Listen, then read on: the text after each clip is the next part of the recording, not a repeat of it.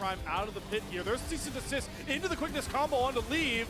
Crashdown comes through for Dway, and the flash is perfect. The skewer comes through as well for Sao on to 4. Allows Angel to set all the Sand Soldiers up to rip through all.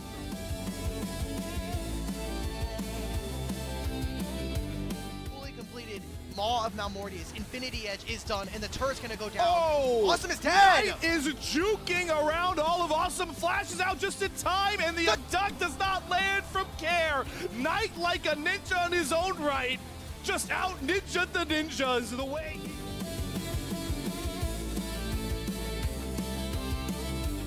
Just his presence alone is enough to allow for AL to regain control of the river. However, without that shield, becomes a little bit more vulnerable and is now down to half HP. The poking and prodding from top esports will eventually result in Fudger going down, but he's going to stay alive long enough to throw out the ultimate and take down the Annie. Grand Starfall comes in and TN's forced to flash away. Anyone's Legend now has an advantage in this fight. Swan flashes in, but has to then get out of there. And now Fudger going to cancel the curtain call. The curtains will be shut right in front of top esports' eyes.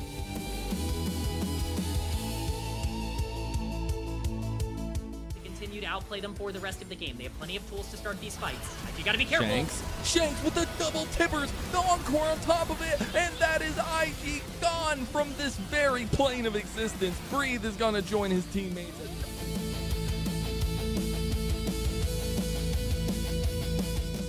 Inside the pit, finding some nice poke damage onto Junhao on fighting backwards, able to dodge out on the charm. The smite comes through for Krakow, throws down the Crescent Guard, going to be able to win the jungle trade. Junhao still staying alive though, pumping damage into Bulldog. Crescent Guard expires on, gliding through the fight, finding member after member to shoot down. Triple kill the way of Haru, and he's going to make it a quadra kill on, able to close out the team fight for Thunderclaw.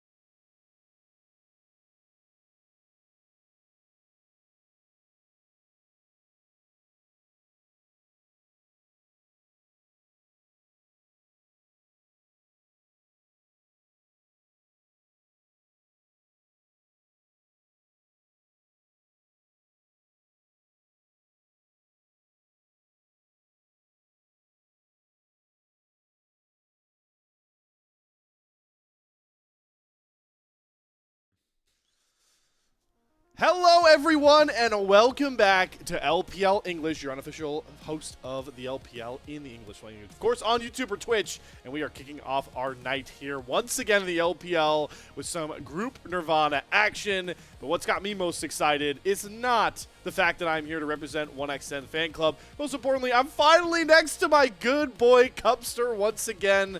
Cubby, it is I guess we didn't get the specified dates, but it kind of feels like our first cast together of the year at this point. Maybe we had one before, but it's been too long, my brother. It kind of feels like, you know, you're day shift, or I'm day shift and you're night shift in the pit. We just haven't crossed paths yet until later on in the season, right? Where things kind of cross over. But no, it's been fun. I've been on, I don't want to say stuck on Group Nirvana the last few days, but I've been privileged to cover the chaos of Group Nirvana the last few times I've been on LPL English. So honestly, I do feel like some of the teams that we usually see struggle in the LPL have been a little bit better, have shown some more signs of life this year. As actually looking forward to seeing LNG play again today, Slayer. Let's take a look at the standings, of course, Cubby. And you talked a lot about that chaotic Group Nirvana. Don't worry, everybody. We have almost all scenarios basically covered on that front. But as we have time for it, Cubby, I know we're going to talk a lot about Group Nirvana today. So let's talk a little bit about how you're feeling about Group Ascent. I know you feel a little bit, out of the loop over there with all your Nirvana play. What's your take on our current standings with playoffs and play-ins also added in color-wise? You know what's kind of funny? The very first meeting that we had this year, we've got some new faces that have done a great job covering a lot of these games on Group Ascend, but I talked about the impact of having teams go from Group Nirvana to Group Ascend in Split 2 last year, and what that did for teams like Team WE last year or Team FPX last year. Really feels like we've seen NIP get that buff, because it's not just one-offs like, okay, we beat BLG 2-0, or hey, we took a game off this team. We feel like, we can be competitive taking a game off BLG the second time. It's, no, we're beating AL now, and that's a legit win for us, even if AL doesn't show up on the days. So I know we got a lot of NIP action on the stream the next couple days. They have to catch up in series score, paying attention to our graphics a lot, but it has been pretty chaotic, and I feel like NIP, I just go back to thinking of that first meeting and being like, you know what? Yeah, this team really has scaled up with their reps in Group Ascend. And while I still have some issues with, the Hoya has his moments. We've seen some good moments out of Gulan and a lot of other players there in NIP. So that's been fun. Cubby, I'll take it one step forward. I don't think you can argue right now that any bottom lane in Group Ascend is playing better than Awesome and Joao in their current form. But that is enough. I'll leave you guys with that Group Ascend action. A little nugget to think about. Let's pivot back over towards the more important group for right now, that being Group Nirvana, and start introducing our teams for this very matchup. We'll start, of course, with the Royal Purple Squad themselves, as I've dubbed them. Ultra Prime coming into this matchup. Not just, with the stakes of trying to climb back in Nirvana, but Cubby, it very much so feels like this is as close of a playoff matchup Ultra Prime will get, and a matchup maybe just for their entire year as a whole. I really do feel like saying that this series could dictate Ultra Prime's entire year. That's not over-exaggerating on our part here. As a win for Ultra Prime turns Group Nirvana into one of the most chaotic groups that I could possibly imagine. We'd have 4 teams at 2 wins if Ultra Prime were to win today. And keep in mind that those bottom 2 teams are eliminated. We don't see them for the rest of the year. So when we've been joking about Couch Watch or Group Nirvana Watch, we really have been focused on, can you have that big prize, which is playing the Group Ascend teams and trying to make it into Group Ascend if you beat them in that play-in series for the playoffs. But yeah, the first step of that is making sure that you can actually play in Split 3 still. And if Ultra Prime don't win today, they don't control their own destiny. And I think the most important thing is that EDG, their 2 series left are against Ultra Prime and OMG. Thunder Talk and OMG. Yes. So those are 2 of the weaker teams that EDG has to go up against. We projected EDG to be one of the better teams that we had in Group Nirvana. Statistically, Ultra Prime is not eliminated today if they go 0-2 or 1-2. But it pretty much would be the end of their season where they would need help from the rest of the group and a win for themselves in the final week where they do play OMG for their last matchup. So that is the weak team, but they need to win that series potentially if they want to make it in. And I think they want to go into that series making sure they fully control their own destiny, which they can only do with the series win today. Yeah, so that's the big thing to watch out for Ultra Prime.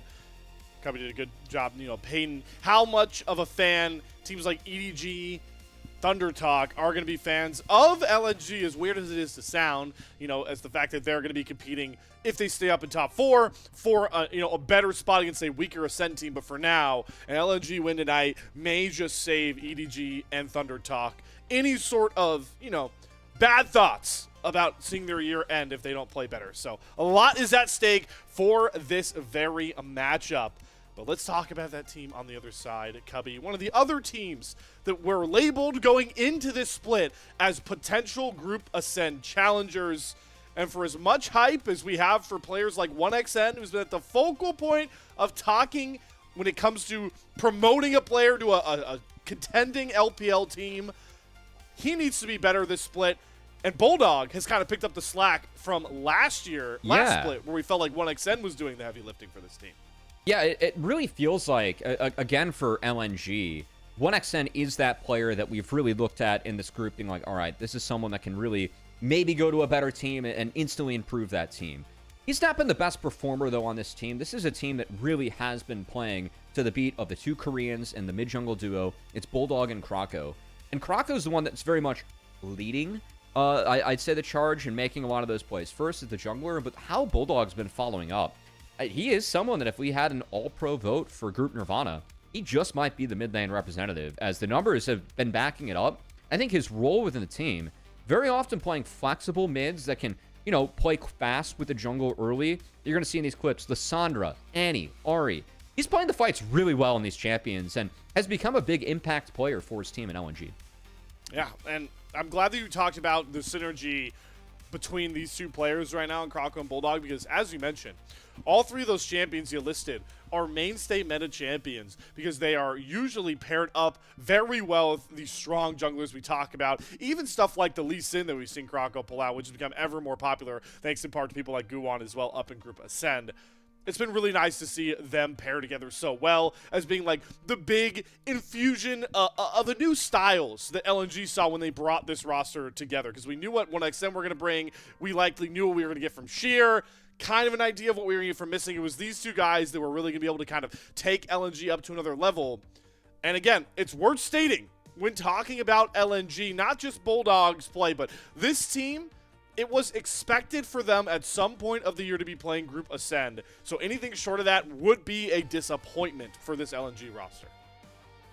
I mean, you look at some of the names they have on here, players like Missing, or even Krako and Bulldog, who couldn't crack it in the LCK long term, but Krako had a decent tenure with a couple teams over there. These are players that really should be competing to get into Group Ascend. And hey, with Coach Edgar behind the scenes too, always a coach that I like to shout out. I know a lot of the times it's hard to see the impact some of the coaches have on our teams in LPL. There's been questions in the past of how good is the coaching actually in the LPL. Edgar's someone that has really proven himself with his time in the LCK. As for old head fans, you'll remember he was back when Samsung was 2 teams. He was with Samsung for the runs in Season 6 and Season 7. And he's someone that I've had a couple friends. I had one friend who was an English teacher over in Korea. I actually got to meet and hang out with Coach Edgar a bit and spoke really highly of him in his time back there. So always someone that I like to see on paper. And someone I, again, really feel like has, especially the Koreans in this lineup in Bulldog and Krako, playing very well. Yep, Bulldog is certainly a player that, as you saw, if you'd like to join the LPL Community Discord, you can obviously help cast our votes for All-Pro. We are giving out an all-Nirvana team as always, so hopefully put Bulldog up there. But Saber is looking to win the hearts and minds of a lot of you, and most importantly, help Ultra Prime still have a shot at retaining play at the Tier 1 level in the LPL for that final split, the summer split. So we had to make this the head-to-head matchup to once again show off how good Bulldog's been playing. But Saber really does feel like the key to the few Ultra Prime wins we've really seen this split. Yeah, I feel like the big difference, it just sometimes, stats jump out on you, jump out of the paper at you. We got there. It's the DPM. The numbers are really similar between both of these players. As Saber being the captain of his team, these are amongst all mids, right? So it's against the group Nirvana, group, but it's between all mids in the LPL. The DPM just doesn't really hold up to the rest of the stats the way the Bulldog does, and that's not what you want to see out of a carry player. So. My eyes are on Saber, who I really feel like specializes at times when he plays the melees historically, but is also someone that has played a unique champion in every game that Ultra Prime has hit the Rift on this split. And that doesn't really feel indicative, or doesn't feel like it was the role that Saber had in past teams Slayer. as I really feel like it was either melee specialist or go impact the map. And it feels like there's a weird mix going on right now with Ultra Prime where they haven't really found their footing with what role Saber's going to be in the team this split. You know, I think it was really intriguing for you to bring up. I didn't necessarily realize that, you know, Saber has played so many unique champions. You know, Nirvana doesn't get as many games, so it's not as cool as, like, Knight's running record right now with, you know, unique champions. I believe he's somewhere up in, like, the 14 number for unique champions. I don't know, man. He just does the stupidest stuff all the time. We just accept it for it is what it is. It's like the law of the LPL, you know? Yeah. But, yeah.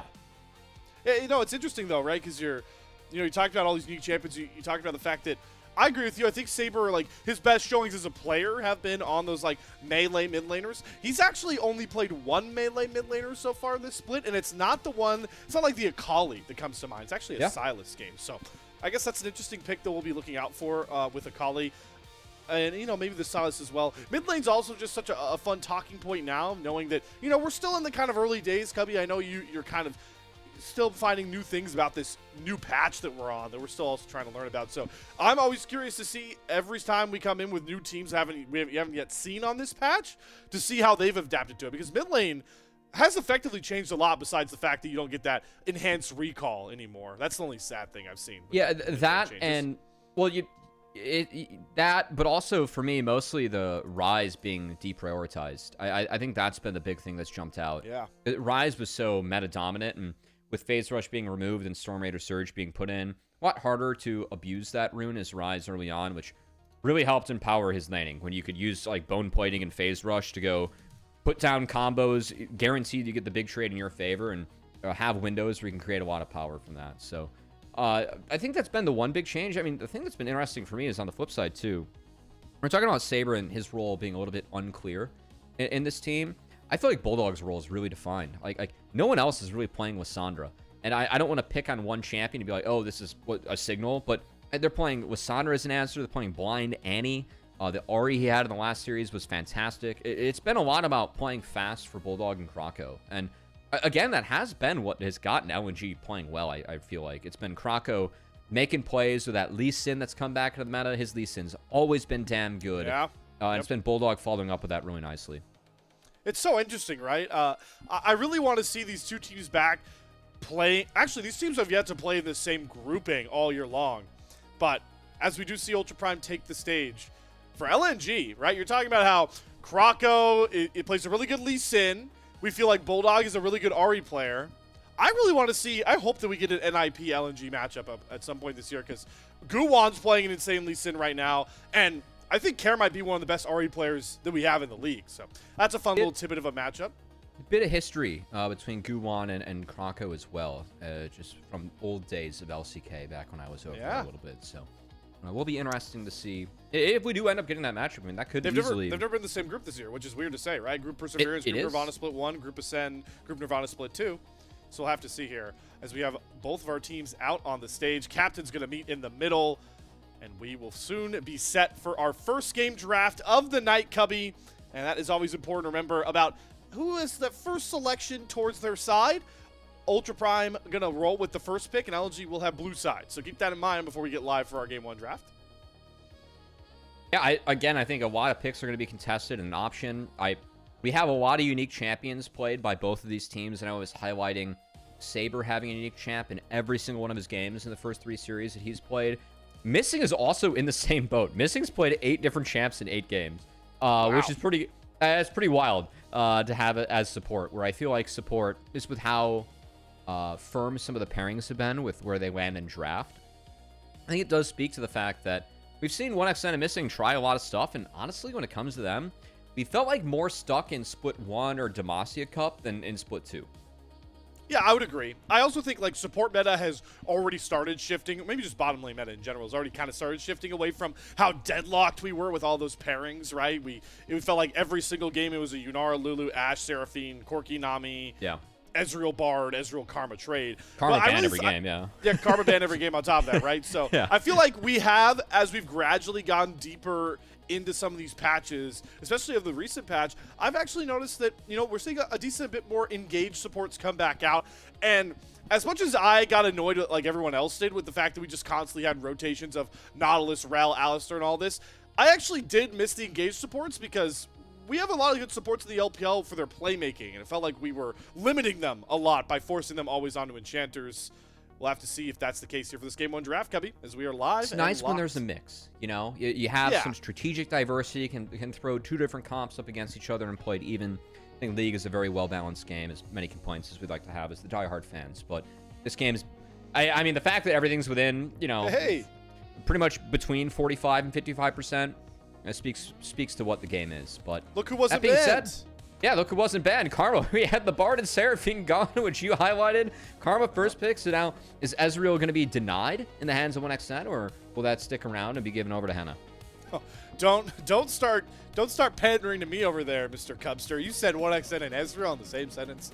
That would be right up my alleyway. We'll have to see if that will be denied. It looks like right now, Krako's going to go towards what you've been talking about, Cubby, which is a champion that can play fast and strong in the early game, and there are a few that match that marker outside of Pantheon, who's banned, then the Xin Zhao. Yeah, a bit of a deny as well as Karma plus Xin Zhao, really good combo. So I do like this. Might have to say the Krako Lee Sin for another game. Kind of hard to hit skill shots against Mantra-empowered Karma teams that are zooming around. So yeah, might see if that ends up showing up later. I think a choice here for LNG, they could get that fast mid laner now, or they could try and go for something like Ezreal for deny. Instead, they go a completely different direction. They might be setting up for the counter matchup into Ez Karma, which I expect to be Lucian Milio, potentially. So you lose out in the first few levels, but you scale really nicely down there. It's been a lane that I feel like has actually really been popularized by On. I should say NIP, right? Yeah, Awesome as well. Exactly right, Awesome as well, yeah. Yeah, these two have been pioneering it before it before the meta kind of tilted it a little bit better towards Lucian. I'm pretty confident that they were actually trying this before the Lucian mini buff that came around, and everyone felt a bit more comfortable with the champion. Nonetheless, it is now one of those staple bottom lanes, and we'll see if that's exactly what I would expect LNG want to go for. And they do bring the Milio out, so very volatile bottom lane here. Ezreal and Karma, Lucian, Milio both want to be dominant in their laning and come out ahead. So that'll make for some fireworks towards the bot side. We'll see exactly what Climber wants to pick here to try and answer. We'll say that bot lane, the first 3 levels, is going to be really heavy in the Ezreal Karma side. Yeah. We'll see what happens on the bounce for Lucian Milio, because they have to give everything in the first couple levels, or else Ezreal Karma just dominates you as it does most lanes it goes up against. But yeah, in terms of at the moment, you said looks like we'll see what the answers are across the map. We've got a jungle showing and a mid laner showing, so it looks like the team trying to protect those roles that are showing. I like the Vi ban, given that you have Milio. Milio can get you out of a lot of crowd control, not against Vi. And Vi Rise is a pretty good pairing and a really good win rate, actually, globally last year. I was talking to a couple coaches about that. There was one point in Split 1 where Vi Rise were 12-4 when paired together in the Major 4 regions. Wow. Which was, that was pretty interesting. I was not expecting that, because I think the combo can lack damage at times, but it did not last Split. Nocturne taken off the board as well here, Slayer. I like it. Yeah, so these are just 2 junglers, like you mentioned, that I think Milio struggles to kind of counter, but also just 2 champions that make 80 carries lives hell. So when you're playing the Lucian, it's so volatile, especially in your play style.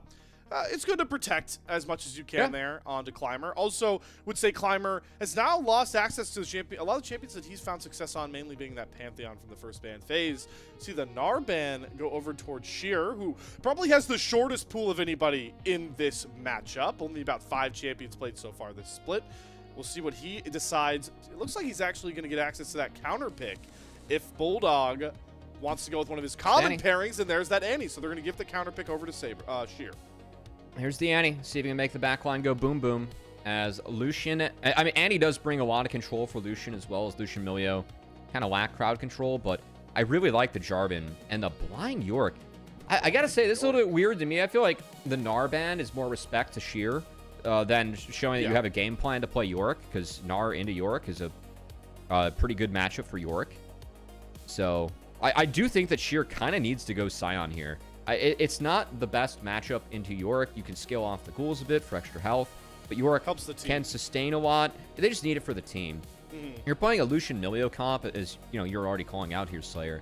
You got to be that front line, and Ryze Ezreal as carries do somewhat struggle into Sion as a champion, so I like the idea of throwing the big meatball in here, and I feel like LNG has a really big wombo. My concern for Ultra Prime is that this is a team that you've drafted that requires good laning. This team has really struggled in the lane phase. On average, they're down 1,900 gold at 15. It's 1,890 to be exact, but that's not what you're looking for as a team that's in Group Nirvana. This is going to be a comp that needs to have good laning. That said, when they are ahead at 15, they have a 100% win rate. So we'll see if Ultra Prime can be ahead at 15 going into this game. I feel like they're really going to need it, or else Lucian Milio can take over later with that Sion.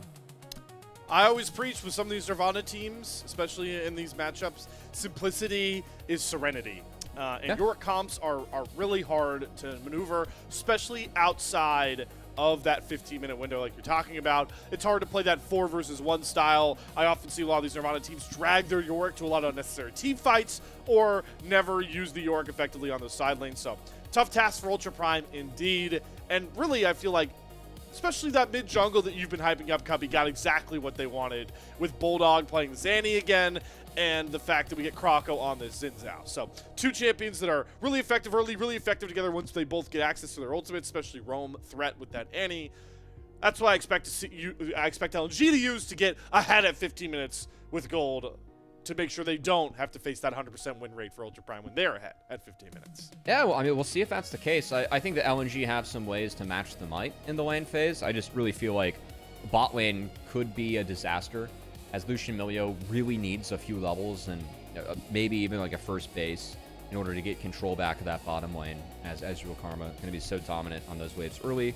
For Milio, you scale really nicely as Milio. You feel really good putting points in your kit there, but man, level 1, you are asking to get blasted by Karma. So, yeah, I'm kind of curious because I think there are options now for Krako as well. I mean, for me, it's like Lucian Milio bot, let's go attack that, right? Let's go make sure that they're ahead and in good shape. But that 3v3 against Jarvan, potential for it to not be winning, especially with how immobile Ezreal can be against the Xin Zhao. And if you look topside of the Yorick, I mean, if Sion's able to get on top of Yorick and get 1 kill, shut him down early, Sion kind of run to things from there. That could be a real option for Krako. Yeah, I also think whenever you have a Xin Zhao comp and you're still the better frontlining team, that's usually like a massive advantage with the fact that like we're playing into Ryze Ezreal, who are most of the time going to be trying to play a range outside of that really valuable Crescent Guard, right? Especially like the Ezreal, all of his abilities are going to get blocked by the Crescent Guard unless he goes in too close towards Krako. So most of the time, what I think like counters the pseudo frontline that is Xin Zhao is kind of having a better bolstered frontline of your own, maybe with like bruisers that can really punish the fact that the Xin Zhao tries to frontline. That's not really a reality in this game because you mentioned we have a Yorick who doesn't really want to be at a lot of these big 5v5s and isn't too effective in that aspect when he is. And then there's a Jarvan who most of the time wants to be going past the Xin Zhao. So I actually think like this is a really valuable game for Crescent Guard as a whole, and a really valuable game for Xin Zhao to be trying to make up for that pseudo frontline we see a lot of these teams end up with in the Enchanter meta. Yeah, I mean, I really like, if Xin Zhao is able to win a front line, if you can continue to auto-attack on that champion, he can just run fights from start to finish. If he just keep on spamming out his abilities. So, if that's the case, I mean, Sion's going to help with that a lot. I like that idea. But I fear, Slayer, we've been trying to talk and set up the game. I saw a player napping in his chair. We have Sheer at an unfortunate moment here. As, you know, I would love to play with my nose right now, Sheer, but I know I'm on camera. You don't. It's rotating. It's a small chance. You got caught off guard. You know, every time I see Sheer, I don't know if this is like how mean this is about to be. Am I like? I feel like his headphones are always 2 times the size of all the other players. Like, this is just like, does he just? I mean, you're not wrong.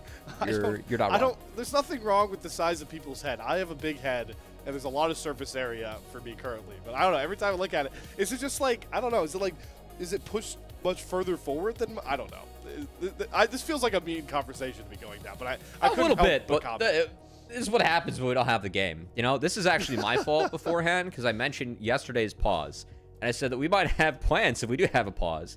We have some bonus stuff for you guys in the game. But we don't want to hopefully burn through that now. We're going to try and get into this game first as... I think it's because his face is 0.5 times the size of the other players.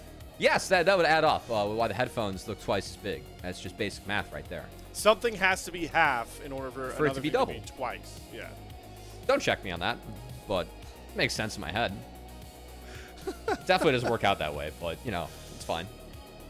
You know, since we do have, you know, some more time, maybe it's time for us to have that kind of fun discussion that we've been hinting at with 1xN. I kind of want to just bring it up because I continue to see, like, in the LPL English Twitch chat, whenever it's not even when we just see 1xN.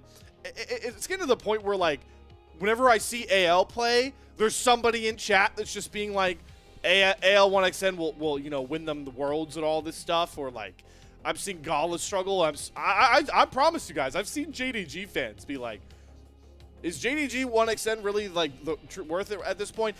Cubby, I'm just curious, like, right now it feels like we don't think he's playing well enough to like earn some of these comps, right? Like, I don't feel like I love 1xN. I think he can be a superstar. I don't feel like he's played well enough to deserve an immediate promotion in anyone's legend or like any of those other playoff teams in Ascend right now. I think the best argument for it is that it has felt that way in past splits. It just hasn't for this one yet. Because I really feel like 1xN really had his first pop-off game against TT in their last series. That game 3 of Felios, he got, what, there was a dive that went bad. He walked in back with 2 early kills. Then they fought, TT fought a dragon they should have never fought because they had the scaling comp. And 1xN's walking out of there at like 4-0-1, just Thanos out of Felios and blowing people up for the rest of the game. That was the first game where I've seen 1xN be like, wow, like this guy took over from start to finish. This is the player that we've seen a lot of last year. We just haven't seen that as much for this split. And I think, therefore, not as much of this year.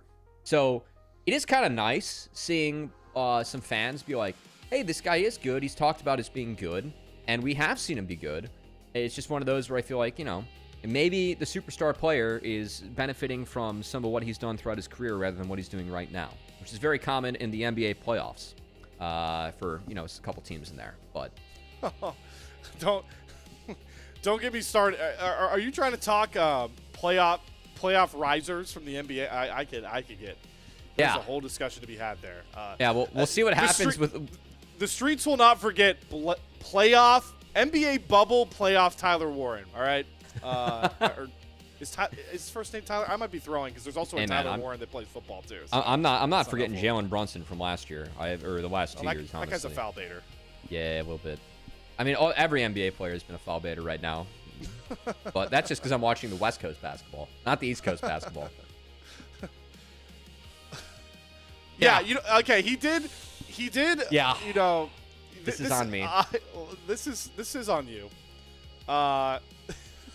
Evil Cubby's in, actually. That's what this is. I just want full evil mode.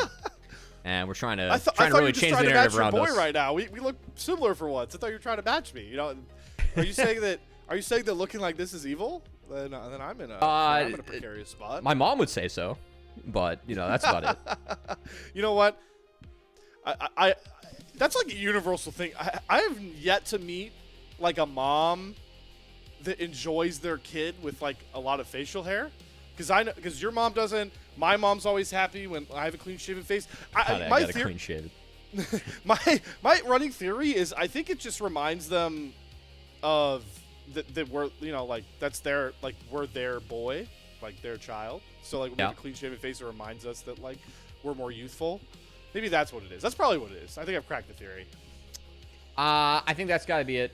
At least a little bit. I mean, it's like my mom's one rule for my dad too. So, same for my dad too. It's really anti-facial hair. Yeah, I remember. Happy one day belated birthday segment for me. Well, that's a deep cut. If anyone knows of what we're referencing there, as we have some chaos in the pause, folks. You know, this is the caveat I always like to give when it's an LPL pause. We do not have a line in to the production, so it's not like NACL where it's like, oh, hey, you know, we have a keyboard issue, or we're checking the internet, or there's lag, or the servers are down, which is sadly one that is, well, it's knowing that Freud is not a deep cut, but knowing exactly what you were referencing about moms is. And that's if you really know them, then you enjoyed the last 2 messages posted, guy. That's for sure. Anyway, I'm going to return as I don't know what's going on right now. We do have a voice of production, but not our producers telling us about Freud, not what's going on in the background here. Yeah, it was never a good sign to see an Ultra Prime member asleep in their chair. Makes me think that they're a lot more comfortable. I actually, it's funny. I was actually playing a solo queue game today while NACL, I know you mentioned it was going on, and my solo queue server was lagging, and I was afraid that because didn't this happen once? Was it this year or last year? Where like we had all all the servers times. were getting. It was 2 days in a row. But yeah, so like the servers were getting attacked or something, and it even ended up affecting the TR games, right? On the yes, was it this did. for a promotion tournament for LCS? It did. I don't exactly. It wasn't that. All I remember is that I remember this vividly because Kangas and I decided the duo, and that never happens. So this definitely would have had to be like towards the start of the season. I wanted, but it did impact multiple days of competition. But I do remember this distinctly because we were playing and we're like, wow, this is awful. This is like season 2. The servers are getting DDoS, which happened a lot back then. And we just, it's the privileges of being the modern day gamer. People don't know about the dial-up internet anymore. And living through those times make you appreciate these times more. Yeah, I can't really relate to that, man. I think by the time I had a semblance what the internet was, I think Wi-Fi was the thing. Or no, maybe not. No, I don't think Wi-Fi was the thing yet. I'm not that young. But I think like Ethernet cable wasn't on dial-up at that point. I don't know. Maybe I'm My phone was talking about 2006, Slayer. Maybe that'll give you some bearings, Yeah, I mean, like my like understanding of timing with internet and video games is always that I remember me and my brother asking my dad to download the first alpha version of Minecraft that they released to the public. That was like, so that's that was cool. it. That's a good memory. Yeah. For all my other like Zillennials, I don't even think I'm actually technically a Zillennial. I think I'm pretty commonly Gen Z. But like, my stuff was also like Club Penguin. Okay, we're okay. Yeah, so I'm Gen Z. I can't claim Zillennial. Like Club Penguin. Like I had a Webkins. Yeah. You had I remember Webkins? stuff like that. Yeah, I had a Webkin. I had multiple Webkins. I think I had a Black Lab, and then of course I had a Lion. Come on, guys. Like, come on. It's Slayer. I had a Lion. This is my line from we're oh nice, that's me. We're onto the Rift, by the way. Yeah. Woohoo! Game 1, Ultra Prime LNG, first place and bottom place stakes all on tap. That Webkins needs a bath. I used to play with my sister. It was good memories growing up. But let's dive into this one as we'll see, who decides to dedicate this victory to upcoming Mother's Day, which you should not forget about. Very important. Yes. Do not forget about Mother's Day. I am already very cognizant of Mother's Day myself. So, good shout out though, Cubby, as we can start, maybe getting back to talk some good old-fashioned League of Legends. You talked about how this bottom lane should definitely be in Henna and Xiaosha's power early. So, we'll see if they can get that going because they will have their jungler pathing down towards them. Yeah, and Krako has decided to go top, so maybe trying to impact that York lane. As Sion does bring the gank assist, could be quite nice for potential help up there. But of course, as Real Karma, first few waves, they're going to shove in and haven't over-shoved the wave yet. I think they shoved it maybe a little bit fast, that first one. Matters because it can be easier for Lucian Melia to preserve their health bar under tower if it does get shoved a little bit too fast. So, yeah, I think some of these creeps are stragglers. Again, they shoved this too quickly. You want a 3-wave crash, not 2-wave crash it, and this means that the cannon wave, as long as 1xN and Missing are able to keep their health bars up a little bit, might be able to fight at level 3. And I feel like it's really telling. Henna actually did grab Exhaust for this lane matchup, so in case Not Lucian just dashes in Exhaust. early, I like it against the Lucian. The Melia dashes for Lucian can be deadly. It's not just the Exhaust showing that Henna's playing for lane here. It's also the PTA, right? Which we've seen a lot more of Ezreal's go towards lethal tempo because it really helps you in those later fights where Ezreal damage can kind of plateau. Exhaust. We already see exhaust down for 1xN. Jeez. This thing's going to trade out the heal, but that's pretty big to get here before that level 3 you were talking about. So now the all-in threat of 1xN is even higher here into Mr. Henna. Yeah, I don't like how they managed the wave down here. I know that Henna's up CS, but really feel like they're opening themselves up to potential chaos into the Lucian Milio. This could be DA Brocco. It was. Okay, well, Henna's making the really shut well up real done. quickly. Yeah, as he's hitting Yeah. every single one of these Mystic shots after that part. So that will kind of snuff out any level 3 shenanigans. It also does allow Climber to get some advancing wards here to try and keep track of Krocko, who he is ahead of by basically about a full camp in clear timing. We just saw Krocko get off his blue buff. Not going to matter much, though. Both junglers are going to trade the respective crabs that they have access to and look for that first reset. Or We're looking for a dive here. And yeah, LNG's bot lane, they're feeling the heat. So 1xN, he took too much damage. Separated. That barrier's still up for 1xN, too. Never popped it. I might have been able to pop it on one of those W hop trades coming in from Henna. But didn't do so. It's a disadvantageous base for 1xN. And again, kind of what you want out of the Ezreal Karma lane. We have seen multiple Karma nerfs come in recent patches. And Karma's still very high priority because of all the Enchantress picks. She is the one that will get lane priority in the majority of her matchups. Love to see that Xiaosha held the wave just a bit so that it would get in position to crash back better into Henna. So even just some nice little support mechanics, maybe try and fix that wave a bit here. Henna's going to come back about 2-ish waves up on to 1xN at this current point. We haven't seen much from the junglers except some early warding escapades. I do want to point out that, again, some good intel has been gained for Climber. They've spotted Krocko clearing his Krugs. Now he's going to be spotted on his Raptors. So Climber has a really good idea about how Krocko's going to go through the map in these next couple minutes. I mean, I think that regardless of if Climber is spotted or not, you got to assume that Climber's coming back to this bot lane. As the Lucian's already been set behind, down creeps, was pushed off the wave. Also the wave being pulled from Xiaosha, getting more golden XP over into Henna's hands. I kind of assume that it's going to be Jarvan and Ryze attacking. And the onus is going to be on LNG to try and find a way to break that. As the... I guess the next sequence, I do think that if there is an XP lead for Henna, that's what's going to matter most in this lane, because even with the items being where they're at right now, the start to favor 1xN with these Lucian trades is this was a bad one taken by Ultra Prime. Good punish there by 1xN. Yeah, Xiaosha thought they had a lot more burst power pressing that heal to look for the Mantra Bind, but they go down to about half HP. It does look like Henna's not going to be punished for that early exhaust, which is also pretty noteworthy. That should be back up in due time, certainly before any level 6 shenanigans do come around here. A lot of the other lanes have been pretty, you know, passive by this point, which we definitely expected out of the Sion Yorick lane, but we're waiting on our head-to-head matchup of Saber and Bulldog for this one to really come alive. Once they have access to their ult, especially that Realm Warp, expect to see them get out on the map as these trades continue to swing more towards the LNG bottom lane. Yeah, more levels you get into the Milio lane, the better. And I cannot believe that I saw a Mantra W from Karma in the Lucian Milio. That's probably not a winning formula for that lane. Definitely led to that first bad trade. So Krocko did get the respawn crab that does net him 6. Potential to maybe look inside the jungle of Climber, but not going to take it. Going to go stick to his own camps as both of our junglers continue their mirrored clears.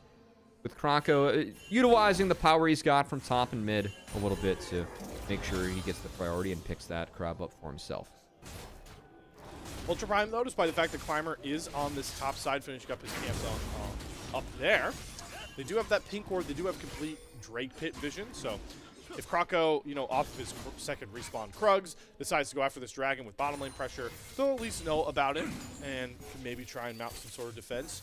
We're getting closer and closer towards that kind of weird pocket where first Drake and Grubs are both going to be up on the table. The fact that we have a Yorick in this game, especially a Yorick Ryze comp, both teams are going to have a pretty big interest in trying to get at least 2 of those 3 Grubs. So I think that's where we should expect a real first big fight. First Dragon is kind of just a prize of timing for our junglers. Yeah, we'll see. I don't think that the timing is going to allow for Krocko to sneak in there, just because I know Henna and Xiaosha took a couple of bad trades, but still think that on this next visit, Climber can get that first Drake, and maybe they trade it out for Grubs, which honestly, As you're kind of highlighting, Slayer, it's a bigger deny for LNG than it is an actual asset. I was taking that away from New York Rise. And it doesn't matter. They still won the trade. Yeah, they did. You know, 1xN, a fellow Ezreal enjoyer himself. Just a bit of pretty obvious tech for anybody that's playing up against an Ezreal. Best way to make sure he's not the lane bully everyone talks about it is always fight minion waves. And 1xN has consistently used the minions as a helpful trading pattern. We see our first gank manifest. There's the Rune Prism. Immediate flash from Climber. Flag and drag. Drops the Cataclysm. Bulldog and try and flash away. With the Realm Warp gets Saber just close enough. He misses the Q, though. Now he's got to flash away from Croco with no mana. Climber's trying to chase down this kill. We have an unstoppable onslaught. Scion coming on the backside. Bulldog does not get hit by the flag and drag once again. Bulldog lives with full HP. He doesn't even get trapped in the dark procession. Crescent guarded up Croco. Now looking for a turn on to Sasa. The Maiden is here with the ghouls. I don't think Croco wins this. And Bulldog has no way to enter back in the fight, so Croco has to expend his flash. And Sheer shouldn't be close enough to force this chase down. He's not holding on to his ultimate. But man. Can't get close enough for that decimating smash. But how the hell is First Blood gone over to LNG here, Gubby? Those were some damn good clicks by Bulldog, that's how. We were hyping up before coming into this, saying that his role was playing engaged, making plays for his team. That time, it was a really good play made onto him by Ultra Prime. Look at the timing of this. Climber's going to show right as Bulldog's prepping to stun Saber. The Rune Prison goes down early, so you can't flash out of the Cataclysm, which is what you're looking to flash out of is Annie. That or the EQ combo from Rise. But from here, the clicks are clean. He dodges out on both 2 Qs now from Climber. This one's really nice. Doesn't sidestep that, but doesn't matter. It was enough time bought that he recharged up the stun. Another great click by Bulldog as he moved his way out of that one. And who said Annie is a champion you can't show off some good old-fashioned mechanics on? Wow, yeah, that was at least 3 different abilities that would have killed him off earlier. Well played.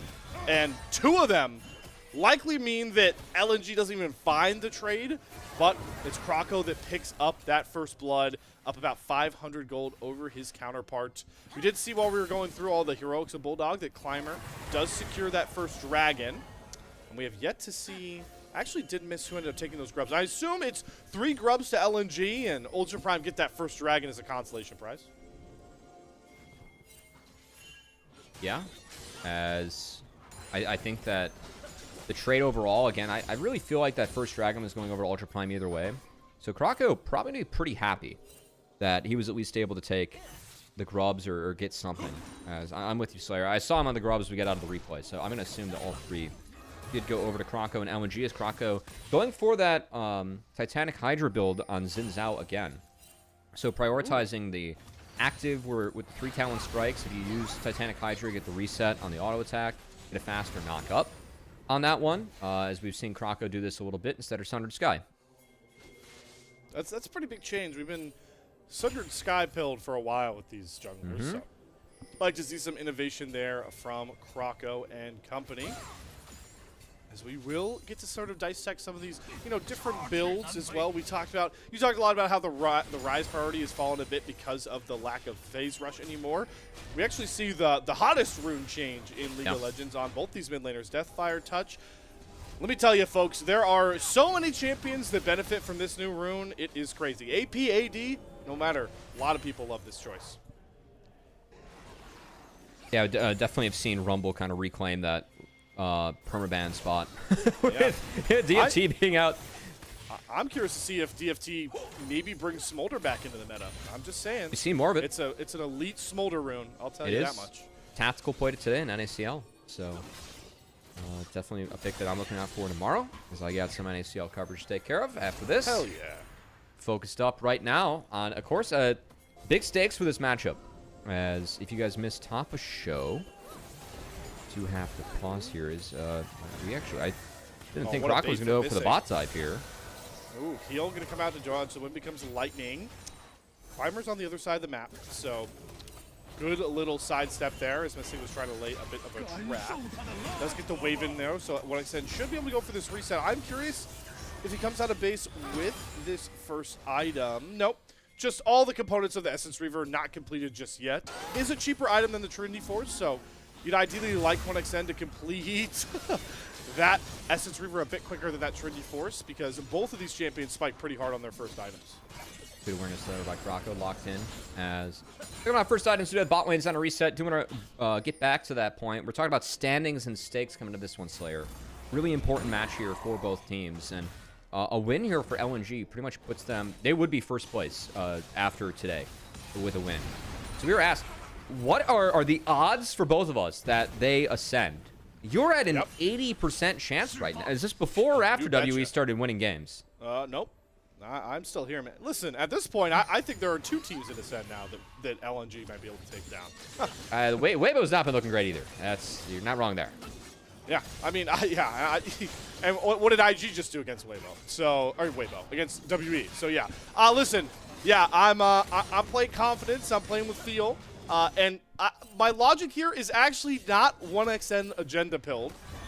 It is very much so what you've been talking about a lot. If Bulldog's playing this well and they have 1xN always as a good contributor right now, always can have those great moments, I think this team should be a Group Ascent team. So I'm feeling confident. I'm also feeling confident that they'll get up to first place here in this matchup and confident that they will beat LGD for that really big show match that we're going to have for that top spot.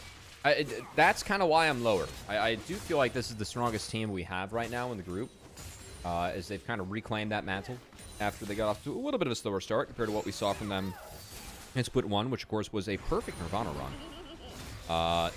Yeah, I do have... I think 60% is actually quite high to say they're going to promote into Group Ascend. That's kind of... I was over 50. Like, I really do not... I filled it out before WE started winning games, but... Has it changed? I guess the question is... Yeah. I think realistically... I think realistically it should probably be around like 30, 40. There's just a lot of hoops to hop through. But I'm in the boat right now where I'd rather see this team in Ascend than WE for next year. Or next split, I should say. I think most people will get behind you in that thinking. Yeah, I think so too. I think this team has a little bit more potential to maybe take games. And players like 1xN or even Krako and Bulldog who, couldn't cut it in the LCK as more tenured players. Still had some tenures there, especially looking at Krako. I mean, he spent a good amount of time in the league hopping around a few different teams. Would like to see... I mean, we're seeing these guys play really well, but we'd like to see what they can do against some of the teams we have in Group Ascend for next split, maybe. Yeah. Your ability to wreck Group Nirvana teams doesn't actually give you as much runway as it may feel like. If you want to be an LPL org, a real home-standing kind of player, you've got to be able to do it against the best of the best, which are those Group Ascend teams. Did get to see, though, in the kind of downtime we had, in case just to, set the stakes for everybody at home, for the LNG fans, that the Dragon count has been matched. Krako able to get that first Drake down, so that's a pretty important marker to try and shut down that potential win con looming for Ultra Prime. We'll also have all the quests done, so our bottom lanes have swung over towards the mid lane, and after catching Missing, trying to look for a reset, Climber with the Scuttle Crab sight is going to go after this Rift Herald. But it is spotted, thanks to a Scrying Orb.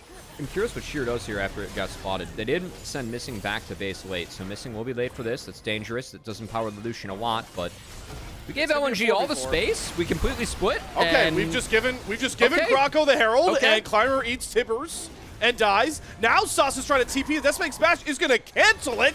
So he doesn't even get a TP to a fight that already ended. Herald's being summoned in the mid lane right now as LNG look to make a fast grab for as much gold as they possibly can. And part of it's going to be Sheer solo killing Sasa on the Yorick. And right in time, Rift Herald's going to crack into this mid-tier 1 turret. Holy gold swing LNG. Well, wow, we just saw the solo laners of Ultra Prime make some decisions there, Slayer. Saber went up to the wave instead of trying to hold space for the Rift Herald. For me, that's kind of what enables Krako to get in there. Because an empowered Rune Prison for Saber, do that, try and walk away, maybe keep him out of the pit, get the Rift Herald for yourself, that's good. And then Sasa, I mean, we all saw that on our screens. I don't know what else to say from that. So now LNG with 3 grubs, they win on both sides of the map. They're going to take first brick. They really lose nothing for this play, by the way, because they were already contesting the side waves. So this is just max loss angle, as we're going to get a replay. We try the TP out? Like, what's the idea here? Maybe just gambling the Decimating Smash is on a longer cooldown than it actually is. Get out of tower range and Okay. Okay, well, Missing has died to Henna in the picture-in-picture. He's now flashed directly into Bulldog's stun, so there's the trade. Timber's going to be dropped as well as Bulldog gets right back over the wall. Coling going to kill off Climber as he tries to escape, and Krako is going to flash right on top of Xiaoxia. And one more 3-talent strike bop is going to find the 3-for-1 trade there. And LNG are off to the races in game 1. That was a really nice W flash from Krako. It's kind of an awkward angle to find Xiaoxia, but does so. And yeah, I mean, it started with a Missing kill. I like the setup from Ultra Prime trying to play off tempo. They do find Milio. This is quite nice, but Krako was on top of it. He skipped over his red buff. They were snuffing this out immediately. Henna's flash is right into the waiting arms of Bulldog. Yeah, and from know there, about that direction. Yeah, it probably would have went the other way. Yeah, that was a really nice W flash from Krako in the back half, but really like the trigger pull again from Krako and Bulldog. Again, it feels like LNG, whenever they get these positives, it's always Krako and Bulldog involved in these plays. And whether it was Krako, for me, kind of reading the fact that his red buff was going to be contested after they just took that top inner turret as he was staying for that. And then Bulldog doesn't have the stun ready for Tibbers, but immediately flashing over the wall, dropping Tibbers, realizing that this is a winning fight for them. Just get the damage down, which did help them get Climber after he flashed out too. These two keep on making really good plays that are just building upon everything that LNG has been doing. And it really, again, split 1, talking about how 1xN Missing, standouts that we had on this team. This split we're talking about it in the likes of Krako and Bulldog. And it's not being masked by like 1xN and Missing are playing bad, right? We just haven't seen as many big moments from them. When you have a mid-jungle playing like this, I mean, it really has been destroying Group Nirvana. These guys are going to be the top team in the group if they find the win today. And they certainly have been playing like that the last few outings we've seen them in the LPL. I mean, I'll put it this way for you, Cubby. You know, we have all-pro voting for an all-Nirvana team. Right now, my vote for mid-jungle would easily be Krako and Bulldog.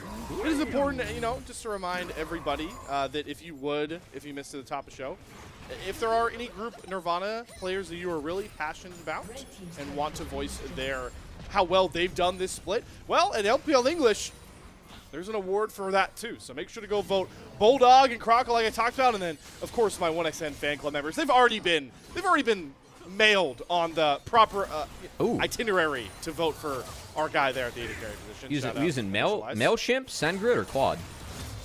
All of the above. All the above. Everything. All right. Well, you know, Claude makes it easy now.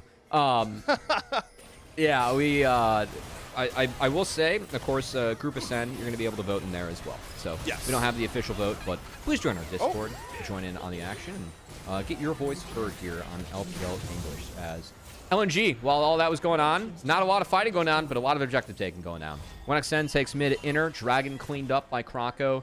And the progress in the side lane for the Rise in New York that we set up earlier, Slayer, is grubs were going to be a big thing. LNG got those. Rise in New York haven't had the side lane impact we've been really hoping to see, as I mean, any and all momentum of Ultra Prime just did not exist in this game after that Rift Turtle play went the way it did. Yeah, now with how wide open mid lane is, the sort of five point that we expected for this mid game from Ultra Prime, where they kind of want to set Yorick up on one side, Rise on the other, maybe look for collapse plays. Really hard to set that up comfortably, because it's pretty easy for Krako or Bulldog. I was going to say sprint through the jungle and pick either of them off, but it's also not going to be easy because LNG are feeling a 21-minute Baron rush, and thank you to our observers. No one on Ultra Prime has a clue this is going on, but they have a hankering, and they're trying to walk on in now. Here. True Shot Barrage spots it below 5K, but LNG are going to pull off it. They don't want to flip with Climber, so bluff has been called. We're going to lose a few waves bot for that, as Saber is going to stay disciplined, not TP, and get some goodies for himself. I'm actually kind of surprised Saber this game didn't opt for Ghost. And no Storm Raider Surge is kind of standard now in Rise, but we usually see a Ghost. I'm kind of concerned for his ability to be mobile, as Phase Rush and Ghost have a pretty big impact on Rise's ability to maneuver fights. That matters a lot, because those Empowered Rune Prison targets, I mean, Empowered Rune Prison on a Scion versus an Annie is a pretty big difference in terms of teamfight impact that you have. On top of that, on top of that, the ability for stuff like Xin Zhao to get on top of you, or for you to deal with a Lucian. I'm concerned for this Rise and the setup that Saber has going into this game.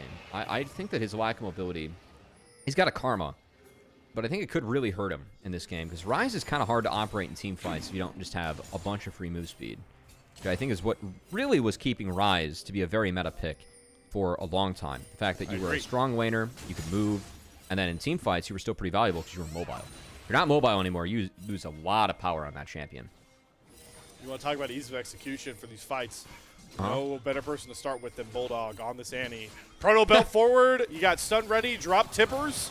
Face roll your keyboard and hope the rest of your team can win the fight here. But it's Ultra Prime they're looking to fight first. But it's a flash from Krako on top of Henna. The flash is matched. Nicoli will find the kills. One and flashes after and finds the double tap onto Henna. Sasa TPs into a very murky situation and he'll fall to the second kill for 1xN. Ultra Prime thought they had the jump, but it was LNG that spike first and find 2 kills that will set them up for a much cleaner Baron take this time round.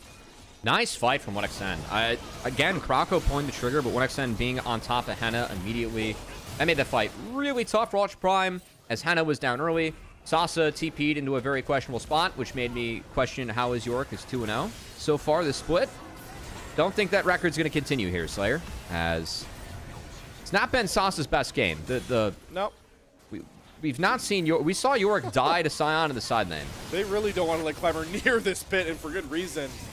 True Shot Barrage came through pretty close to that smite timing, but despite Climber's antics, it is 5 strong on the Baron, and they'll be well protected getting their bases in. It is kind of a bummer to see York get blinded over Sion, and then have Sion picked and still get the solo kill and win the matchup.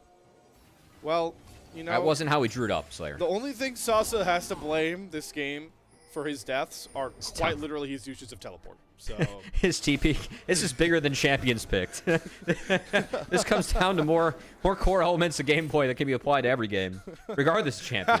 How do you use your teleports? Because Sasa is unfortunately showing how not to this game. Yeah, you're not wrong. And I mean, this has set us up for what I already drew up in the day. Now, I made a mistake earlier, Slayer, and I mentioned the pause that happened yesterday. That was an error, as we started the day off with a pause. But I also mentioned re-entering it to the chat, yeah. I also mentioned the classic Group Nirvana banger roadmap, which involves the favorite team smashing game 1, the non-favorite team coming back in game 2, but the game's more closely contested, so you feel like you know the way the game 3 is going to go, and then the favorite wins game 3. We are off to a very good start in the ideal Group Nirvana-ing roadmap in terms of what we laid out here and what LNG's done in this game 1. Well, that is certainly what is not at the focal point of Ultra Prime's mind. Right now, it's the SpongeBob meme of everything's on fire and everybody's running different directions inside that old noggin, the Ultra Prime collective noggin, as they are getting pushed in on 2 different waves right now, mid and bot. A nice classic 1-4 setup that you like to see LNG syncing their waves well. The wave clear is decent when you've got Henna and Saber on the right side, but the next wave that really comes up here is going to test how well they can keep this Baron power play away from breaking down their base's structures. Unless Bulldog proto belts forward and drops an entire combo on his Saber. It's the kills from Xiaosha that will keep Saber safe. But just like we've always seen with LNG, it's either their mid or jungle starting to fire and it burning anything Ultra Prime has in front of them. That being right now, their bot lane tier 3 turret, and now their bot lane inhibitor. Rune Prison is going to land onto Krako, who's holding onto that Crescent Guard. Level 16, though, gives him a hearty health bar, so he'll walk out of any combos on that escapade. Oh boy, Climber. All right. Well, this just got weird. Yeah, we're flanking. Krako's low. Bulldog is holding on to stun, and Shear's just going to run at Climber, daring him to go anywhere near his team. He's just running and screaming at Climber. Stay away. All right. Shortest Sion ult you'll ever see in your life, but hey, it got Climber off the flank. I like it, Shear. Yeah, Shear did a nice job of doing his job there, as his job was to connect with the team. Climber was the one that was looking for the angle, so ult doesn't connect, but hey, the bot inhibitor does, and the dragon does as well, as Hextech soul point secured, and at this pace, we're not going to see a soul spawn, Slayer. LNG have done something wrong if we get 5 more minutes in this game. Potentially, yeah, a little bit. I mean, for Ultra Prime, as taking a moment to talk about them, I didn't see it this game, Slayer. I think the idea or how they executed the gank onto Bulldog's Annie, while it ended in tragedy, that was the right play and a good approach. It was mechanically played well until Bulldog sidestepped all the cues from Jarvan. But I like the empowered Rune Prison and not being able to flash out of the Cataclysm. But that was really the start and the end of the positive plays for Ultra Prime, as we haven't seen them have any footing in this map. Nope, they have definitely been on their heels ever since that Bulldog outplay, and we'll see how much pushing LNG can do before Ultra Prime will really fall over. That was maybe half of the culling, and Henna is down to a blinking health bar. Here comes Tibbers entering the fray once again. Xiaoxi's gonna have to flash away as the final tier 2 turret will drop. Saber in your picture-in-picture is getting valuable gold back on the other side. You got a pity prize. Quite a hearty cost for that pity prize. Well, I don't think him being here made a difference for the inhibitor or not. And I guess we might find out for the last inhibitors standing. As, again, LNG, they have a choice now to reset and set up a Baron or play for this. They are at least going to play one more wave of this. I think if you reset or not, we talked about on this next wave. I like they it. get the turret for free. They are stronger as 5. Everyone grouped up at the cozy campfire, and 1xN is just chomping at the bit to dash after somebody and drop some damage in. Climber being the first victim, get a Cataclysm onto Sheer. Flag and drag back out as Croco looks to re-engage onto Sasa and Xiaoxia, but there's the Crescent Guard. No damage allowed past Croco when he has that up, and the triple inhibitors will be claimed. The mega super minion wave is going to be coming out here. LNG, they could reset here to try and play for a Baron in under a minute, but they've got a reset of Tippers, and they're looking to push even further. TP coming in here for Sheer as they want to end this game right now. Dark Procession is going to trap Sheer as he arrives to the fight with that big TP shield. The culling is reset though from 1xN, and he's making sure every single one of those light shots hits onto an Ultra Prime member. 3 people sent back to the fountain, and now the super waves are starting to arrive into the base. Henna going to dash forward to try and get the exhaust onto 1xN, but the Mikhails will cleanse it off of him. Now he can start wailing back onto those turrets. At some point, Ultra Prime will have to pull the trigger and decide the game off of one fight, but they are still biding their time. True Shot Barrage isn't going to hit on anybody. The super minions are now whacking onto the Nexus turret. They're out of tools, but they've got to make something out of nothing. They've got 1xN low. The shutdown comes across. Claimed there by Sasa. Sheer's going to flash on Decimating Smash onto Henna, who flashed, but Croco's Wind Becomes Lightning will find that kill. And despite losing their very gold-minded AD carry, LNG are just too darn big to fail. Croco finds a big ol' multi-kill, picks up a double, and the Nexus will soon fall. LNG really rounding into form that should get some Group Ascent teams sweating as they take a 1-0 lead on Ultra Prime. I mean, got me sweating as someone lived through 2008 when you said too big to fail. But that is the lead that LNG had at the end of that game. They sincerely were too big to fail. As the kill on the 1xN, that was well executed by Climber, but not quite enough to not bail out LNG as we tried to connect the dots there in the end. But yeah, that was not a very competitive game 1. That was all LNG. And I again, really like how LNG have been able to turn some of these plays around. And it, again, has been off the back of Croco and Bulldog. And to have a really nice 1xN performance behind that, too, that's the LNG that we feel like can threaten those teams in Group Ascend. And that's the LNG that is not going to give Ultra Prime a chance to control their own destiny about whether or not we see them in Split 3. Because, again, Ultra Prime, this is pretty much must-win territory for them. There's a world where they could get eliminated for Split 3 before they play again. They do have OMG for their last series of the season, but they need to win today to really not only control their own destiny, but create a lot of chaos in Group Nirvana, as there will be 4 teams sitting at 2 wins. Yeah, and it's starting to really feel like 3 series wins, you're in for Split 3. Below that, really, really murky, right? So we're getting this series here with, like you mentioned, the OMG game would be big for Ultra Prime, but besides your Group Nirvana roadmap, Cubby, nothing from that Game 1 really inspires Ultra Prime's shot at coming back in this series.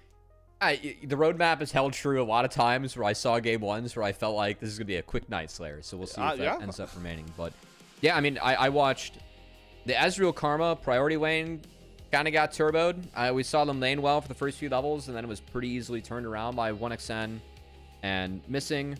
That lead, the small lead they had, was not able to be visited in time by Climber or cashed in upon. That's definitely one where they might have won it back. And then, again, that mid play. I'm down for that mid play. I think they could have found Annie or Bulldog, but that also was the timer where you could have went bot and tried to punish some of the things that were down, or the small lead that did exist on the Ezreal. So I think when that play got turned around, and they went for Rift Herald, that got turned around, and then Sauce gets solo killed down bot. Yeah, that led to a pretty out of control game, and led to us doing a little bit more podcasting than actual broadcasting.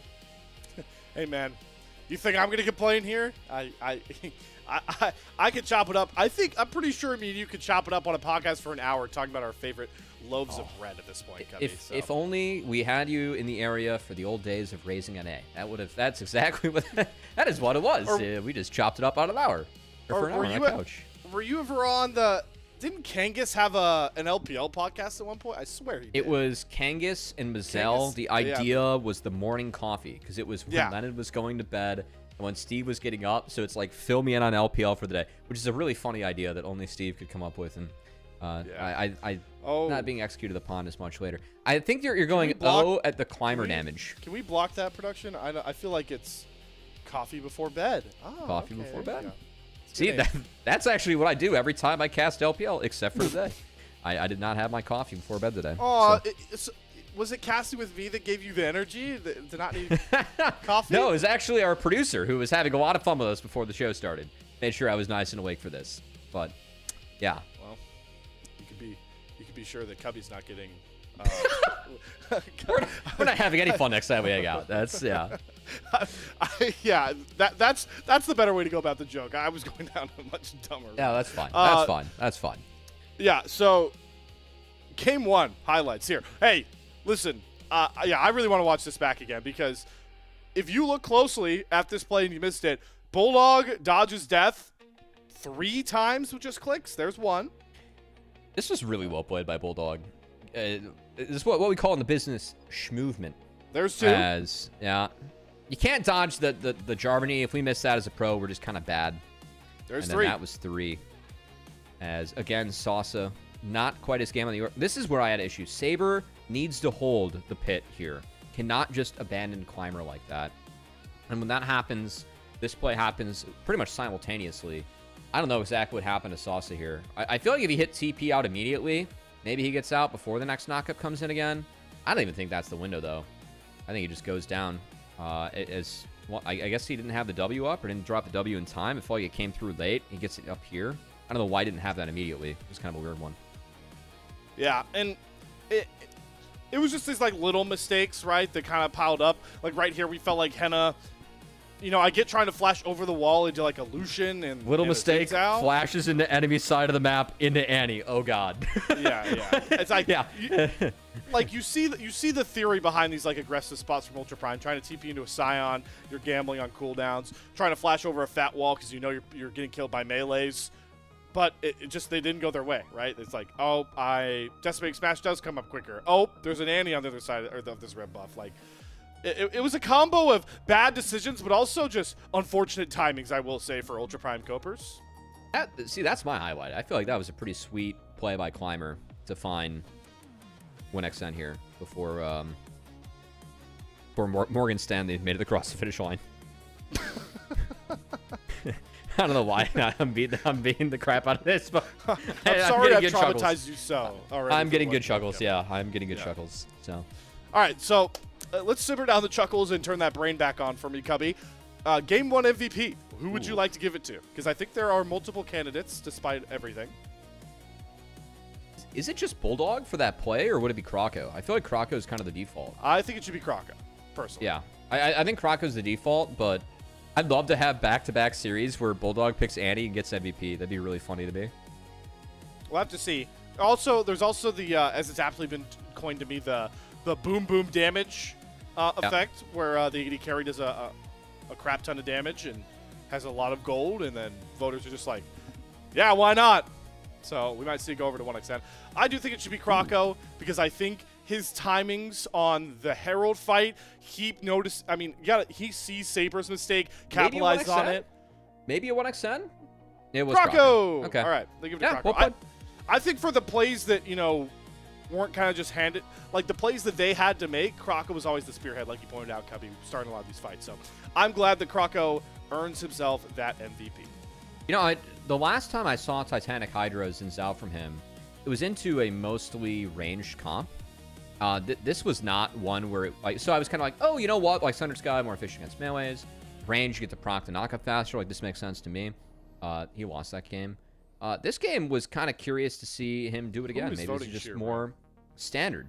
Yeah, I feel like that's an anti-saucy vote, if that's a sure vote. But I feel like, you know, this is more of a potentially more standard build coming out from Krako, and I'm just really curious if any other players pick it up, because I know talking with some Xin Zhao players on the ladder in NA, there are some that do actually prefer Titanic Hydra just to get that quick knockup off in the fights. And of course, those auto attack resets, if you have the Q going, it also gets your CDR down, the rest of your abilities, because the Q auto is 1 second off everything else. Just kind of keep the machine rolling. But yeah, it was really good game 1 performance from Krako. Curious if anyone else picks up the build, and all LNG firing on all cylinders. Really nothing else to say about that. Well, Cubby, you know who in particular makes sure the LPL English stream is firing on all cylinders? Well, that, of course, would be our supporters. And the main way you can support us here at the LPL English project is, of course, our coffee. So you consider becoming a coffee member, all you chatters and watchers. Coffee is, of course, the biggest way to support the LPL English project, since a vast majority of your contributions come directly back into the show itself. Some of these additional payments go into stuff like upgrading broadcast, of course, but you can see a huge bulk of your payments going towards on-air talent like myself and Cubby, and the content creators that we have behind the scenes as well.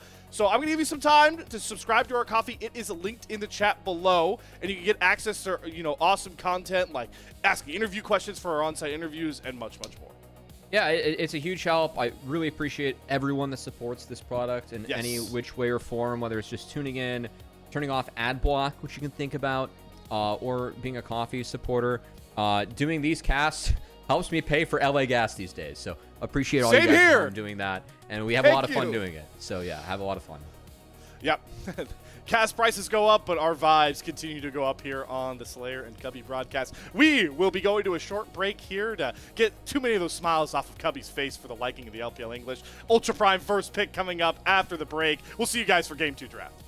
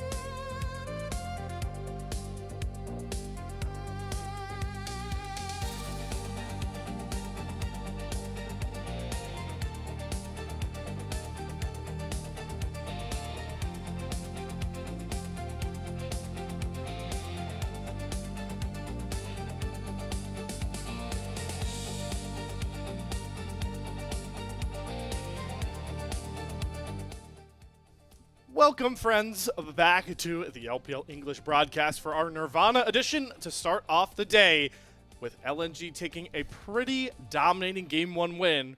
Let's take a look at, Cubby, our standings once again, just to remind any viewers that have trickled in a bit late how important this Game 2 alone is for not just LNG, not just Ultra Prime, but maybe the whole of Group Nirvana. Yeah, so the bottom two teams of Group Nirvana do not play in Split 3. Ultra Prime do not control their own destiny if they do not find a series win tonight.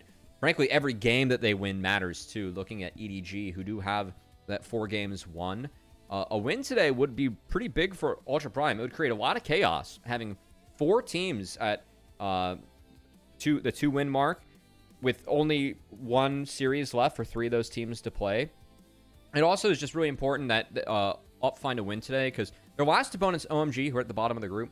But EDG, the other team that has 2 series left to play, their opponents are Thunder Talk and OMG. And frankly, they look like a team that could be competing for the top of the group. So I feel like this series for Ultra Prime, very significant for them to win. If not, the likelihood that we do not see them in Split 3, it's really high. I feel like this is kind of a must-win series for them, and therefore a must-win game for them coming up as they're in the whole 0-1. And Cubby, you went low. I will go high. Talk about LNG's stakes here. They just need a series win because game score, they are currently locked with LGD at both them at +2, currently slated. So LNG, if they win this series, no matter what, they will get an extra game boost. They will go up to +3 in game score, no matter if it's a 2-0 or a 2-1. And they will then be 3-1 with a +3 game score, which for the time being will bump them ahead of LGD merely by 1 single Game 1 alone. They, of course, though, still have to face off, and the way everything's rounding out in Group Nirvana, very much so going to want to watch that LNG-LGD matchup once it comes, because we believe it will be for that first place spot, which, despite WE's, resurgence as of late, is likely the best ticket you'll get into Ascend, with WE being clearly the weakest team up there. Yeah, so that I like you highlighted out. Of course, LNG and LGD, the 2 teams we're talking about playing at the top, they have themselves to face next. So as you said, that's pretty much going to likely decide who wins the group, unless some shenanigans happen with EDG ending up going 4-1 or putting up some big games. But let's dive into this draft, as we do have, looks like LNG on blue side again. Ultra Prime, this time take away the Nocturne early Slayer, so Pantheon still on the board. Curious if it's going to be first pick Pantheon for Climber, or if that's going to be denied here by LNG, as Seraphine and Bard also both on the board, and both were banned away by Ultra Prime in that Game 1. Vibe ban. I wonder if that's signaling that LNG maybe wanted to pick something a bit more immobile out of the AD carry position, like the Aphelios. Seraphine also makes it through the ban phase, and it's not the Pantheon that goes. I thought that'd be a surefire lock-in for Climber, knowing how well he's been on that champ. He's played that champion as of late. They instead B1 the Seraphine, and they're daring LNG to break up the most powerful bottom lane of the meta so far. I am very much in the camp of this duo should not be allowed through. Ashe Seraphine, I think that Karma Ezreal, unironically, is actually the best lane to play into it. So if they want to take that away, that's good. The other lane I like into it, playing Nautilus and playing really fast. I've seen working with Ashe Seraphine. Yeah, their lane phase isn't as good. So that's not a Nautilus, though. That is a Bard. Yeah. I think Pantheon is what you got to go for now. I would rather give away Ashe and play Pantheon into those 2 than give away Ashe, Pantheon, Seraphine. That sounds like a nightmare scenario for LNG to play out of. I feel like when Ascend's just gotten the short end of the stick regardless, they're going to lock the Jhin now. And they're going to give over. Your roadmap is looking a lot better. My roadmap right now. My roadmap also mentioned how it's a bad draft takes place in this game. Oh, okay. Cubby, it does. What are you keeping from me, Mr. Secrets, man? I told you I bet on multiple Nirvana games or series in a row. I have the tech now. I have the download. As well, if you didn't think that DFT was a strong enough rune coming in, we have Cassio being blind in the mid lane. So. I think that's also that Bulldog thinks he's a much better mid laner than Saber right now. Which potentially. Hate to blame him. Yeah, I mean, that was... We saw that in Game 1. Curious seeing Akali banned out. I think that does speak to Saber's expertise on the champion. Usually when Cassio is picked, we see ranged get banned away from it, which also is a bit of a struggle into Ashe Seraphine, who hold a pretty big range advantage into the Cassio, which is part of why I'm a little bit surprised to see Cassio now, because I think thematically into Ashe Seraphine, you can get hurt really bad later on. So I'm kind of with you, Slayer, that Bulldog needs to win this mid lane, and LNG needs to do something with a lead. If Ashe Seraphine is allowed to get going, it's a bit of a problem on their shoulders later on. I'm also just like trying to figure out, Cubby, what does Krako see, and what does Edgar see that they would rather give the Pantheon over, eat likely 2 jungle bans. I think Ultra Prime are going to just double ban jungle because they're not afraid of Sheer. Like, what champion does Krako like here so much that we've landed in this reality? The champion that's blind and sounds like Listen. I think that's the champion that Krako is listening for from his coach. Out of all the ways you could describe Lee Sin, man. I think it's to be Krako Lee Sin. I think that's what they're just giving all this for. Just doesn't matter. Let's just pick So Krako we're just Lee Sin. hands checking. So we're just think we can hands check Ultra Prime. Okay. Well, if you pick Lee Sin, you are signing up to hands check, to be fair. So I think it's to be. I've watched Krako since the Live Sandbox days, Slayer, when he was playing with Prince and Dovetop, who is still to this day the worst top laner I've ever seen play in a Major 4 region. That guy gave away all of his resources onto Prince. Cubby, you were like the Oracle right now. Shout out the Odyssey coming soon, Christopher Nolan. Because you were just calling these shots. Lee Sin does get locked in. Okay, I did look this up really quickly. This is not what I said, his first Jhin game of the year. This is his first Jhin game of the split. He's played it one other time this year into a win. And I hate that he's picked this. It hurts me to see him play this Jhin. I think you just go Aurora plus tank top because Jhin doesn't like seeing tanks. Unless he's fully scaled up with 6 items. But then, of course, he loves tanks. Could just Renekton, but okay, no, it's a Sasu special. special. A Sasu special. Yep, the deer. Yep, it's the Udyr, and this Udyr's been changed a lot. I'm just putting that out there. Patch-wise, it has. This is a much different Udyr. Oh, God. I did pull up the patch notes earlier. Because I actually have to consult the patch notes for all the changes that did happen to Udyr. Because I've seen a lot more AD Udyr It's AD Udyr being now, played. Yeah. At least with solo queue-wise. all the Q changes being made. So we do see Sheer. Is he going to try and do it? I think he's going to try and do it. All right. Sheer expands his champion pool on the split to 6 with this Vayne lock-in. All right. Well, hey, Sasa, good luck, man. Oh, my Lord. Well, the W was buffed a lot, and you have AD ratios now on Udyr.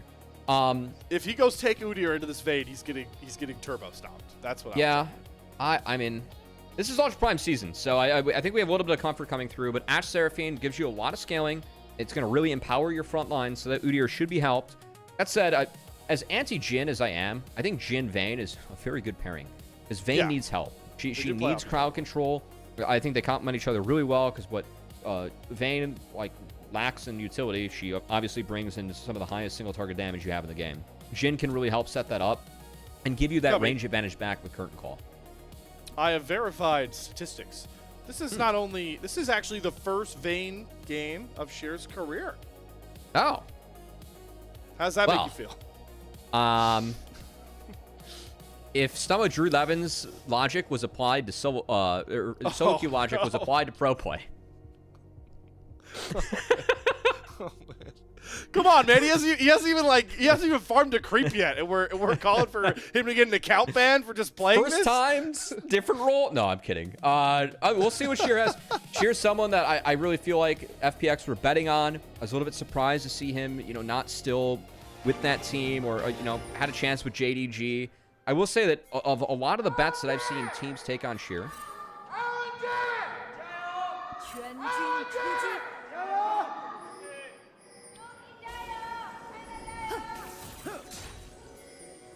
Oh, come on! Nobody. We had to get some of the gyos in there. Apparently, Ultra Prime's performance from Game 1 was not worthy. But Game 2, they're going to try something different. That's going to be an invade that is spotted. So, potential split map scenario. We'll see how Krako's able to respond. But what I was talking about with Sheer, I've seen a lot of teams bet on Sheer in the league. I feel like when he went over to JDG, it was a bit surprising to me, as that wasn't really a move that I felt like other tops I would have slotted in there. And to see Sheer now kind of fall back down to Group Nirvana, this is a chance for him to prove himself. Vayne's been a pick that, some young top laners in Group Ascend looking over there at Top Esports, Vane's been a big pick for them to try and prove themselves. As Krocko is getting over the wards and going to try and contest this one, but Climber has the execute. Oh, Whose execute's better? Wow, Climber's just going to get mogged like that? You're not even going to try, bro? I mean, you What a picked the Lee Sin jester. for the hands check, man. What You a know what? jester, man. Still got one camp away. So Climber going to be only taking Lee Sin's Raptors, going from there. This does break the clear that we've seen on from a lot of Lee Sins, which is you take 3 camps on one side of your jungle, base, go farm the other, and then you're stronger for that first crab fight. I don't think Krocko's going to be able to go for that. Well, so he's going to get back the rest of his map. Krocko also couldn't subscribe to the psychotic Guwon clear, which is clear Raptors red buff and then level 2 gank your bottom lane. He's still going for bottom lane gank. Level 3, he is spotted by a nice hawk shot. Henna's already got the ghost going, but there's the Cosmic Binding stun. Krocko's Sonic Wave forces Xiaoxia to flash. So doesn't result in a kill, but that is a key summoner for this Krocko Lee Sin to try and revisit. You know what? When we talk about this lane too, and some of the perspective counters about it, mentioned the Nautilus. It's about making this lane volatile in the bot side. So I think that's part of why Climber's starting bot in the first place. You can take away Lee Sin's bot camps. That's going to protect your bot lane a lot. They did spot Krocko for a vast majority of that early game, but still led to Seraphine's flash being blown. 3 summoner spells missing on the up bot lane, so big red flashing lights on that bot side, kind of like how those exist on the top side right now for Sheer. Good condemn from Sheer. Does buy him a decent amount of time, but then he That's walks bad closer clicks. back That to was bad Sasa. clicks. He wanted to get the exhaust on Climber, but he's going to get stunned up. He's trying to buy time for Krocko, but he's going to go down to first blood before Krocko can show up with that W. Sonic Wave going to land. Is he going to commit here, try and get a kill? 1 versus 2. Good flash from Climber. Gets out of Krocko. He's going to ward hop closer. Climber stuns. Flash. Gets the kill. And Krocko should have the Sonic Wave right back up for a Resident Strike that goes wide. Oh, that hit my windshield. I'm going to have to call somebody to fix that. But luckily, it won't ruin the kill for Krocko. He needs 1 more Sonic Wave, and he gets it. All right. He got the 2 kills. It just took a little longer. It was a perpendicular Sonic Wave to the target, but we're going to ignore that and find the fact that he got the 2 kills, the crab. And hey, it's the Krocko Lee Sin, right? Sometimes you just don't question the Krocko Lee Sin coming through. There are some players that have the Lee Sin pass. Krocko is certainly one of them. And I think that showing some of his Lee Sin prowess there, I think that's an angle that not a lot of our players would go for. And there was a good thread that was up on X today talking about from Molecule. What one tricks do you feel like would be piloted much better in pro play as one tricks versus how the pros play them? I do think that that's something that with champion pools being diluted, thanks to the mechanics of Fearless Draft, really interesting conversation we had, because I almost put down Ezreal. I feel like we've had a lot of bad Ezreal play that I've seen this split. Lee Sin, some players can play it, some players can't. Krocko has always been a player that can play it. I like that. Definitely, you know, that helps you look at all champions in a different lens. So that is a fun experiment that you brought up there, Cubby. It is, yeah. Well, we'll see how crazy Krocko will get with this Lee Sin with the gold lead he's currently holding on to here. We did also see something we didn't get to necessarily touch on very quickly, but if you look down towards the bottom lane, 1XM went for some forbidden tech that I guess kind of works on Jhin. He actually started Boots with 3 pots into the Ashe Seraphine to try and get extra sustain, and now he's rushed Swifties. Boy, does it get rid of all of his damage, but if this is about survivability in Ashe Seraphine, I kind of like it from 1XM to get I like it a lot. Yeah. I'm really glad you're focused on that build and not the grass bootier in the vein that that one is currently torturing our sweet Rafa, who I know is pretty excited about the Udyr changes. I'm sure this has ruined all of his excitement. Climber has been ruined on his Raptor camp clear, and he gets turned into stone by Bulldog's Petrifying Gaze. Hey, yeah, the one problem with Aegis Assault, you've got to be facing the opponent you're trying to block damage into, and that's exactly what Cassiopeia likes. Man, this is going to be a double Krocko MVP, isn't it? We're just going to What happened to your roadmap, bro? You're abandoning it already? Yes. We gave away Ashe Seraphine Pantheon because we can pick Krocko Lee Sin, and it's fine, guys. It's fine. Krocko and Bulldog, man, they are on one hell of a tear, and it's awesome to see, unless you're a Group Ascend bottom half team, I will say. Why did Climber walk back up here? Did he just want the news that the minions went to someone else? he had to get a ward down to protect his not respawning red buff. What's wrong with that? I mean, Like hey, Bulldog. It's like going back to check your ex's page when they've already moved on. You know it, you know? Oh, man. That feels bad, man. Why? I don't even want to dignify that one with any sort of response. I would that's like fine. I would like fighting to commence. Please. Maybe we'll get some. Krako's gonna safeguard hop towards his teammate. We've got the dragon up and available for anyone that wants to take it. Currently, we're getting Scuttlecrab juking everyone out as the stun will land. Good Cosmic Binding using the Scuttlecrab from missing, though. Climber has to the Aegis defender. What a kick from Krako! Sends Climber into all of his team, but Ultra Prime do turn it back onto Bulldog, who does get killed off by the Between Worlds, but ooh, Krako, we're getting flashy, and I love it. Well, while that all happened, I know it's a 1-for-1. I think the biggest play is the fact that Udyr TP down, and now Sasa has to do the walk of shame back. As it was a TP down, absolutely nothing gained. Vayne gets free waves, free time, which if there's any champ in the game that wants that time, it's Vayne. So we have Sasa even further behind top. As the Dragon's being taken. This might be contested, though. Oh, Ash Arrow, good flash from missing. And that will ruin any sort of take. It will. He gave away there. They were hitting the Dragon. I don't think that was a potential contest, but sadly, enemy jungler is a little bit too far ahead, and it is interesting. I'm seeing Krako go for a different build this time than last time. I saw an Eclipse Lee Sin from him last game. This game looks like the Thunder Sky. Krako continuing here to innovate. All right, well, LNG are definitely ahead at the 2K mark.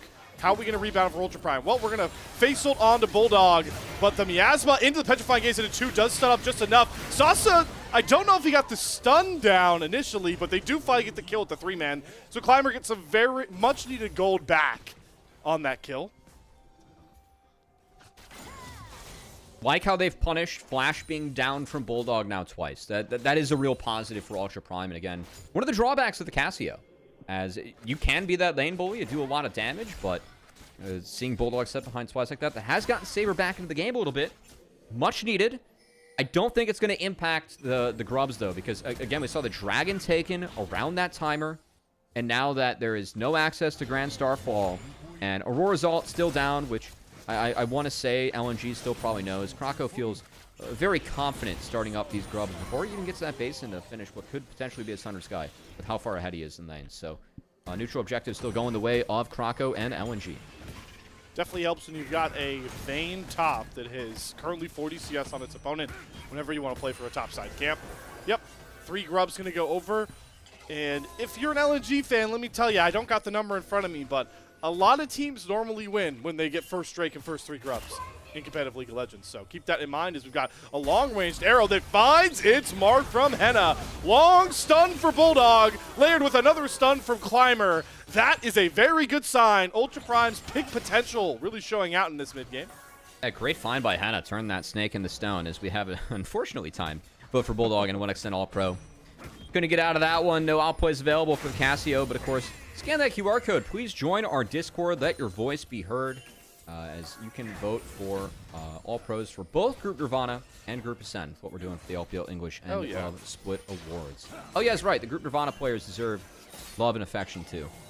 Yep. Especially if they're playing like Krako. And if you're listening now and you join the LPL English community Discord, if you want to bash the casters' takes, including myself, you can... I give, any of you new joiners to the server the permission to just at me in that gen chat.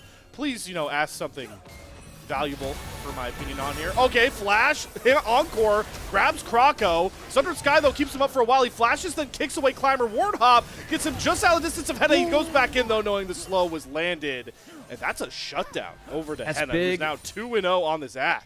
I thought he almost played that one out well as he tried to escape, was trying to get Thunder Sky procs to keep himself alive going back in, but not going to be the case. And a great setup by Xiaoxia. The R-Flash big into Krako, got him even despite the dash to his teammate. Nice little mechanic play there from Xiaoxia. And this is big because the way 1xN is building this gen, I fear the AD carry gap is only going to get larger for a while. I am not a fan of the Dirk I'm seeing in my boy's inventory right now. That should be a Stormraiser for anyone who's curious, in my opinion. Probably. Alternative theory, if the Vayne sends Udyr like back into the Stone Age. Maybe we don't need to worry about that. We just go lethality into this. Oh, okay, Henna. Nice little trade. Gets the arrow down before the third likely lethal shot comes through from 1xN. So, yeah, I do agree. I just will continue my stance that the reason Jhin I'm with you. does bad in pro plays because it is consistently built poorly. So yeah, I'm kind of with you there too. Sometimes pros play for specific timers and spikes that don't scale as well into the game, and us casuals need to make sure we're always scaling well into the game because we're gonna make plays to throw. Speaking of bad builds, Shear's going for experimental Hexblade, which I don't love first on Vayne. I know it's kind of been the standard, but I still think the Trinity Force gives you a lot of mileage on that champion. yeah, I mean, could you even wager Blade of the Ruined King because you're playing a tank Udyr for lane? I know it's not as valuable later, but I feel like that would have been much better into this. I like the crit. I think it's kind of hard to auto attack perma as Vayne. And having some crit to dance around the fight and find those pretty big autos from the RQs, which I think are pretty slept on. That's part of why I like Triforce, though. 'Cause again, Triforce allows you to be strong in the parts of the game where you don't have your ult up. That can be quite valuable. All right, let's see if some ults fly down here, Cubby. Second dragon spawning onto the Rift, and Ultra Prime are pretty even when it comes to gold, mainly item-wise when you look across the board here. So they're feeling like they can fight. Anna, what a walk. Yeah, Henna gonna get some serious autos down. Nice beat drop, double tap into the Encore. Missing is on 11 HP. Barely surviving that ult combo there from Xiaoxia, but while they don't get the kill, it should allow Ultra Prime to get themselves the second dragon, barring some Croco magic. I was really surprised that Hannah walked through Tribe Rush like that, and that was allowed. I think looking back at that setup, if I'm LNG, like, how is that? How do we allow Ashe to walk through when we had Bard, Jhin, Lee Sin right there? Probably something that I'd want to look at again. I don't think that should have been legal. And once Hannah does that, I mean, really positive trade to get Croco out, and also good abilities connecting to get Missing all the way out as he was on double-digit HP. So that's going to be the dragon for Ultra Prime. And Ultra Prime, again, fighting for their lives here for Split 3. We cannot say this enough. Okay, here we go. Here we go. Man drop coming in. Yep, rinse and repeat. 1 versus 3 combos of Grand Starfall, the best play. Good cleanse, despite the late flash, and does use the tenacity to get himself out of the Ashe arrow. TP coming in as well from Ultra Prime, trying to cover for the regank as the curtain call will not find much damage. TP's galore. Oh my god, I think we had 3 TPs at once. It's all of a sudden a 5v5. Croco gonna land the kick, but he's far too up alone. Between Worlds comes down. Saber looks for the kill, but Croco is alive and thriving. And the fourth shot comes through from 1xN. Petrifying Gaze gonna slow everybody else down as Sasa tries to run down the low HP members. And Sheer with the final hour trying to dip and dodge around Crymer and Henna, but now he has been seceded. Tries to use the invis to get away from Sasa. He's burning alive, and the volley from Henna will find that kill to give Ultra Prime a slight edge on a 5v5 we didn't even see coming. I mean, we didn't see it coming because every TP was burned there. And a big win for Ultra Prime. Getting Vayne down like that to leave the lane and then also take her down. They went out on the fight. A lot of tools were taken away there. And it was off the back of a Croco engage that this looked a little bit forced to me. I don't know if you need this. Like, you see a double TP coming in. I know that they already brought Sheer down. Croco does such a good job of living, because again, the Sundered Skies procs, how he dances throughout this, it's pretty much a one-way trip when you're jumping into an Udyr stun like that, point and click. But, I mean, funnily enough, Udyr's kind of the big difference in the back half, because from here it looks like this fight might have been won. But Sasa flashes in, gets a ton of damage down. Onto the back line, forces 1xN out, kind of disconnects him to continue that frontline play as Sheer runs out of gas, and Sasa turns this around. So it's been a tough lane phase for Sasa. Had a really nice team fight there. And the Ultra Prime coaching staff knowing the stakes know they of need a it. game like this. Yeah. They know they needed that fight win. Still won't have access to that gold lead, so they're not going to have it breaking that 15-minute mark, Cubby, so they don't get access to that undefeated streak they have at that point if they hold the gold lead. But nonetheless, the game's close enough that they are looking a lot more proactive as a squad. On to the Rift Herald, and this time, unlike Game 1's woes, LNG have no room to contest. Do you think we've still seen some of the early game lows here by Ultra Prime, as this is a team that on average is down 1,890 gold at 15? Done some good work to come back in this one, but a lot of these plays that are set up, I think, by Climber, if it's not around mid, it feels kind of weird.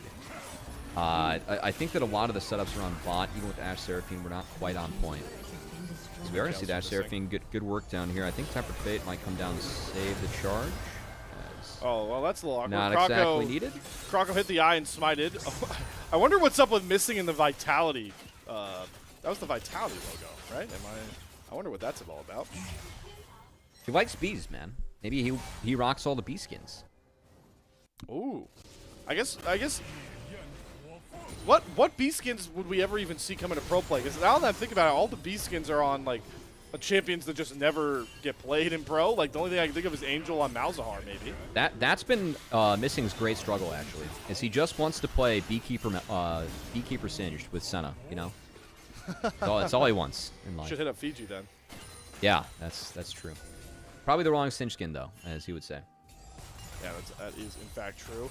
Cubby, would we like to have the discussion on what the hell we think 1xN's building? Is this now going to be a Storm Racer?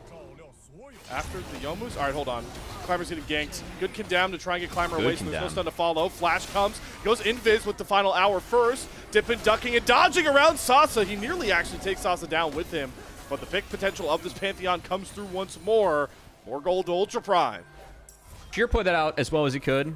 I think this is just the struggles of playing Vayne into 2 point-and-click solo laners and a Pantheon that has the semi-global to go impact your lane, which we have seen Climber get very active, and Climber's turned around all 3 of his lanes here, Slayer. I think Climber deserves some real credit. He got behind early. Croco got the best of him off of Climber's invades, and what has Climber done from there? It was a positive mid-ganks to shut down the flashless Cassio. Oh, Saber, some good clicks there out of him. Does have to flash, but doesn't get caught by the Tempered Fate. Mikhail's having to use his Croco eats an arrow. Sasa is going to TP behind this tier 1 turret, but there's no way for this dive to work. Croco's going to re-engage. Has to know the team's close by. Siausa hits a 3-man encore. Petrifying Gaze, though, is going to stall Ultra Prime's advances as they found themselves a new target. 1xN's getting slowed up by Henna. More slows starting to stack here. Cosmic Bounty not going to land, but the Condemn will get Sasa off of LNG. We've been calling out Croco as having some really confident looks, but that one on to Sasa was a different adjective, I feel. It was maybe some hubris, but it wasn't followed through on. He got out. But again, going back to the other jungler of the match, Climber, I feel like Climber's turned around all 3 lanes here. After being behind in his own role pretty bad, when he was down like 3-4 camps, he got killed at his Raptors at level 5. We saw Lee Sin hit level 6, and we were kind of expecting Croco to run away with this game. But I do think that Climber's used that semi-global really well. He punished Bulldog's flash being down the Cassio really well. He just punished Sheer's being out of summoners well on the top side. Sheer played that out as well as he could, but not enough gas to get out of that gank. So, yeah, I think Climber definitely deserves major kudos for stepping up. And, again, a must-win match for Ultra Prime.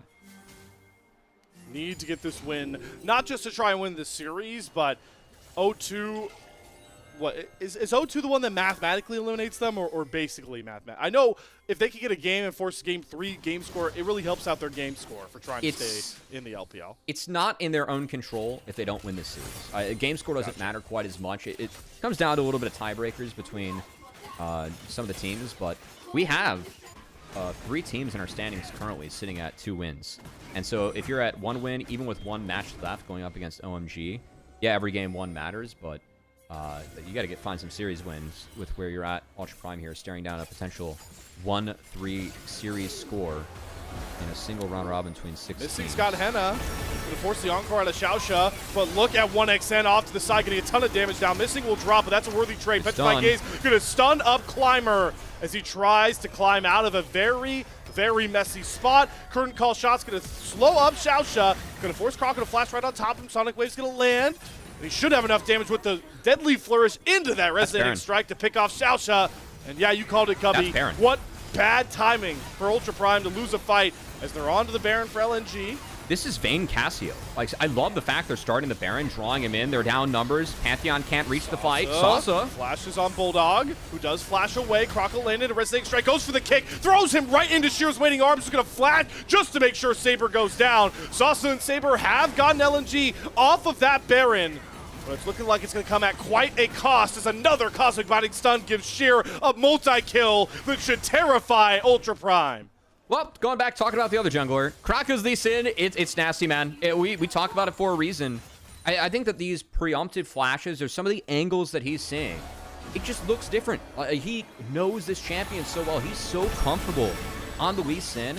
And I love, just the start of the fight was really good from Missing, but how Krako plays this out, he doesn't really care about the Pantheon. He's going to go zone out Saber and Xiaoxia first, because he knows that as Lee Sin, you can chase. It's more important for you to kind of posture, split up the team, than to actually go in for that fight against the Pantheon, who got exhausted, got stunned, was grounded. It was a terrible spot for Pantheon to be on. And then the preemptive flash after that Sonic Wave miss, knowing that that play was there.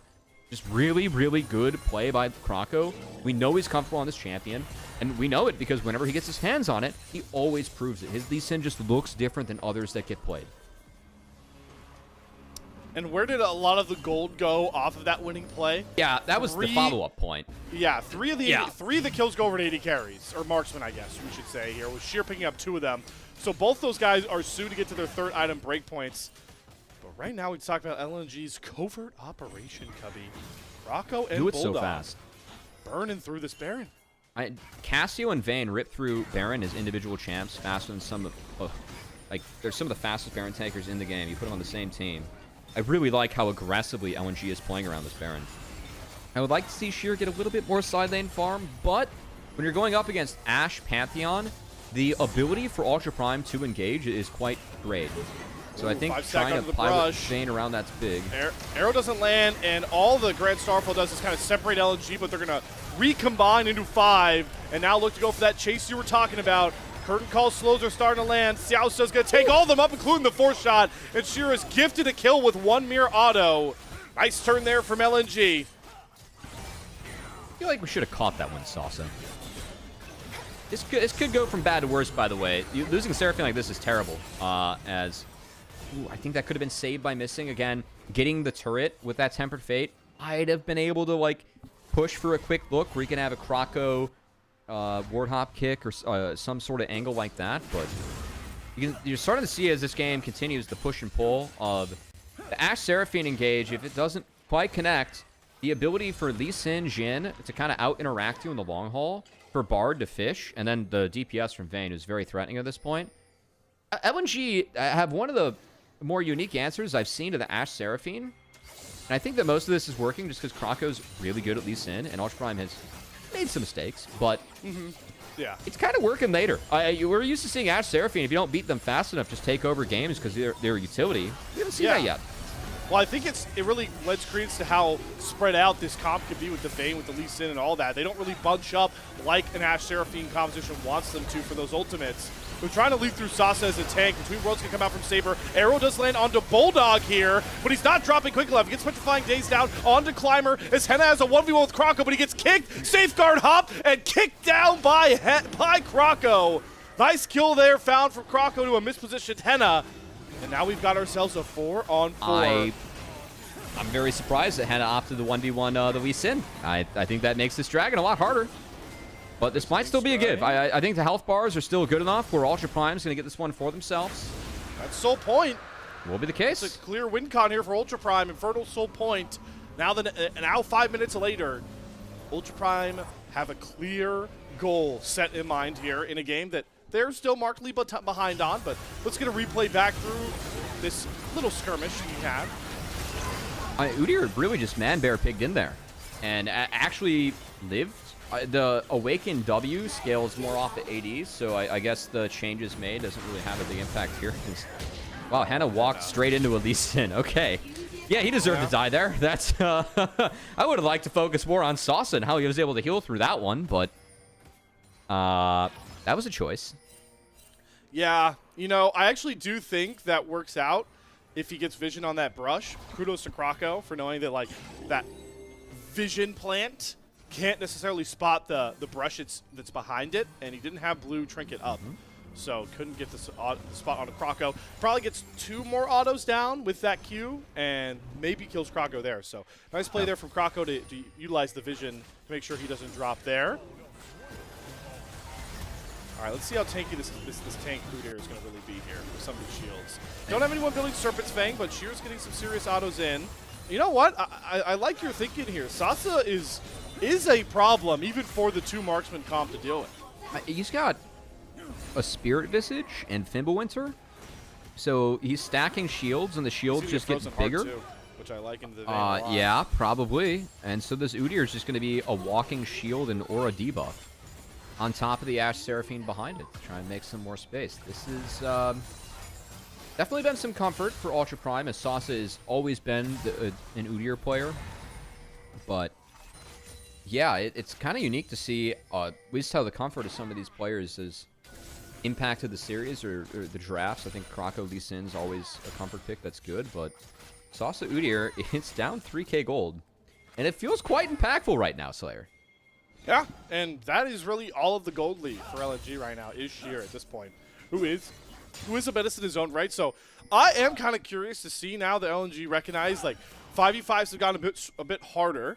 I know Sheer is like the 3-item Vayne, who is like a huge damage dealing threat, but I'm starting to wonder if leaning the Vayne more into sides to just like pull Sasa away from any sort of fighting is worth it, because I think the 4v4 looks a lot better for LNG.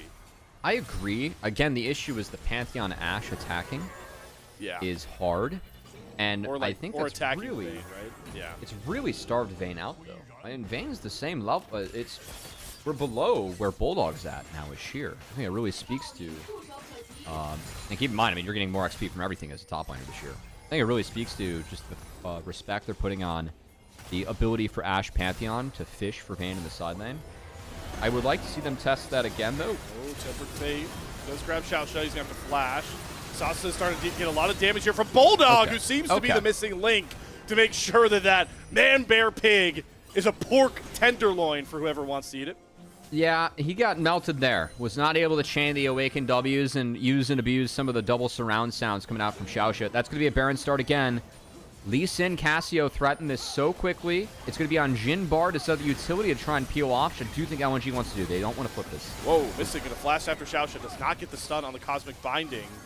And they're going to drop Baron aggro just like that. Yeah. I think they could have fished a little bit more, but Dragon's up in a minute 10. So they're going to try and get a good reset in for the Dragon.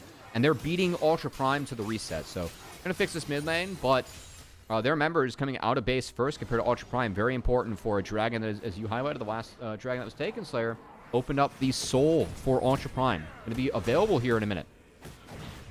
Some key items that come through here for LNG that I think is worth pointing out.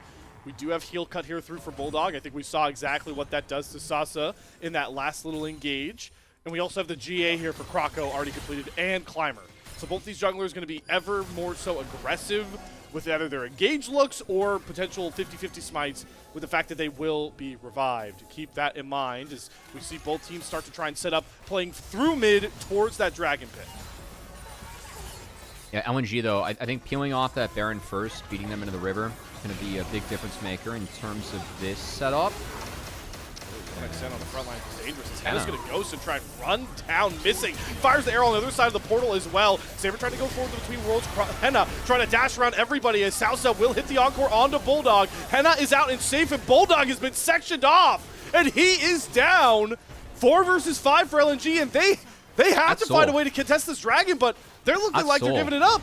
That's Soul. I think Saber had a really big ultimate there as LNG were holding space. I honestly kind of need a replay of that one, because it looked to me like they were holding the space around that bot side embankment brush, so not the banana brush, but the one closer to the mid lane. And Saber was the one that with Henna. Henna made a lot of space that time, but Saber's ult was what really split them up. As, again, 1xN a little bit too far up here, and Missing really fishing on Henna. So Missing loses half his health bar for really nothing. And then this kind of forces them in a bad spot. The Saber's ult was big. That's what splits up Bulldogs. So, yeah, I feel like Missing played that one a little bit too fast. And then we did have Krako go for a big play. Wasn't quite able to find Henna on the flip side as Sauce was holding bodyguard. So that's Infernal Soul over to Ultra Prime. And my group Nirvana narrative for the day, Slayer, is all of a sudden relevant again. Yeah, feeling really relevant. If LNG can't find a way to stop this Baron, they're going to have to fight for it. Below 5K, Arrow's going to go down onto Missing. He uses the Temper Fate on himself, though, so they can't engage onto him. He tries to portal, but Henna has him over the wall pinned. First skill going to come down, but Ultra Prime has been pushed off the Baron. This Sasa is going to have to flash over a wall to reconvene with his team. LNG have to sacrifice their support to stop the Baron play for Ultra Prime, but it's time to redo it all over again. And Udi or Seraphine can just pull this forever if they really want to. It's got to be a clean fight for LNG. Krako's not spotted. Oh, if he did the Sonic Wave there, I don't know how Krako hasn't been spotted. No, he hasn't. There's no Ash Arrow, so Bulldog's playing a lot more aggressive. Deadly Flourish is going to land onto Saber. He doesn't get Petrifying Gaze. There goes the Encore across as Saber tries to use Between Worlds to get onto Sheer. 1xN has found the kill onto Salsa as we see Krako go to the Stasis. Climber going after Sheer, though, shuts him down, but the revived Krako with the rest of LNG gets rid of Sasa and gives them the win on the fight. And now they're going 3 versus 2 into this Baron. Here comes the Grand Starfall from Climber down to try and steal away this Baron. It's far too low. Somebody's going to have to take it. Krako doesn't want to do it. He's just going to smite away from Climber. The Baron secured for LNG. And now with Missing rejoin, they've got the numbers to scrap out the rest of this fight. Krako sees Climber revive and sends him right back to the gray screen. That was a crazy fight, Slayer, and I honestly don't know how LNG got it. I think the big difference maker, when we see that again, it's the only person in the gray screen. I think Sheer just did a metric crap ton of damage in this fight. As we go back, watch Sheer enter. He's going to get Saber out of it. Saber, I thought, played this out pretty nicely with the ult. But yeah, that Condemn, it pushes him to the other side of Between Worlds. Sheer's going to get one more auto down on Saber. Saber takes that back, so he's completely out of the fight. And then Henna ate a 4th shot from 1xN that took away the vast majority of his health bar from the looks of things. So yeah, kind of, I mean, this really feels like a fight setup-wise, being down numbers. Ultra Prime should have came out of it further up numbers. Instead, feels like Sheer really split them up here. Bulldog had a pretty good engage into the fight, too, and just kind of broke the setup. I love how both the junglers, like, both decided neither of us want the Baron to be touched because we don't want a 50-50. And then every other member in that fight did AoE damage to the Baron to get it low enough. So Krako at 600 HP is like, I have to smite it. I can't believe it got this low. Yeah. We do see in the aftermath of that really game-defining play that LNG's Baron power plays net them a ton of gold. They get the mid-tier 1 turret, they get the bot-tier 2 turret, but here comes the flank. Grand Starfall on top of Bulldog. He hits a ton of ultimates. He goes to the Stasis, though, as the Encore comes down. Unfortunately, 1xN will not survive, and Bulldog comes back up to the free-firing Henna. A sacrificial play from Sheer to get 1, but he dies going back out. Krako's kick may just be what survives Krako and Missing, the only 2 members of LNG that survive with the Baron. And again, that's, I think, partly why we've seen LNG group so much this game. The ability for Ashe Pantheon to find these plays, it's really great. And that was a really good find by Climber and Henna, as they did catch 1xN in the big Wombo combo. He does die, does not use Flash, or didn't have it up. I didn't catch that going into that fight. It was kind of fast coming out of the replay, but... Oh, wait, another play? He ward hops onto Henna. He flashes away from the Climber stun. Re-engages with the Sonic Wave. Gets rid of Henna. Krako doesn't get the Sunderside heal to find the second kill himself. But Krako Magic spikes again here for LNG to get a win. He can play decent. He can. He can continue to pick this pick if he wants it. I think he can have it whatever he wants. That said, I don't exactly know why Henna was up that far. He's been limit testing with his Ashe all game. He's been a little frontline Ashe this game. He has. It's worked out sometimes, though. I mean, at some points, he's kind of just walked down all of LNG whenever they're kind of separated. So I don't necessarily hate it. For all the talking points we have about Ashe, this champion with the right sort of frontline, especially next to Seraphine, a ton of damage with this many items. I would like to see it perform more consistently. How about that, Slayer? And they're going to need it as Elder Dragon, 50 seconds away. Keep in mind, guys, this could be Ultra Prime season. This could be whether or not we see them in Split 3. If they do not win this series, they do have OMG last, but the odds of making it out of Group Nirvana into the play-in stage of the playoffs to face that Group Ascent team, pretty low.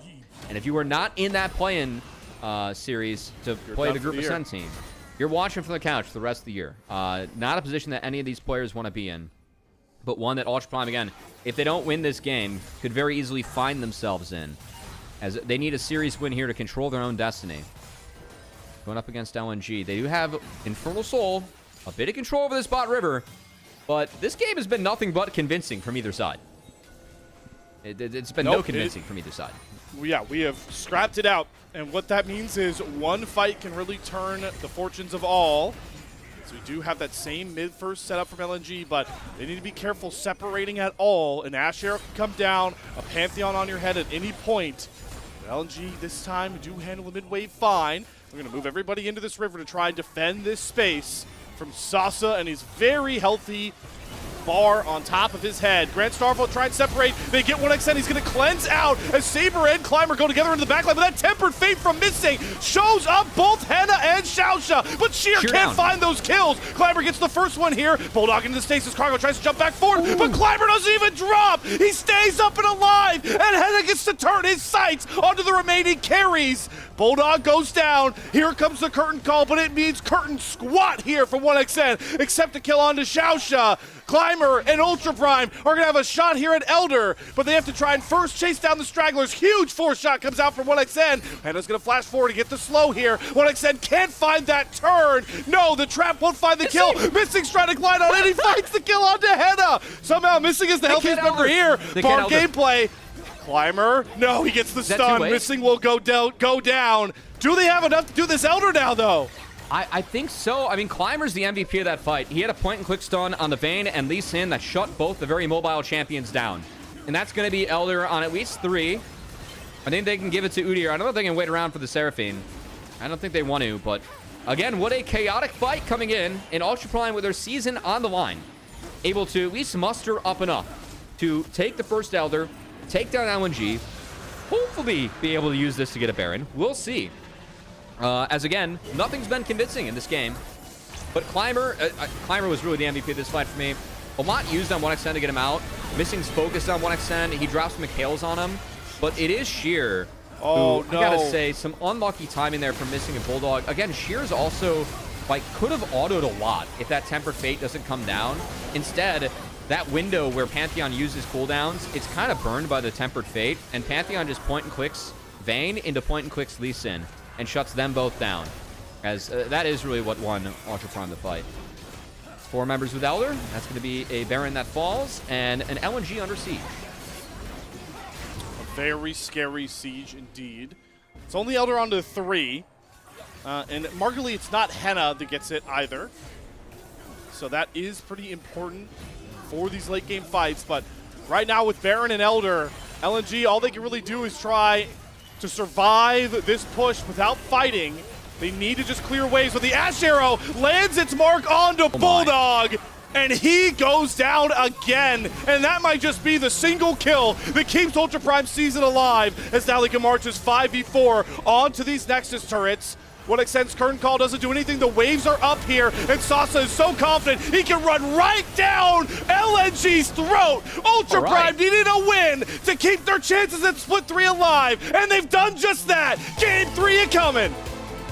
All right, Ultra Prime, you got the Ash Seraphine. It wasn't pretty, but we made it work. We shut down the Krakow Lee Sin eventually out there.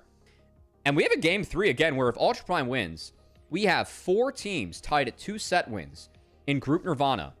That is really, really high stakes gameplay in the group for the rest of the regular season. I mean, all the matches that we have left, it's only, there'll be 2 teams left that have 2 series in EDG and OMG. Everyone else is going to have 1 series left. That's going to make those single series so important to win if you want to make it out of this group. I feel very confident in saying that LNG has been the better team tonight. They dominated game 1. That was a very frisky game 2, and I say frisky not only because of the gameplay, but because we gave away Ash, Seraphine, Pantheon, and thought that was a good idea, of which it wasn't. Ultra Prime made it work in the end. But they didn't sell us that we feel like this is still the better team or one that's going to come out on top tonight. We'll see if they can sell us on that in Game 3. They're going to need to, again, if they want to control their own destiny with what is going to happen for the rest of Group Nirvana here.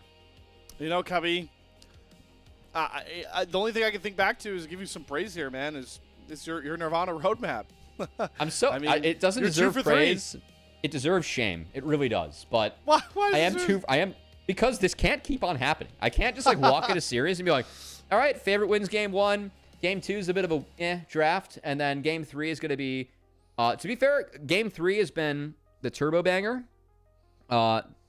last game 2 I had between TT and LNG was fun. And it was kind of closely contested. Going into game 3, I very much felt like LNG was a better team. I feel stronger about that today, going up against Ultra Prime. But that game 3 was close. It was competitive. I thought it was well played by both teams. So I think this time around, I need to see more from Ultra Prime still. As the Sasa Udyr out of the pool, I think it's worth mentioning. It really feels like he always can lean on that champion. It's been his most played again this split when no one else is playing it. And he always manages to put up good performances, good wins on it. He's got to do that on other champs. And we did not see that in game 1. We didn't see Up get up to anything in game 1. So just curious if LNG can go back to the drawing board, get a bit of a less risky draft on the board. Let's put it that way.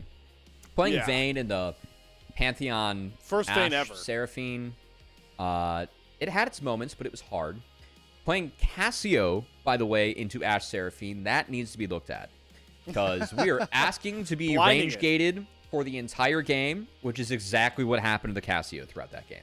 Yeah, so, that's a great shout. Some bold decisions were made by LNG in the draft, and they tried to play bold on the Rift. They played bold enough to make that game close, but the more standard draft from what we've seen in pro play, the split won. Yeah, I mean, my final note here is never put my boy 1xN on Jhin again. If you're going to put him on Jhin, at least at this point, set up Bulldog to be a better carry. Edgar, you've done some great things. We're excited about how your production you've got out of Kroko and Bulldog, especially this split. Brother, you picked Shear's first ever Vayne game in his career to put your superstar AD carry on Jhin.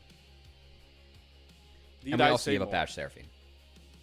Well, and you had to give up Exodia on 3 straight picks to do it. So, yeah, this one, I think we were coping a little too hard with Kroko, Lisa, and Fun for a draft that was pretty disastrous. There was some Kroko, Lisa, and Fun. I appreciate they tried to make bot lane volatile. It wasn't good enough. In the post-game big issue, we kind of teased both the mid laners coming into the day.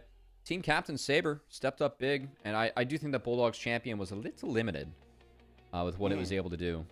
Just later on in these fights, that is a sweet cinematic from Lee Sin. But yeah, I feel like a little bit limited in terms of what Cassio could do, because again, just very range gated. And I kind of, whenever you pick Cassio in draft, you can usually see that coming.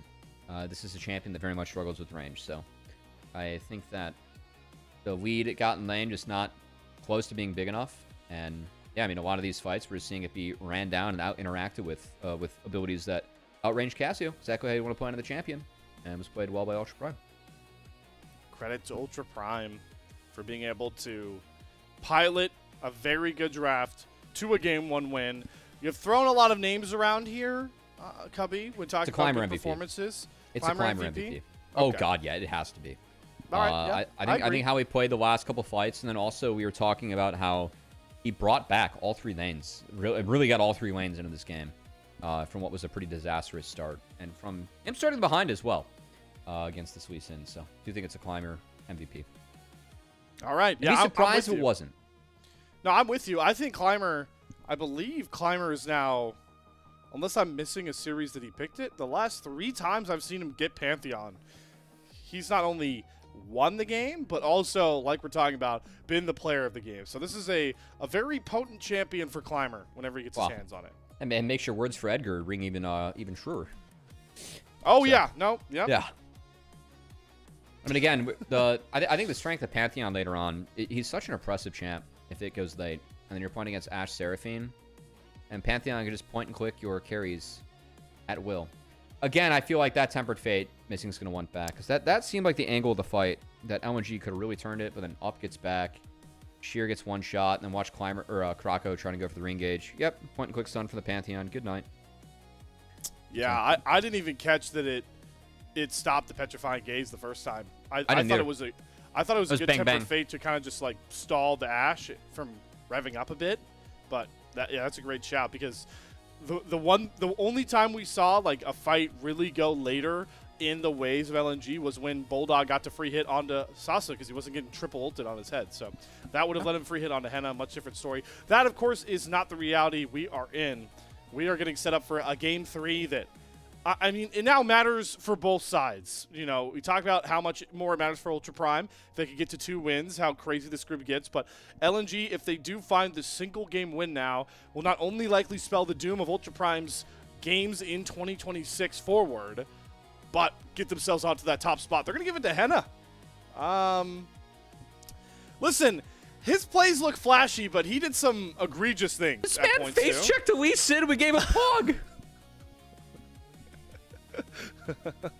I would be bullied so hard in my call if I did that. Oh my goodness. All right, let's wait and see. Let's wait and see. You want to see the voting breakdown, Cubby? Yeah, I Maybe to would fuel your actually. rage I need further? to flame some. We need to flame some people over there. I do think that a couple objectives did go the way of Ultra Prime because of Henna, but there were a couple illegal things that happened from the Ashe this gameplay. It should have been a climber. Who's voting for Sasa? That's the second time the Summoners the second have voted random for top lane Sauce- vote. or for I mean, top laner, yeah. The Udyr was cool, but the build didn't even really utilize the buffs that the build gets, right? Because it was the R-Max, it wasn't the 80, giving you more of a shield and giving you bigger Qs, which they did make a lot of changes to Udyr that if you're an Udyr fan are worth reading. But yeah, Sasa gets his win as signature Udyr, and we're going to game 3, Slayer. We're going to a game 3, baby. Winner could decide a lot for Group Nirvana. It's either LNG to the top or Ultra Prime likely done for the year. All of it comes down to a game 3 match. So we'll start out with draft, of course, after a break. We'll see you on the other side.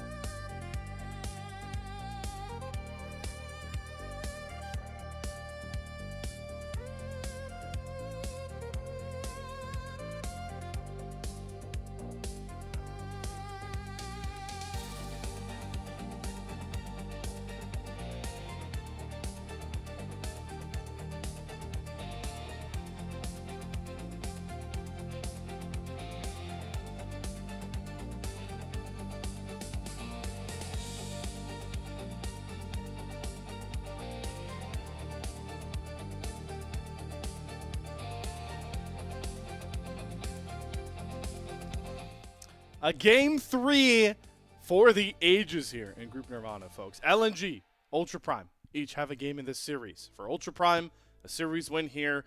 Boy, would it shake up Group Nirvana and those potential relegation conversations. For LNG, a game win here could create a showdown between them and LGD for a shot at WE in that promotion tournament to the playoffs.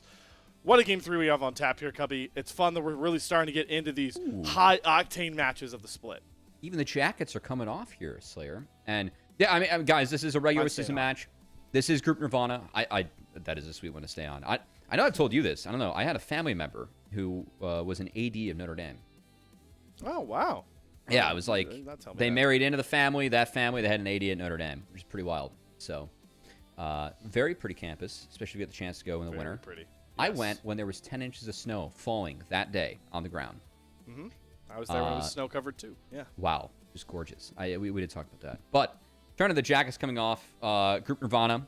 We know it's a regular season Group Nirvana game. Now, for folks at home, that usually means we watch LCK instead, which at times I can understand.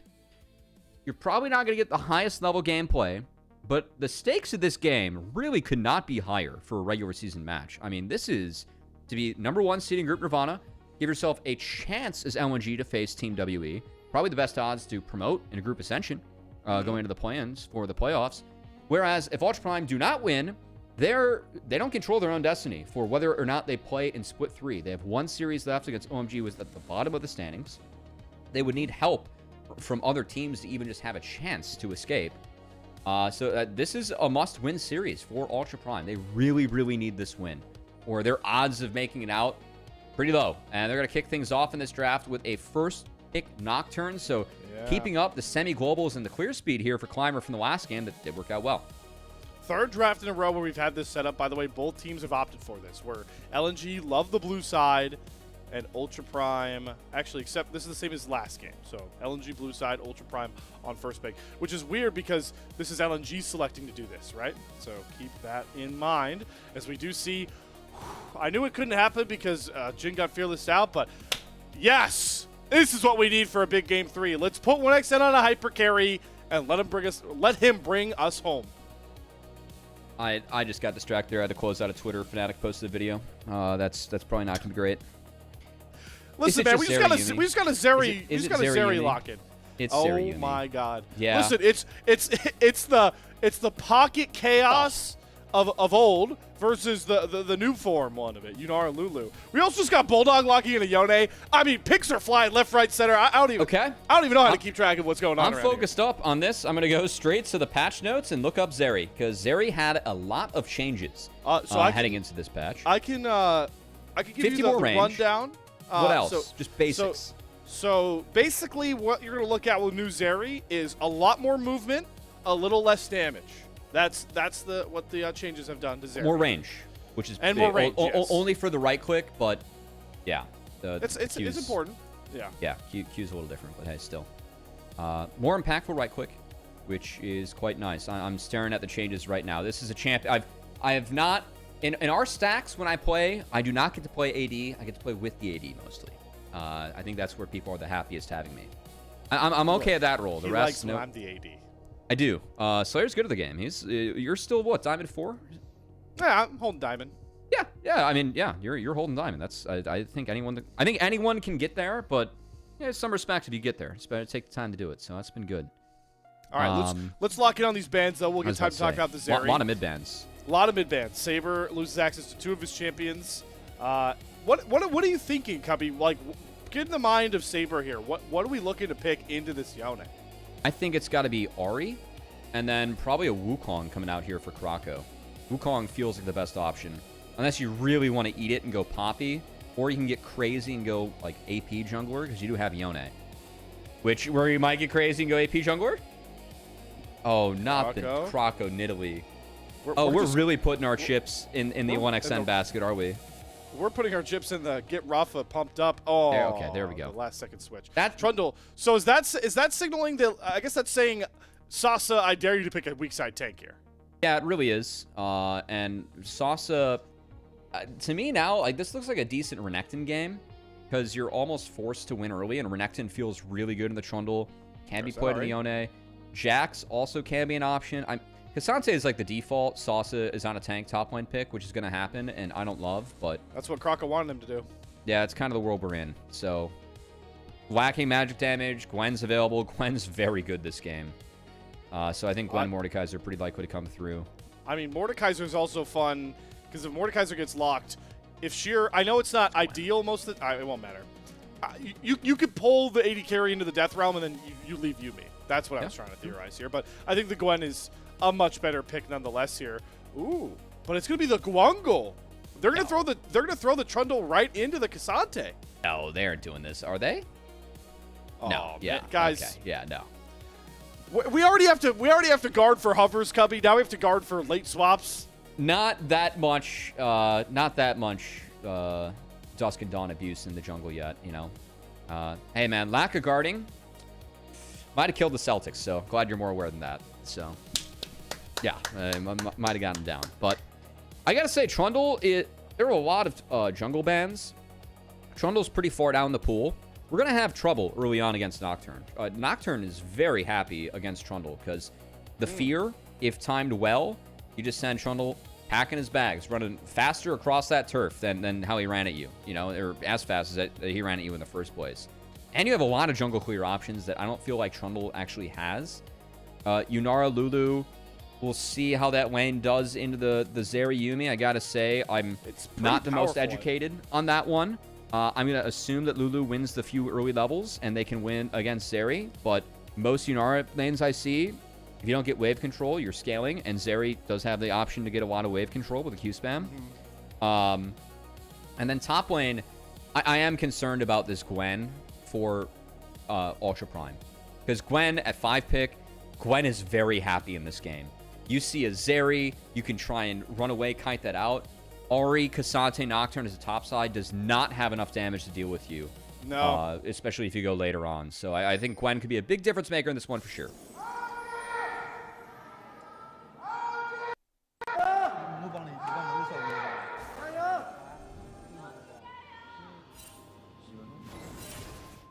Come on, we got no Gyos for Ultra Prime's 600th game, or that's LNG's. Excuse me. It's 3 off the purple. I don't blame you on that one. I associate the purple with Ultra Prime. Yeah, that is Ultra Prime's purple. That was a little bit. That was a little bit rude, nonetheless. I though am very excited to see how this bottom lane interacts. As we talked about for on the new 1xN patch. Yeah, 1xN's going to go with the recurved bow, which gives you a lot more auto attack power. Like that for Yunara. The point, you know, my theory as the AD carry guy here, I actually think like Zeri Yuumi is a very positive lane for Yunara.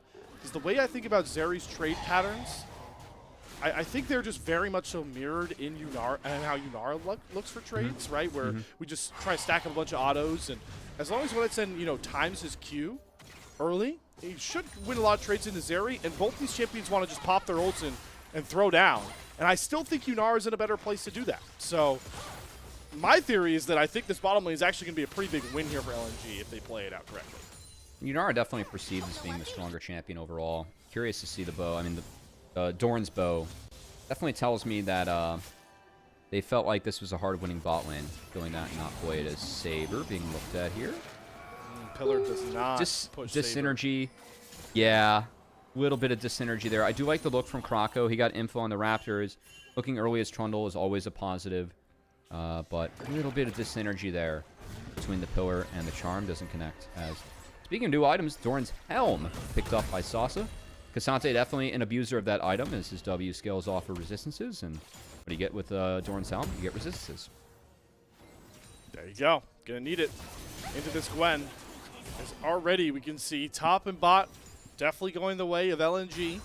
Bulldog, the only one that's under a multitude of harass, but as you talked about, right now the focus for Climber just needs to be power farming to try and get to that second spawn of Scuttle Crab to get to level 6 first here up against Kraka.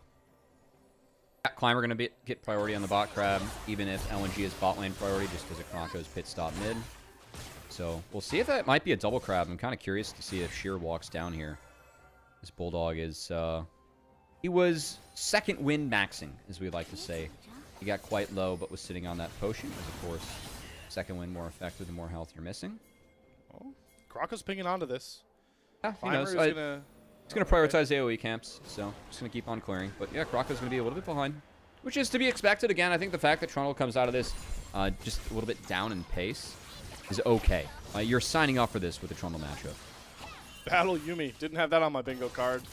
Shasha's trying to keep Missing off of that wave to see if he can make sure that 1xN misses as many minions as possible. But Missing does a good enough job trading his HP bar, and they clean up the wave just as you expect. So it's only going to be 1xN missing one of those minions on that wave, and he only has his own fault to blame. So good there for 1xN. He is going to get... I'm curious to see what he does with this wave. It looks like he's opting for a freeze. Tried to hold it to the best of his abilities, but I think that's going to be even / pushing back. But man, he's really opting in for all the scaling possible. I mean, Cole's really good on Yunara too. I think it's I think Yunara is my favorite Cole user of all of the marks. It is. It's just the most abusable, the fact that the on-hit supply, which is kind of crazy. So I don't mind the tech. I feel like he knew going into this lane that the first few levels were going to be, because he had Lulu and Yunara and Zeri, he was going to be winning, and so he's kind of using his edge to win to try and extend his lead further into the game. And Zeri, for me, I know Zeri had a lot of changes on this patch, but Zeri, for me, has always been a champion where you want to get ahead, because if your ult is not leading to a lot of action and snowballed kills, you are not as useful as other champions in your role. So I think keeping Zeri down, if LNG can continue to do so, could be quite big. But we have Nocturne coming, and Missing is exhausted. 3-6 gank, yeah. Missing's used the kill to get his speed up.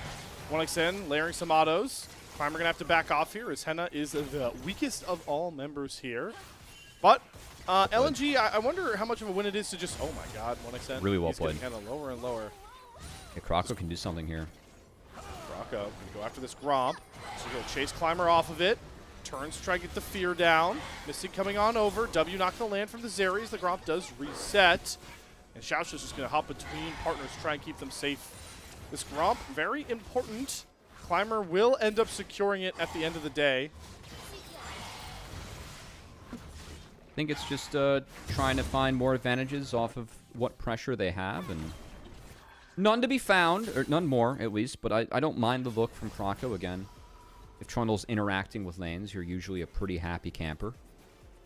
So Krako not going to get anything of sustenance done yet, but still looking. Oh wow, okay. There we go. He's got to. Almost. We're getting there. We're getting there on fixing the HUD. See, this is why talking with production could have been nice, because then you couldn't go like, "Hey," and brought attention to it for everyone at home, and then it gets dropped down immediately. You know, that's not what we like. That's okay. That's a good caster note right there. It's still it's pretty abrasive. It's leaning positive. You know, we like to lean positive. It's a better way to go about life. You know what I'm very positive about? Well, Shear's needlework is very positive because it's got Sasuke to flash, but I just think it's so fun. I know we've really been harping on this because Zeri has not been in the meta in a while, but I just always find it fun when you get like a matchup between one champion that I feel like was designed in mind based off of how an older version of that champion role performed. Like, the more I think about Yunara, I just have to think that Riot, in designing this champion, had a lot of what Zeri's, pitfalls and successes were in mind. So to see them finally go up against each other, I'm also willing to bet this might be one of the very first times we've seen Yunara and Zeri go up against each other in Tier 1. Is very fun. Yeah, I mean, kind of similar functions. Think of the W's, the E's, Q. I mean, the ults, too. The auto attack, yeah. Ults for big play moments. I think Zeri was definitely created with more pentakills in mind than Yunara, but hey, I mean, that was also Zeri with these. If you ask the way Gala started with Yunara, I mean, that's true. Who knows? Yeah, he's having quite the run. Multiple Yunara pentakills behind Mr. Gala. We'll say while bot lane might be a point of tension here with both of our junglers working their way back down here again. Curious where Climber's first paranoia is, because this is a game. Adage? Old caster adage? What? The old caster adage about Nocturne and Paranoia. I feel like I hear it every time. It's like... you kind of have to. Yeah, first ult's got to count.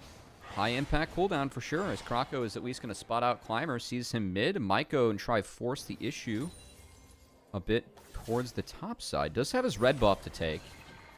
Looks like Krako's just been a little bit behind on a couple of these timers. Now Climber going to skip over his Gromp, and here comes the play bot. Going on to Missing. He's going to flash try, get away from the fear that still will land. Oh, he cleared it. 1xN Now Transcended is looking for the turn with Krako joining the fray. But they're going to stall out here. 1xN's ult is going to tick down. Pillar's now going to come through from Krako, but the play is over once that ult comes off of your Yunara. I mean, that's fine. I think you're more than happy to absorb the first paranoia for a Lulu Flash. Very true. Very true. Definitely something that can be revisited. So we'll see if Climber and Saber are able to get involved down bot again. But yeah, you're telling me Yunara Flash, no blood, and you get to stymie Nocturne, take away that first big ultimate? Yes, please. Only Flash was missing. He was the target of that first paranoia. So still have Flash on that Yunara. They're looking to try and re-enter for this Dragon. Henna does not have access to that Lightning Crash. They're going to exhaust onto 1xN. His ghost has already been popped. He's looking to trade back as the Polymorph will come down. Crocker going to secure the Dragon as Henna's going to have to try and hop over the wall to get out of dodge.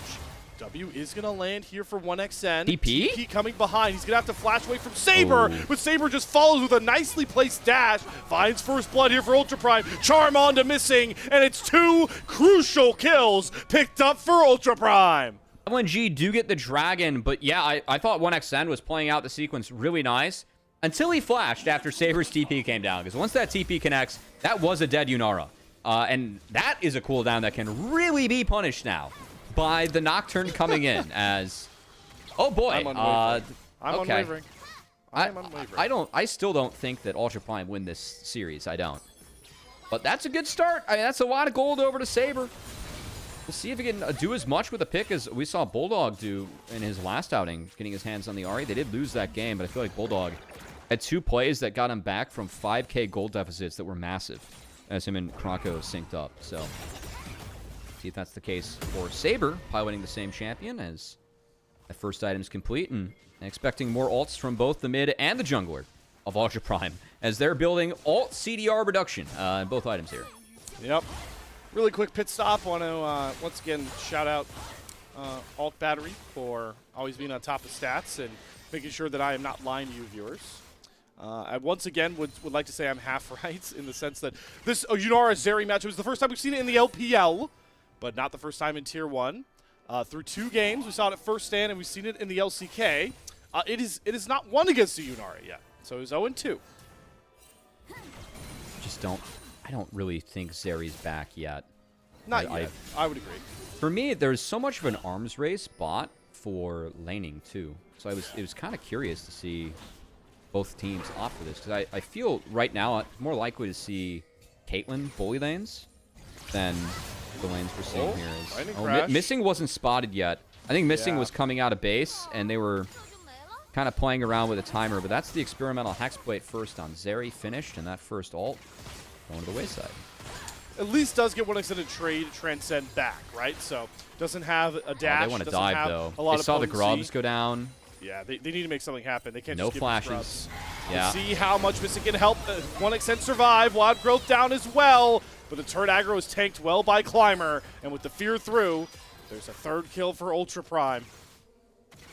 You could even see Missing. He was between Henna and 1xN there, trying to eat the auto attacks of the Zeri. It just didn't matter.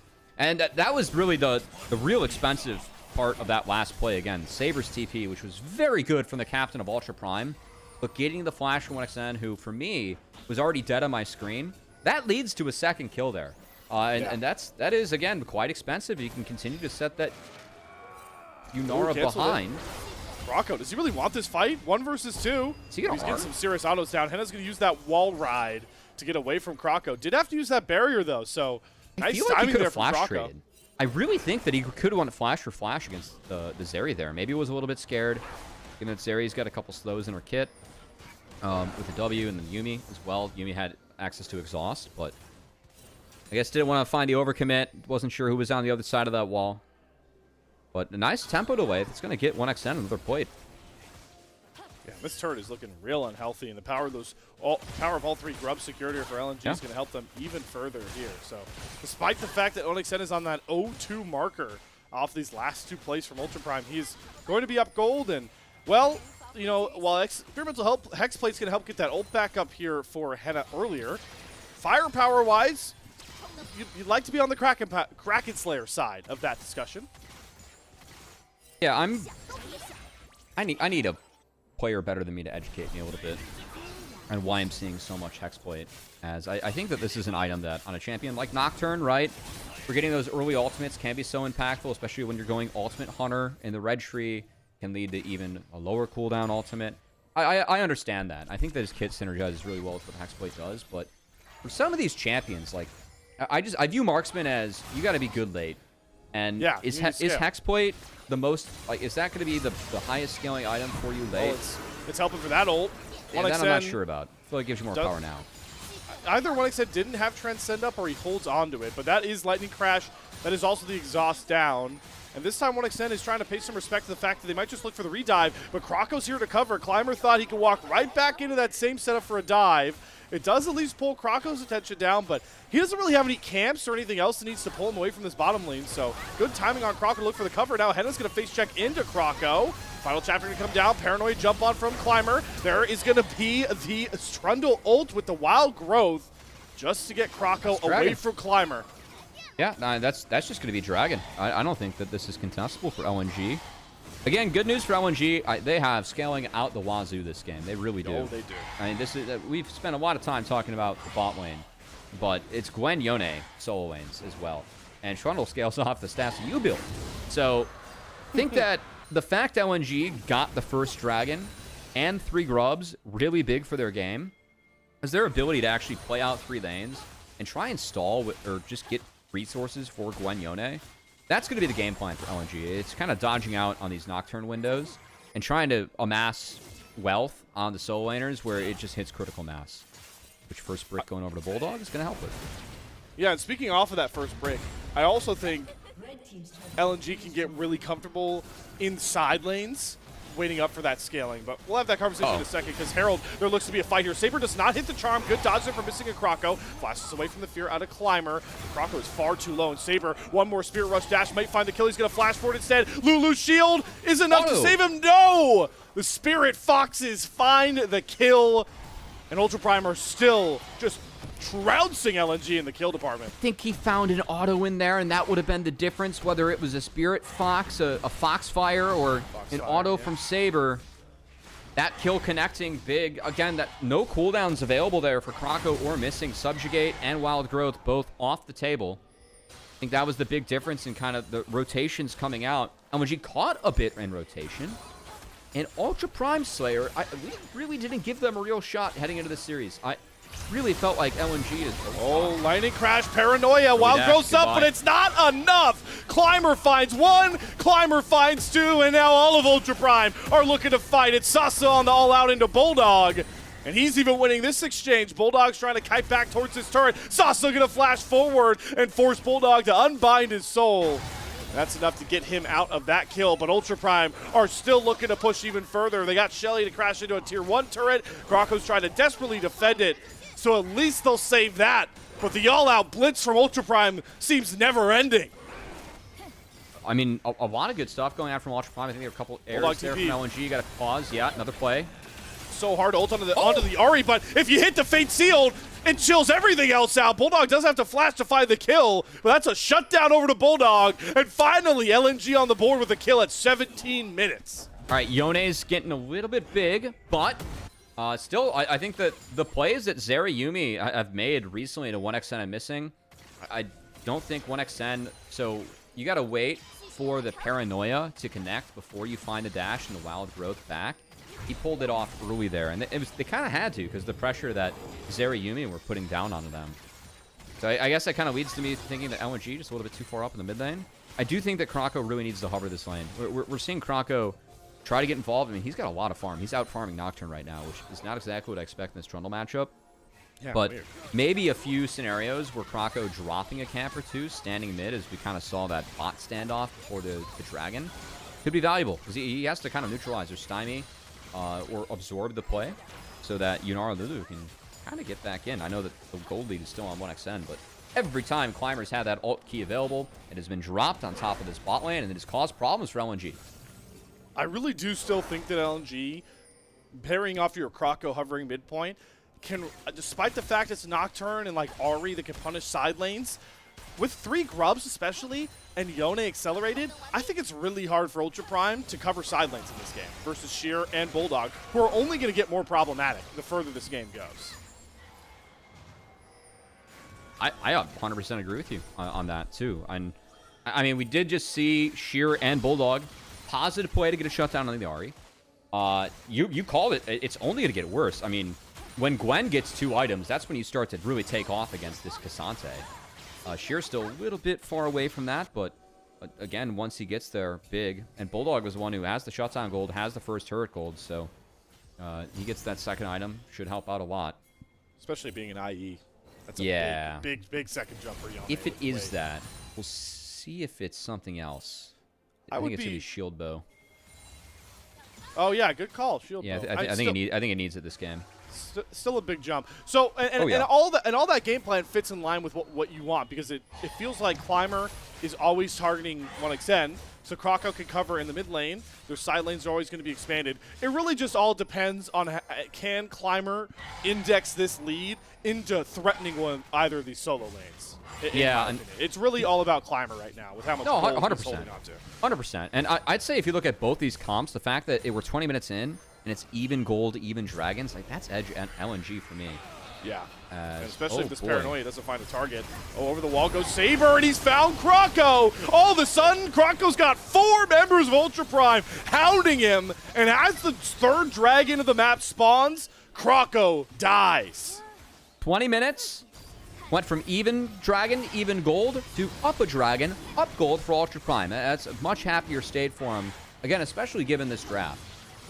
LNG, though, a lot of ults were burned. There's no Ahri ult, no Nocturne ult. I mean, I think that as LNG, you're kind of in the right to try and fish or punish, but nothing going to be found. Just time for the solo laners to fix the sides. Collapse came in from Bulldog, doesn't get anything to gain. And we're going to go back to the formations, where Ultra Prime continue to be the team that is making plays and making progress in the map. Let's see if Sheer wants to test how well he can shred this tank health bar just yet. No. Not going to manifest, and yeah, it's going to slow the game right back down. I mean, for as much as we talk about LNG and they kind of coast and scale well, they really aren't making any plays of their own. They're just playing around Climber's Paranoia. Finally, Krakow wants to look for something, but the Pillar's just going to slow Henna down for now, and they got to walk out. It's really hard for Trundle and Lulu to make anything happen in any of these engages. There is no engage.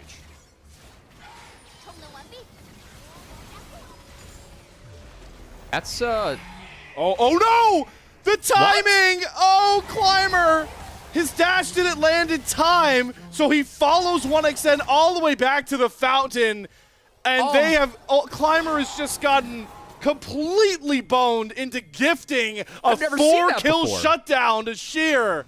Oh, that feels so bad. I've never seen that before. I really haven't. There's just a tiny window where, you know, like, he's dashing through the air, but doesn't. Oh my God, dude! It can't end like this. It can't end like this. We cannot end Ultra Prime season on a timing on a Nocturnal. There's just no way. Oh, please no. Man. There's no smite. They're gonna try and go for the fight. Oh God. I mean, Asasa, he gets Paranoia. He gets polymorphed and he just dies.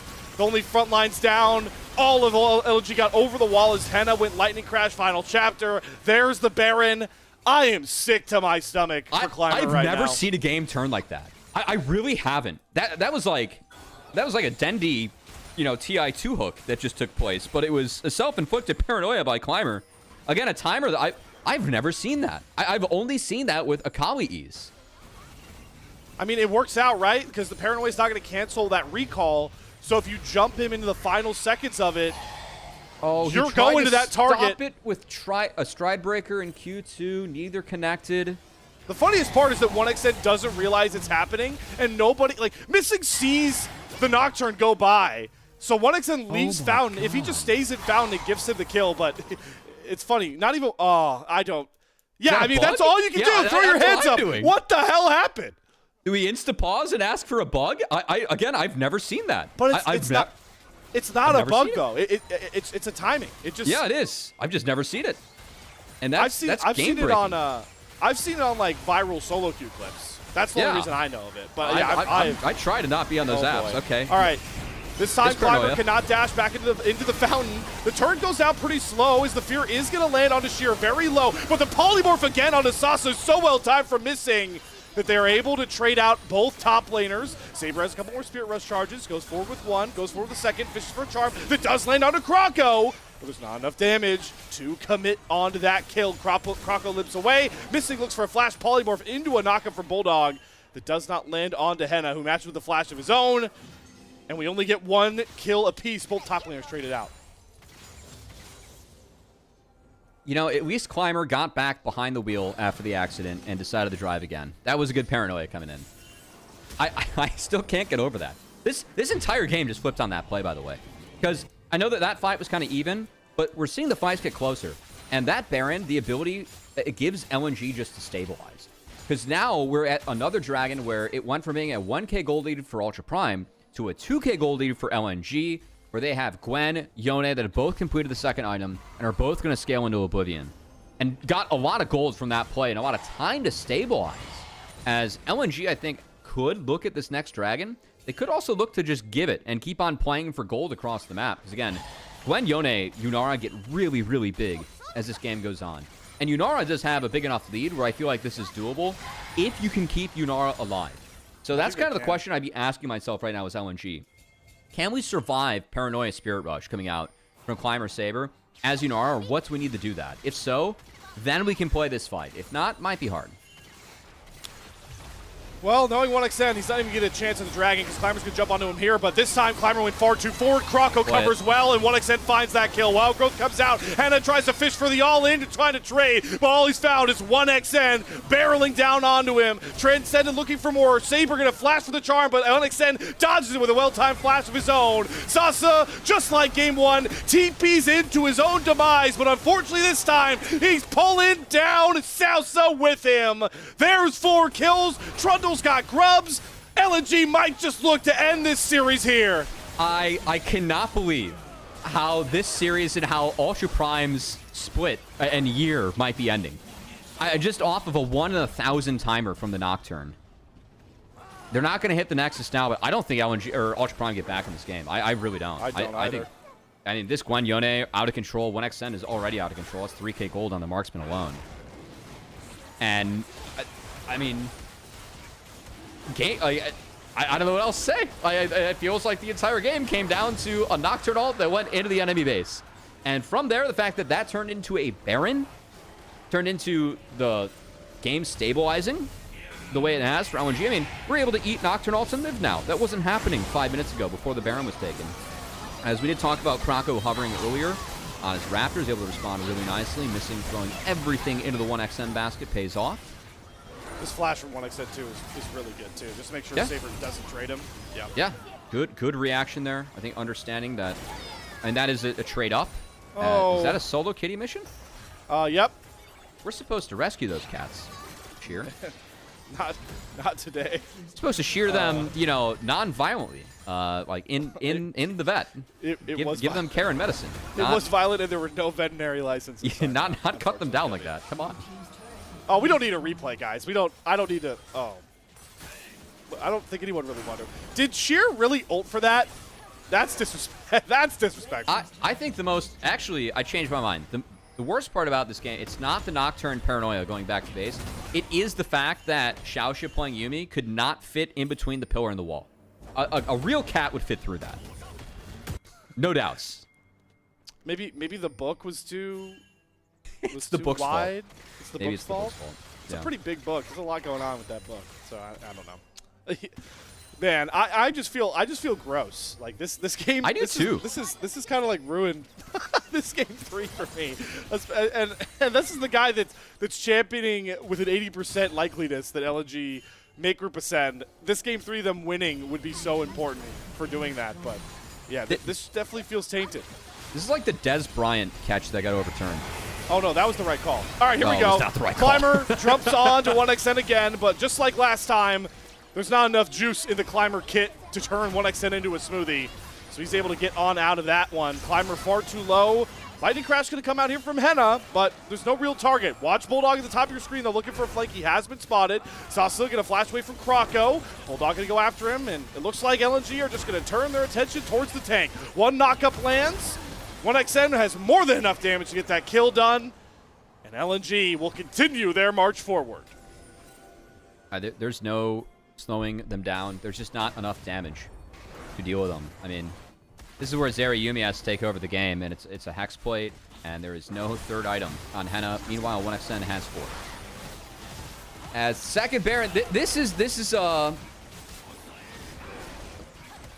do you like a respectable Baron take? You know?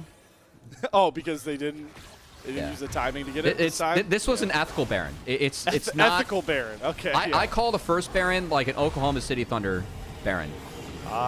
Yeah. This was an ethical. This is the Detroit Pistons Baron. Play ethical ball here. It's Tyrese Maxey Baron. See, no, that has to take like a minute to kill because we just have to maximize endurance for that one. And clutch up. There we go. Good puns. Well, let's see if this Baron is clutch for LNG in closing out this game. Don't think Soul is a real reality by this point. Sorry, I got distracted from a message. I will never admit that Des Bryant caught that pass. Per the rule book, he did not catch that pass. That was against the Packers, and I will admit that he did. Fair point. Oh, sweet Climber. I mean, he's got to rinse and repeat, try the same thing. He's got the GA. Bulldog goes a bit far deep with that Fate Unsealed, but if Climber gets caught that far forward, he is mincemeat for 1XN. And oh, by the way, Krako and Sasa are having their own little fight. And we're going to see why the Subjugate's really good into these tanks. Sasa's putting up one hell of a fight here competitively, but it's really just a distraction because, oh my god, 1XN has ended the game himself. Well, this was a conclusion to a series, Slayer. LNG first in Group Nirvana out of this, but man, I feel really bad for Ultra Prime. That was, again, I've never in my time playing or covering League, which I feel like I have to wash my hands. I've been pretty serious about this game for almost 15 years. I've never seen that happen in the pro game. I really haven't. Wait, and it really did turn the entire game on its head. It really did. I've seen you in those flex lobbies. Are we sure you're still serious about this game? Well, it depends on what role I'm playing. If you're supporting me? Yeah, we try our best always. Just I might pick something that I don't play my best. You know, it's fine. You know what? I don't really care what fan you are of what LPL team, even if you're an LNG fan. Let's put some F's in chat for what just happened to Ultra Prime, because that might be couch watched, by the way. I mean, they do get the game 3, so they do make their game score a bit better. But as you said, Cubby, it's locked in now that Ultra Prime need help from another Nirvana team to give them a chance to not end their year here in May.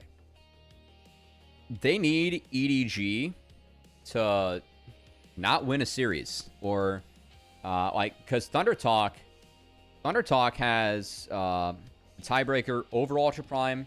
Ultra Prime can no longer eclipse Thunder Talk, and that was the really big one from today, and why it's so doomed for Ultra Prime. It is only EDG that can help them from here. EDG has to not win any of the next 2 series. It would help if they didn't win any games. Ultra Prime, they need to win the next series against OMG. And again, EDG's schedule, they have OMG and Thunder Talk left on the list, so 2 of the weaker teams we have in Group Nirvana. EDG looking like a likely top 3 finish.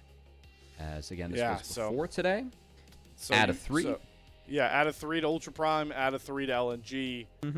As currently where we're at. Man.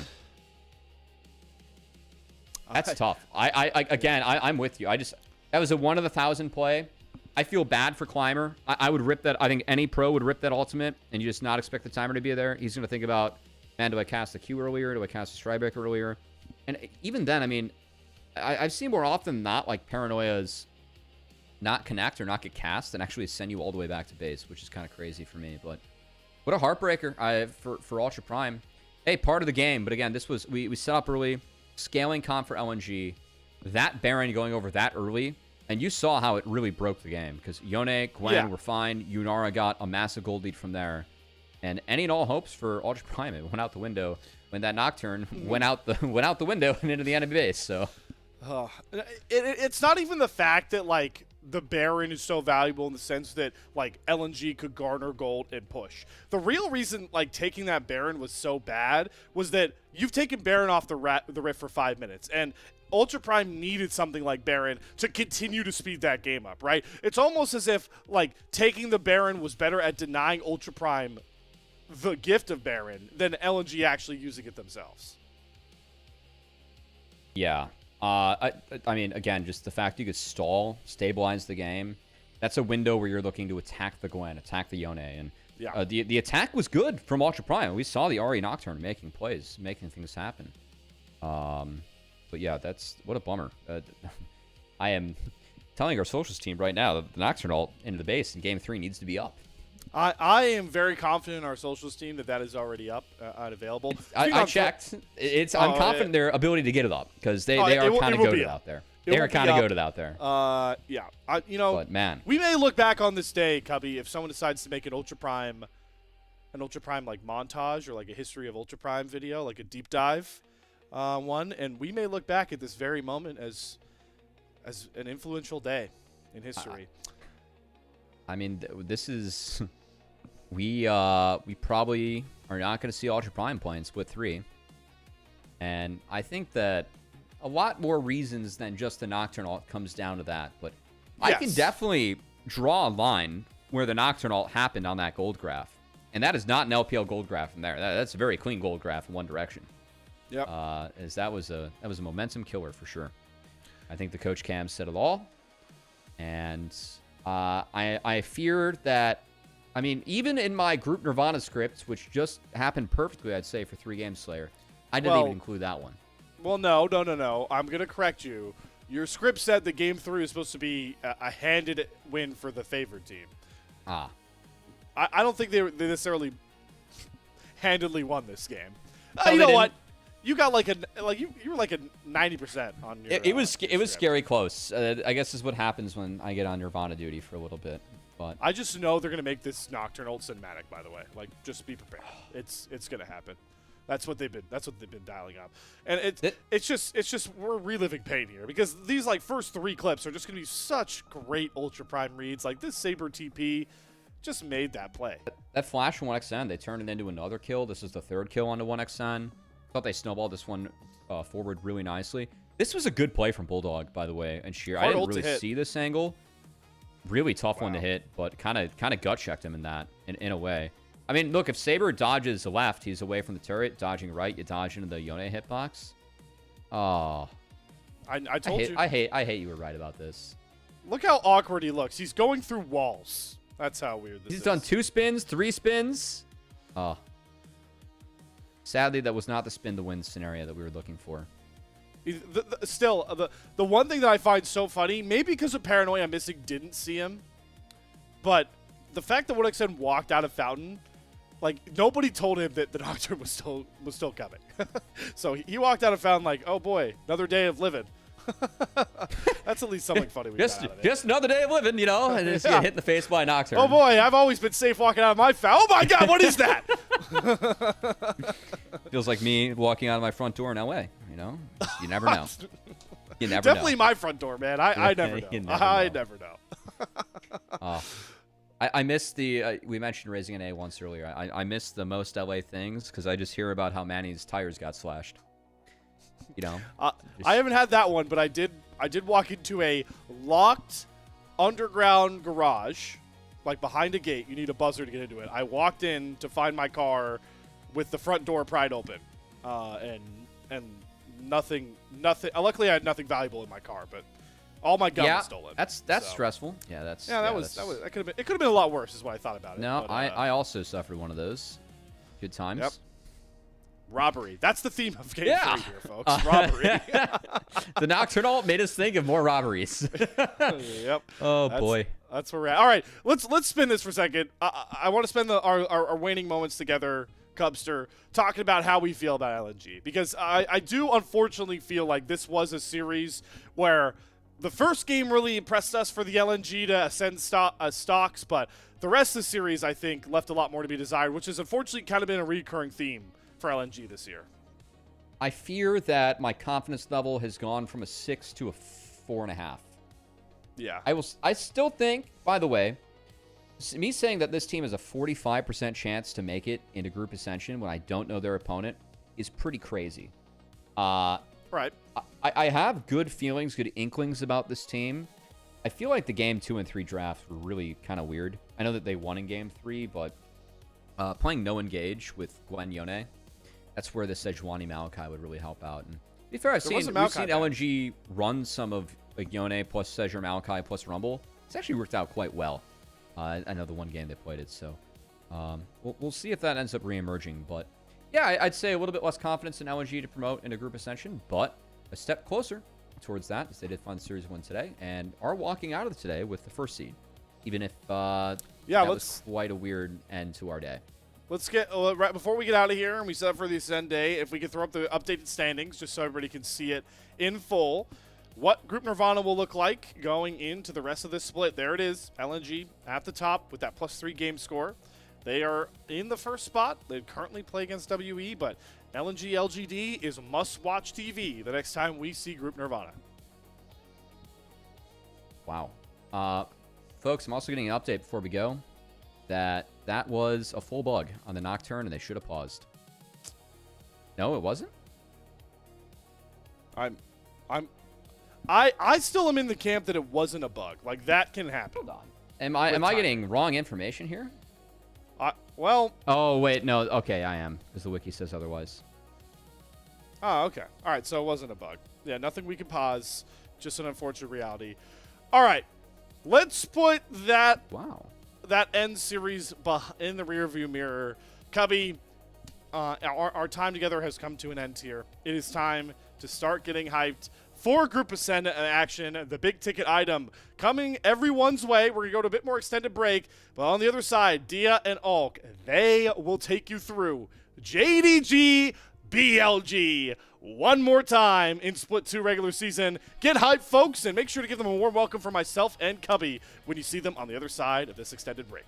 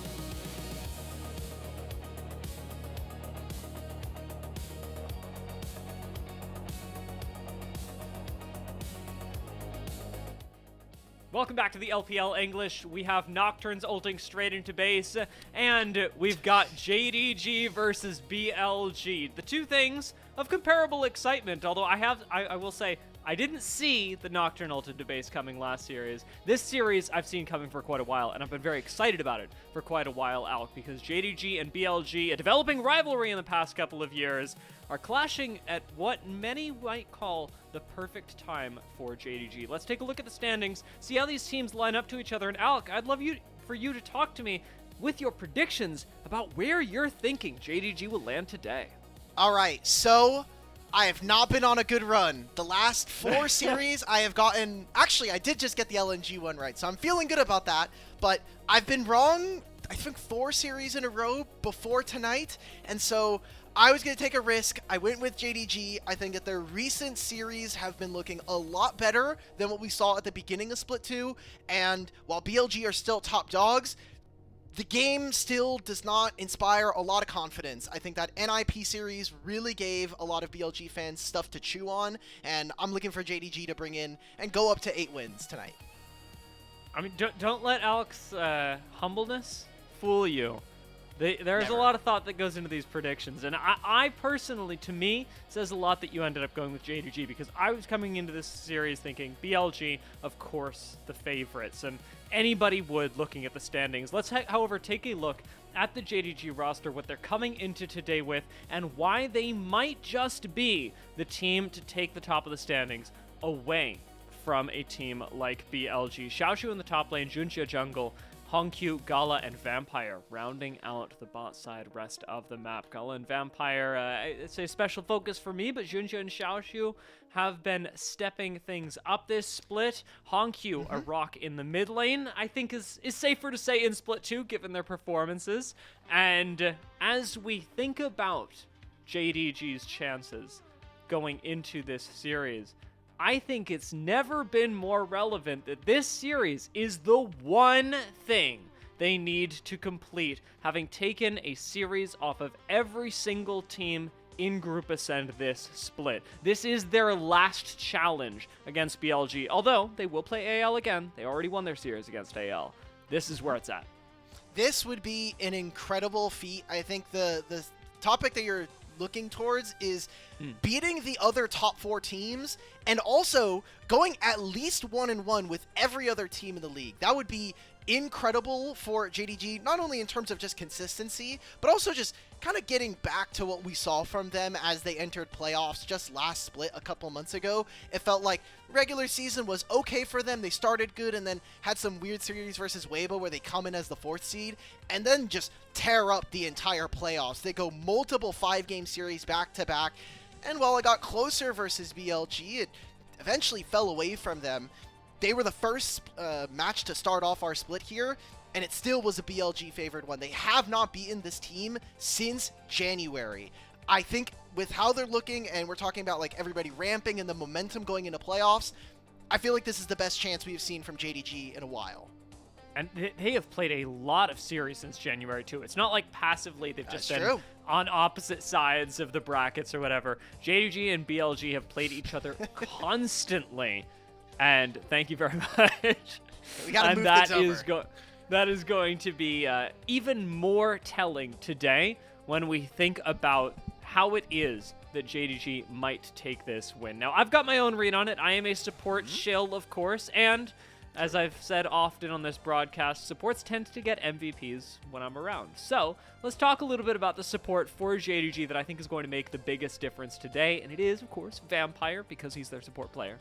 Vampire has most notably been playing really well in the Enchanter meta, and specifically on disengage and counter-engage champions, which is really important when we consider how BLG like to draft and play the game. They play with a top side especially that loves to really hard engage and then let Viper with his hyper long range do his own thing. Viper doing Viper things as people expected him to do.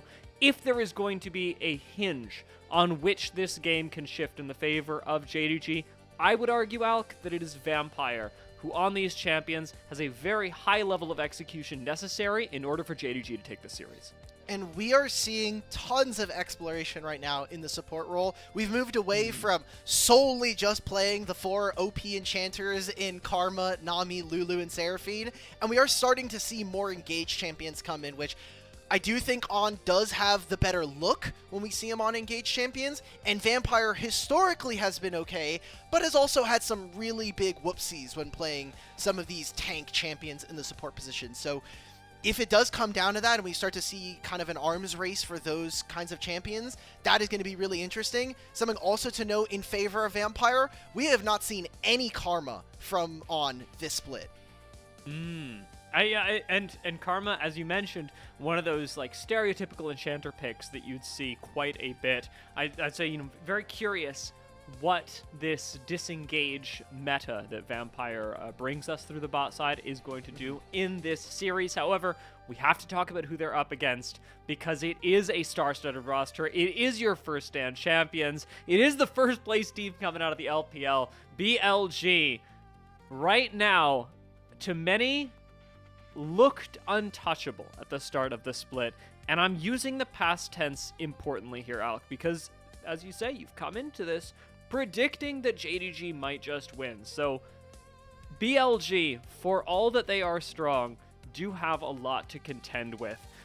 One of the people I want to focus on, of course, today is Knight, especially because we are talking about all pros. This is a player who we would be trolling if we didn't consider him for all pro. I would highly encourage you, if you are not considering him for all pro, to tell us why. And of course, cast your votes if you happen to side with us or against us in the Discord by scanning the QR code sort of right above his. Over there, somewhere on the graphic. Let them, I'll let them go for it. Yeah, I want to actually thank the LPL official broadcast for bringing up a bunch of stats that kind of just showcase why he is. Also, Knight has just been the most winningest player in LPL modern history. I think he is the greatest LPL player in the modern era when we're talking about domestically. And he's first in kills, first in solo kills amongst mid laners, has some of the most MVPs in the league right now.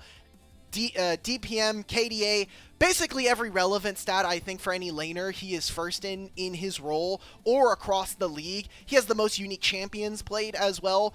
I think his versatility has been bar none the best here in the league, and there's a reason why not only all pro, but I do think that he is a top 3 player in the world right now.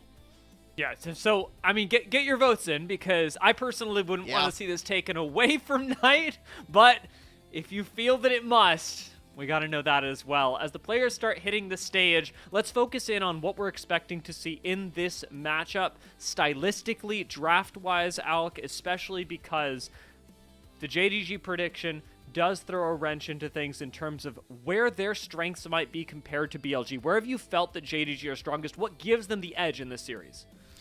So, just recently what we have seen from BLG, I want to give them some kind of credit before we start talking about JDG. Like, the topics we've talked about for BLG has been play around Bin, give him a gold lead, he'll be on side lanes, he's going to be split pushing and kind of being a maniac and creating pressure for his team to move towards objectives. Some of that has come with, I think, the narrative that he is a player that needs counterpick or requires a lot of setup from his team, and in-game that is correct. In draft, he has been doing a lot of blind pick top lanes, and sometimes that comes at a detriment to his team. I think of the NIP series where he's blind picking Jace into Gragas and then losing, but he's blind picking things like Gnar and some of the more meta top laners. When I look at how JDG tend to play, the reason why I think a player like Xiaoshu is so much more interesting is not only is he playing a lot of the metas like the Gnar and the Ambessa and the Renekton's, he also has his pocket picks, and we have not seen that from Bin so far. He has been very rock solid on his very small, minute set of champions, whereas we're seeing from Xiaoshu, he's pulling out things like the Olaf, the Tryndamere. He can also play the range top laners, which we've only recently seen from Bin, and he's also willing to play things like Nefiri top into some of those range champions. I could certainly see top lane being a place where we get a lot of action because of this pick, counterpick, or rather blind counterpick meta that's developed in the draft. One of the other things that you've noted in our conversations previously is around the question of the jungle and how JDG stylistically are functioning quite differently from BLG. That might give them an edge in this matchup, and I say might because we gotta pay respect. It is BLG, but JDG have something unique going on. Yeah, JDG so far, I think, have worked really well about bringing mid-jungle in a different way and more of the, I think, purest way of looking at League of Legends. For BLG, Shun is kind of the laner's pet. If top lane wants my jungler to sit there, he's going to get the sit. If mid laner needs jungle and support to be in mid lane, I'm not telling Knight no, and neither is Shun. For Junja, this meta has so much devolved into, can I fight you at your Raptor camp? Can I fight you on your camps? It's the reason why we're seeing Lee Sin come back. I think it's why Nocturne has been so impactful, and that's why Jarvan is kind of the champion right now in jungle. Him and Pantheon are completely terrorizing the meta, and I just think that Jinja and Hongkyu work so much better at being able to play towards the jungler's advantage and being able to win 2v2 skirmishes against so many different teams here in the LPL. That's something that we can look forward to, and not just when it comes to in-game, but even now setting things like that up in draft could be really important for JDG, as in this series, like we set up, they look to not only defeat every team in the LPL by winning against BLG here, but also to finally win against BLG for the first time in 4 months. The first game, the first draft, kicking off now is going to be crucial for setting that up. All right, so for folks at home, BLG have first select, or they get first pick. It was JDG who had right of first selection, and they chose blue side, which we've been seeing more and more start to crop up here in the league. But Varus, now the two champions that are coming to mind, are we going to be banning Jarvan? I don't know if BLG are going to be willing to give over Karma to JDG, and then also Rumble. So there's only 2 bans left and 3 champions that I'm looking at that are no longer maybe going to be getting through. 2 of them are. Rumble's super blindable as well, if Yeah. you want to end up going with that for somebody like Bin. I really, we talked about the Xiaoshu counter picks. I do wonder whether they actually open themselves up to that as JDG in this series, because if there's one player that I don't want to be, if you'll excuse it, cheese counter picking into, it is Bin. I don't want to be, especially with the amount of investment that he gets from the team at, I would say, at BLG's more successful points when they are really on. So we banned Bart. Jarvan and Rumble, both up and available. I think as JDG, you're probably getting Karma. That is, again, something we have not seen yet. And BLG instead decide we're going to pick Ezreal, which enables more of that playstyle, and I think is also a decent takeaway coming in from JDG's side. So I am kind of just wondering what they're going to pick basically the 2 most important champions right now from a pro play perspective, just from pick ban. The Ezreal, on the other hand, does function really well stylistically for BLG. Viper does like to play at 1 million range while the rest of his top side goes in. He's really favored things like the Varus, really favored, of course, things like the Ezreal. Giving up Jarvan Karma doesn't feel good, but it does stick in BLG's wheelhouse, what they've been comfortable with so far. Okay, whew, thank God. Thank God I waited that timer out. The Seraphine lock in alongside that, also fulfilling an important function here. Because Ashe is banned and Seraphine is taken, we are not going to see Ashe Seraphine, which is a breath of relief for both rosters. Maybe. Ezreal Seraphine has also been really dominant as a 2v2, so something that's going to be able to match the Karma in the lane. I typically would like to see a lot of skirmishers, so Xin Zhao, Pantheon still up and available, but really, honestly, you're playing into Jarvan. I would not be surprised if they try to pick something that's going to give them a little bit more agency. The Vi is going to give them that pick potential, which I think is really punishing against a champion like Karma. If Karma's out of position, you can just snap engage onto her and she is dead. So right now from JDG, with a Jarvan, you can play early, and I think you can also play a little bit more volatile solo lanes coming in. So I wonder what they're going to be prioritizing, whether or not they're going to be looking to grab Gala, his champion, or just try to grab one of these mid laners that are kind of fairly blindable. Gala gets Jhin locked in for him. I do fall in the caster camp. It is divisive of hating Jhin, which I think is actually the more popular camp. I am not a big enjoyer of a blind Jhin lock-in when you don't know the top side of the map. BLG, however, are not exactly huge Sion players. I mean, it's not like Bin can't play the champion, but if there is a team that is going to let Sion not be picked into a Jhin, it's going to be BLG. And so now we get into the second phase, and a couple champions. We see Ahri is being taken away. A lot of mid lane focus here in this series, and especially from JDG's side. Orianna, Annie, and Ahri. Ryze starts to become really impactful, especially if his another lane partner like TF is being taken away.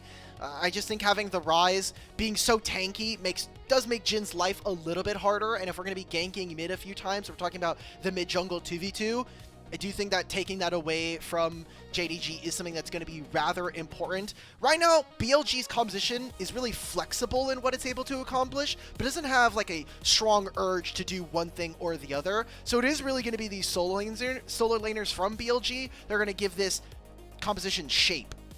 And that also means that in most cases, they're going to be prioritized. We're going to be playing through Knight or Bin as identities for the comp. Yes, Shun is going to be on Vi, really important for finding engages, but where are you going to find the thing that brings your whole composition together? That's going to be through the solo lanes, and specifically through the mid lane likely, as we've seen so much focus on it from JDG. That's what they are expecting at the very least. Rumble Ban at the end here does give us a good possibility of having a spicy top lane matchup, as Rumble, the big power pick up there, now taken away.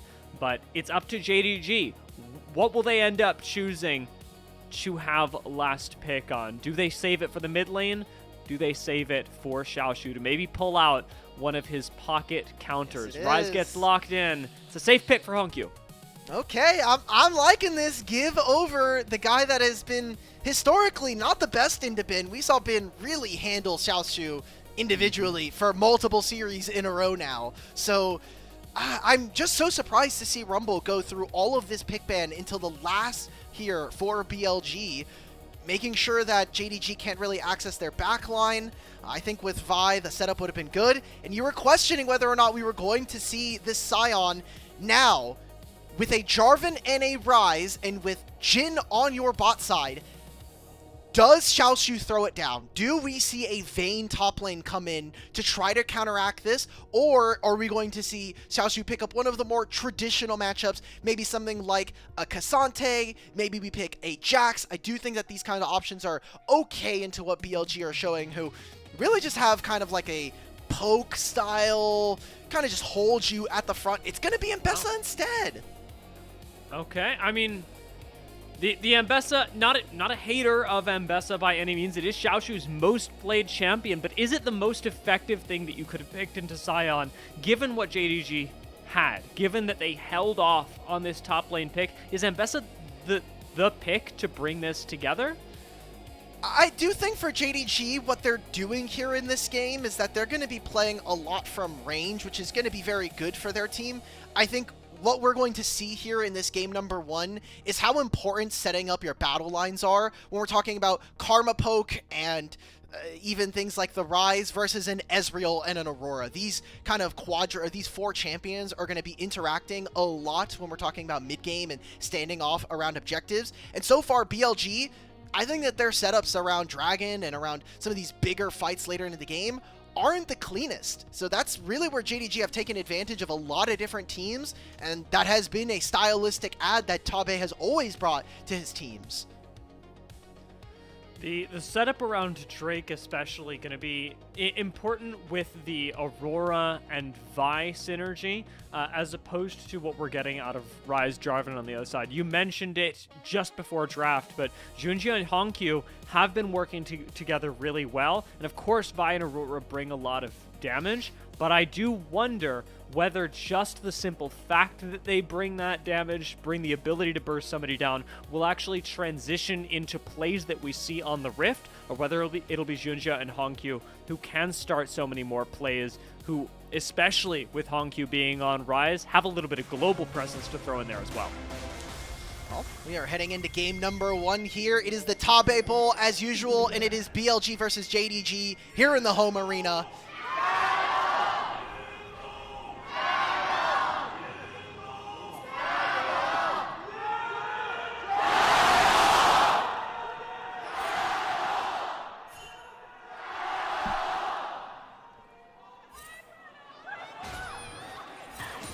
Nice way to start things off.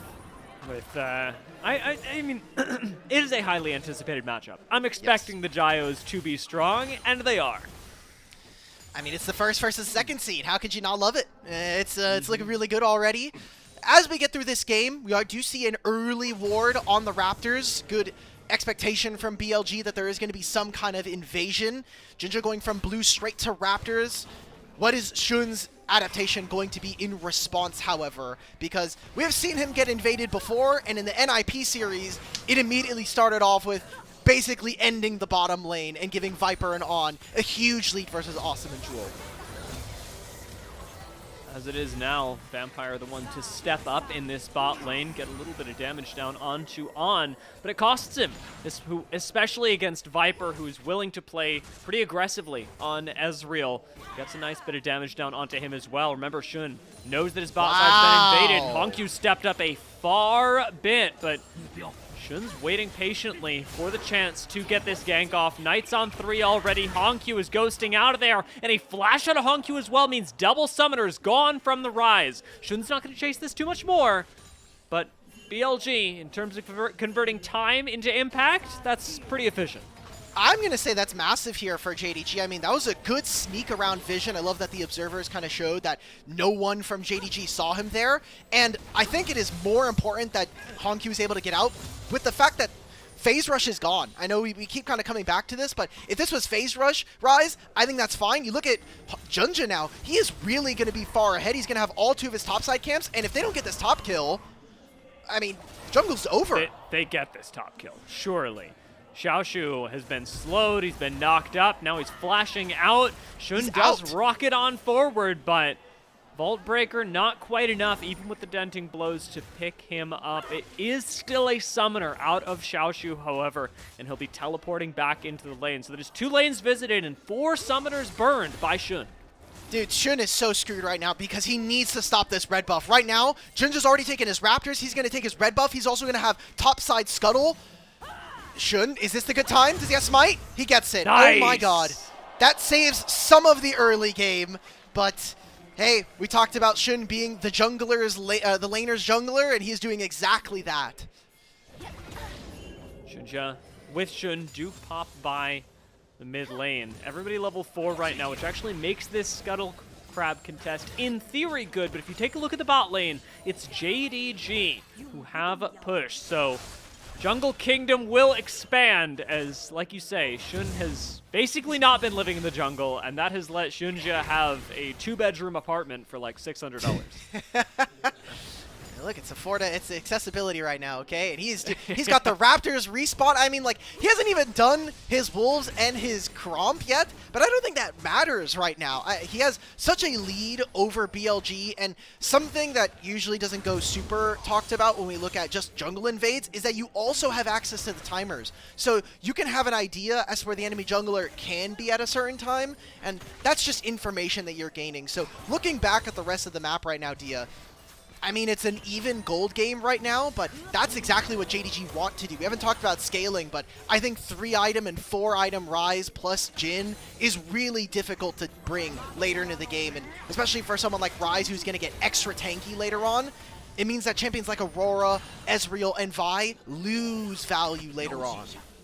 Yeah, really difficult to burst down anyone on the side of JDG, and I like the way that the observers are highlighting what's going on in bot lane as well. We have been at each other's throats from minute 1 in this bot lane, with Gala and Vampire being liberal with the poke. Viper the only one that's really been able to deal anything back. On has not had a big effect in this lane when it comes to laying out damage onto Gala and Vampire, who are very easily sidestepping a lot of Seraphine's early cooldowns. You know, we're seeing Shun go for this. It's about to be level 6 here for Xiaoshu, so he needs to be a little respectful. Jarvan's also on the bottom side of the map. But, you know, on one side here, Dia, you could say, man, Shun is really getting counter jungled all the time. But if you're a BLG fan, you're saying, who needs camps? Just camp the lanes, right? Just get the 300 gold sitting in each one of these lanes here. All I'm saying is that if I'm playing this game, and I'm doing what Junja is doing, and going, I'm winning this jungle matchup, I'm getting flamed for jungle diff in my chat, because Shun is showing up in the lanes, and he is making the jungle presence felt, even though Junja has had such a good game so far, and he's looking to have an even better one, stealing away a potential blue buff. Does drop a ward real quickly and actually spot this one on the respawn. He's got Hongyu roaming over from mid lane, who has a little bit of early priority with Vampire and Gala here as well. JDG should get this blue buff, and they've got a dragon up behind them as well. It is so hard to play whatever side of the jungle that Jarvan wants to as BLG, because not only does he have access to your timers, but he has this Rise who can just realm warp over. And so, yeah, he is level 6. Shun is just now ticked over to 5. He is incredibly impoverished in this game, and it's now leading to JDG just having complete control of wherever he wants to be. And guess what? Look at the top side. Camps are respawning. They know the Raptors are up. And Junja has 2 options. He can go and try to fight Shun on his Raptors, which he probably wins with his Rise. Or he can just start up the Dragon, which we see here. And that gives them another kind of gameplay element here to play for later on. Knows exactly where Shun has to be. On the bot lane, level 6 is being hit. Means that Vampire gets to lay down damage with the curtain call. Doesn't convert into too much more than pressure for his jungler to benefit from.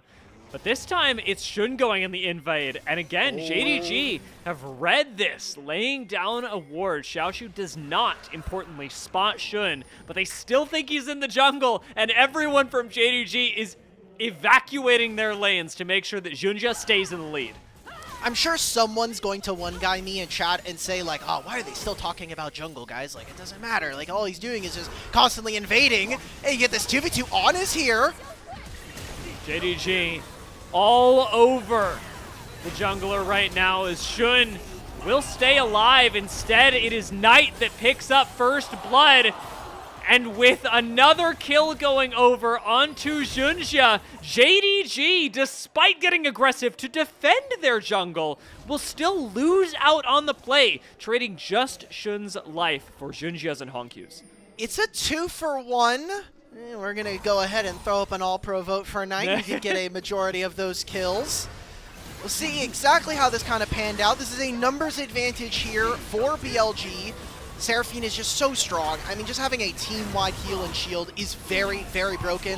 And you are playing early game Rise. He's going to be tanky. He's going to be annoying, especially with Deathfire Touch, but it's not enough. Something that I was going to touch on, and then we kind of got into this skirmish, is that laners now on this new patch can roam for their junglers a little bit more often than they would have. They did add kind of a forgiveness policy. For every minute that you stay in the lane, you can continue to get reduced quest progress as long as you kind of return to your lane after the forgiveness penalty. So right there we got to see Xiaoshu, who the lane's in the middle of the wave. Now we're coming back to Grubs. We're going to still be at a small advantage, and we're on a good timer enough here where Vampire can just walk up here, and now they get 3 Grubs, which, talking about side laning anyway, Rise later on, and Bessa as well, these are just going to get better and better as the game goes. And I really appreciate that right immediately off the respawns, JDG sort of treat the last minute as a fluke. They, yes, set up a play, didn't go well. Knight having kills is a problem. Bin having kills, less of a problem, but not ideal. And yet they still have Jungle Kingdom. They still show up and pick up 3 Grubs, can convert that into more as long as Junja is continued to be enabled on this Jarvan. Hongyu for now is going to have to maintain that first roam ability. He's almost got Realm Warp back up, as you can see when Knight's able to get there as well, it is pretty devastating. Do my eyes deceive me here, Dia?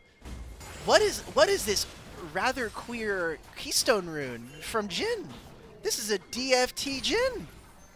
Yeah. Ooh, I saw the animation or the effect on Viper when he got hit with the Deadly Flourish, and I was like, what is that? That doesn't look like a fleet footwork. Okay, we'll have to keep track of this. I don't know if it'll do a ton of damage, but I am now actually quite interested to see like what the thought process could be behind this. I mean, I think it really works out for Jhin, who does like to take fights at a slightly slower pace. Because he can walk around, dance around, throw out a lot of cooldowns from distance, this arguably makes Gala more impactful, but like you say, we'll see how it actually plays out here and how Gala wants to play around it or not. Is it a laning choice? Is it a late game choice? I think it is a late game choice. Oh, let's get TP'd on. Shun's here again. and actually could go for this. He's level 6 on Vine. ult. Insta-flash out of Honkyu. Respect. And he gets the, I mean, that's just going to be Knight who gets this wave. This is a Rise that does not have flash or does not have teleport, so it's just going to have to lose this. I don't know if it'll turn into a plate. That's the best case scenario here for Knight. Does also tick half a level over here, so very, very good. This is kind of the modus operandi that we've seen from Knight. Do very well in the lane and try to transition a lot of those leads as one of the best players in the world, and especially one of the best mid laners here in the LPL. Bin's gotten a little bit more time with his jungler than he might be used to, but still is just playing Scion. Encore is going to clear the wave, and BLG don't really get too much in the bot lane, are going to continue being harassed. Fortunately, they use the extra time they've got by having no wave under their tower to roam into the jungle and back up Shun. It looks like BLG do want to fight for this blue buff, and the smite going down, it'll actually be on. This secures the blue buff. Shun still wants the fight though. A lot of damage coming out of Knight, and Junja deleted off the rift as BLG continue forward. With a flash out of Vampire, the play will end, but BLG up 1-0, and they kept the blue buff.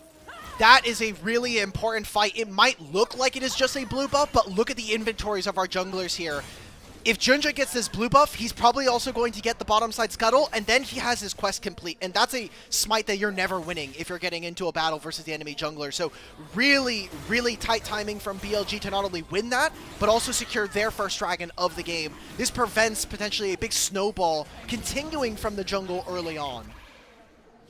Equalizing the dragons gives Shun the opportunity to go back and actually farm some of his jungle again. Still about 18 CS behind, but now that that's all well and good for BLG, Junja is still going to come in and secure the Scuttle Crab in the end and look for a little bit of revenge. Look to deny as much for BLG as possible. He needs to stay ahead, or JDG's early game is going to evaporate.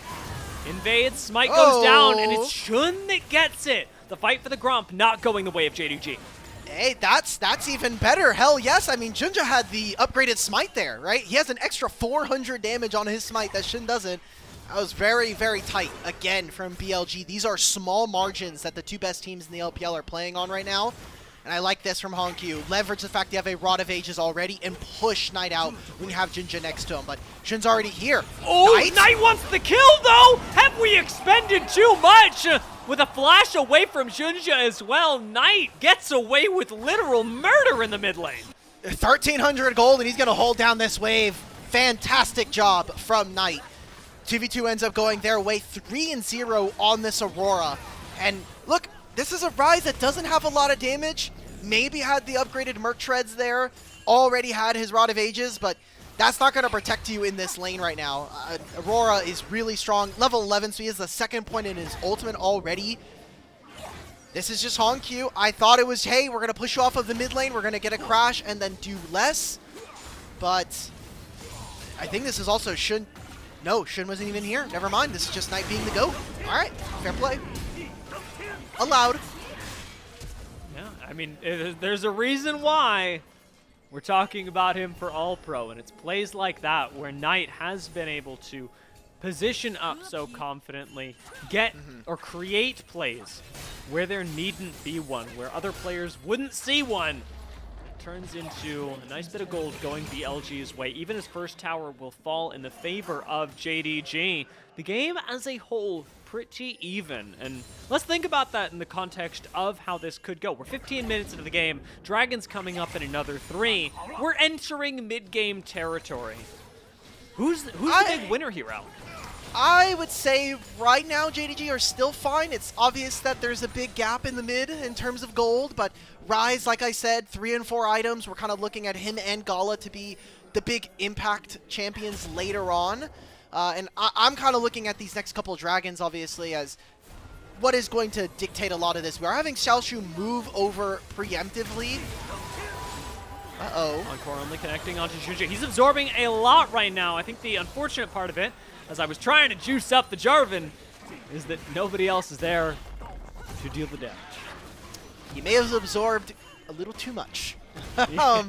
We may have soaked a bit when we needed to squeeze, and team just wasn't there. I mean, we have a Youmuu's here for the Jhin. It's going to be some early damage, and the mobility is great, but you're just not really going to match a Trinity Force from Viper this early on. So what I was going to say is that I like this state of the game for JDG, but now with that kill and the Herald, with Knight getting all these plates by himself topside, and the fact that BLG will have a Herald that they can use during this next fight for the Dragon or later on, this is where I think we could start to see BLG leverage a lot of that strength and start to turn this into a game that is looking like a win. Soul definitely a big threat here as well, with Infernal being one of the very prized Dragon Souls in terms of finishing a game. Well, it's not Hex Tech, which I would also hate to play against again on the BLG roster, but neither here nor there. JDG still at a bit of a disadvantage when it comes to securing these dragons because of the aforementioned Rift Herald. Second Drake and third of the game likely to go over to BLG. We'll check in with that in about a minute when it spawns. In the meanwhile, Xun going to clean up the rest of his jungle, which I think we can finally call confidently his jungle. Thank God, because he kind of needed it after the first 10 minutes of this game. Yeah. Definitely was a necessity. We're 30 seconds away, and when I look at the inventories, you know, Summoner Spell taking into consideration, I think this is an okay spot we could see from JDG.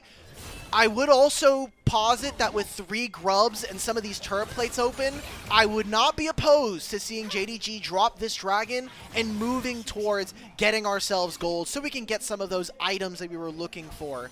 Very much a good, respectful play from Xiaoshu to back off. Anywhere Knight is, I really don't want to be, and I don't want to give up the advantage right now that Xiaoshu has over the bin.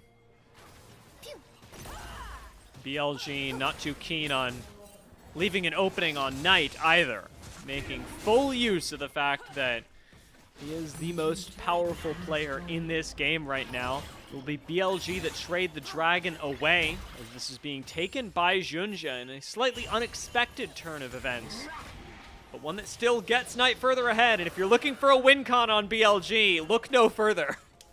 Yeah. Do I have time? There's a Herald being spawned. I'm seeing Ryze is hovering. Bin has no TP. This could be a play for JDG if they really wanted, but Knight is here, man. He's level 13. He has 2 items. Surely we are not fighting this as JDG. Okay, so here's the spiel. We're good. We have hyper carries in the game. Those are usually your big AD carries that scale later into the game. I like to consider Jhin as a ultra carry because he really scales very large AD amounts with his passive. And DFT actually has a more positive interaction with AD than it does with ability power. So I am quite interested to see what Gala is able to do when he is like a 600 AD Jhin and he hits you with DFT. And the burn then increases to 75%, and he kind of rips apart your team. That's like a very much a kind of a late game fantasy, but that's maybe an experiment that I'm willing to kind of look into later on. And BLG probably not too opposed to getting to late game either. I mean, obviously you'd love to, as any team, close out a game at around 25 minutes, but you know, BLG's composition, it's not like it doesn't function in the late game. You have Sion, you have Ezreal. There's a chance that both of these teams are very willing to handshake a late game scenario, not get too aggressive to try and close things out in the mid game, because they both believe in their individual pieces. Gala cleaning up waves in the mid lane right now. We're going to keep tracking his items, as right now he's got 2 completed on his way to his 3rd. JDG now fighting for their own jungle, have BLG giving an incredible amount of priority to their solo laners. Bin's here, along with the backup of Xun and Knight. On's joined the play, and BLG, numbers advantage for them. I think this is really smart. I mean, you right now have a 2-item Ezreal, right? This is Muramana and the Trinity Force. Why not? Let's try to take this turret. Ryze is pushing on top, but has no TP. He cannot match. He's going to be a numbers advantage here for Billy. Bin's chosen to tank up the turret, and On immediately gets dunked on by Junja, assassinated in the backline, but what does it cost? Everything. JDG lose their tower, lose even more. 3 players down. as BLG make the play for a dive underneath the tier 1, and as we said, the tower soon to follow. Hongq, however, does trade on the other side of this. Let's take a look at the dive again. I'm gonna say, math problem-wise, I think I'm willing to make this trade as BLG. I think the 2 plates on top, not as worth as maybe getting 3 kills for ourselves. And all of this gold, it may not be in the right places on starting this, but then they're able to grab these plates on the bottom side. They're able to kill Jinja especially. I think that's probably the most important part. And now we're going to be heading into a Dragon in 2 minutes time where there's no flash for this Jarvan. And you're going to be able to correct the top wave. We still have a really strong 2 and 3 items here for Knight and Viper. I was going to see whether or not Viper was going to opt for the tier build that we've been seeing with the addition of more AP ratios to Ezreal on 26-9, but is instead just going to pick up probably what is looking like an Endless Hunger or the Spear of Shojin. Just be strong on AD and just not even have to worry about a later game scenario. Let's just try to brute force them. Like looking at JDG, I mean, that's 2 items completed for Hongq. He's still ways away from that actualizer. Arcane shift forward out of Viper. He knows he's strong. BLG, as a whole, know that they run this game right now with a minute left on Dragon. This should be their second of the game, but Soul Holy seeming crap. a little bit out of reach for both teams, if I'm honest, Alec. 2 Dragons to each soon, if this plays out right. Would make that pretty impossible. That was crazy. That graphic just showed that Knight has 45% of his team's damage. Not that I don't believe it with how this game has gone, but that's nuts. I don't know how else to say it. I think that's a pretty simple way to put it, and if we were putting any more Knight glaze, then right there, that's the Krispy Kreme on top. We got 30 seconds before Dragon, and with everything kind of even, I'm still just looking at the fact that there's no flash for this Jarvan going in. In case we're not slamming this point home enough. Nope. Go vote. Yeah. Go to the polls. Give it to The Knight. LPL English polls. Yeah, I will say, outside of the mid lane, there's a little bit more contest. But hey, you know, maybe you have a favorite mid lane with Knight, if you want. I don't know. I would be voting probably for Knight. Your mid laner's favorite mid laner is Knight, especially here in the LPL. Yeah, exactly. Dragon gonna be don't- started up.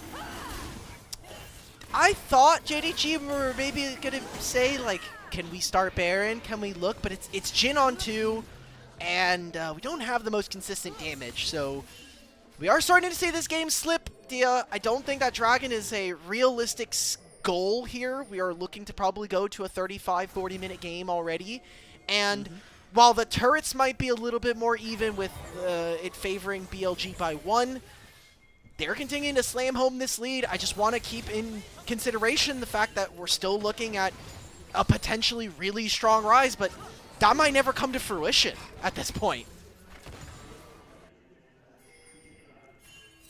Looking forward to what Gala's able to do as well, and I'm going to bring it back to what I was thinking about earlier, because I was thinking about it right then. What can JDG do? And I thought about Vampire, the guy who was talking about just before we started this game, as the disengager, the person who needs to function as a counter to BLG's whole topside play, to send Bin, Shun, and Knight in. And on Karma, who is a very strong champion, I don't think Vampire's really got that autonomy. Yes, he can help his team sustain, but in terms of actually keeping them safe as the fight goes on, this has gone from bad to worse. He not only doesn't have the champion to do it, he doesn't even have a champion right now. He does not have the health bar to sustain. That is not a cache that he's allowed to check. And that was something that I talked about during draft, right? We were saying, like, okay, Vi is a good answer into Karma. Karma, if she gets found in the mid game or later on, she gets picked off and there's nothing you can really do. So, yeah, I think that JDG are in a really big hole right now, Dia. BLG have just so many more tools to play around. The kill threat that they have access to is just that much stronger than their opponents. And I'll be honest, outside of a really wrongly played or a greatly played 5-on-5 from JDG, I don't know if they really have the possibility of getting that scaling dream. I think the fact that Knight is so far ahead and that Shun has bounced back here in this game now with almost 2,000 gold over Jinja, that I think kind of surmises or surpasses some of those advantages we were talking about from draft. And Knight has been the biggest part of this game for BLG. When it comes to even equalizing Shun, Knight's mid lane pressure has done so much to make that possible. His side lane now essentially uncontestable, even as Hongkyu moves in to at least clear the wave. Where Knight goes, BLG win. Almost 3 items completed. He's got a Mejai's already, knowing that he is where BLG's bread is buttered. JDG got to contend with an extremely slippery Aurora, and that is to say nothing of the caliber of the player. Knight putting this game on his back, and if I'm honest, making this climb a very difficult one for JDG, who have not won a game, or rather a match against BLG since January. It's looking like this is going to get one game further away from reality. Yeah. Hey, look, best of 3. Always possibility, and we have seen BLG throw.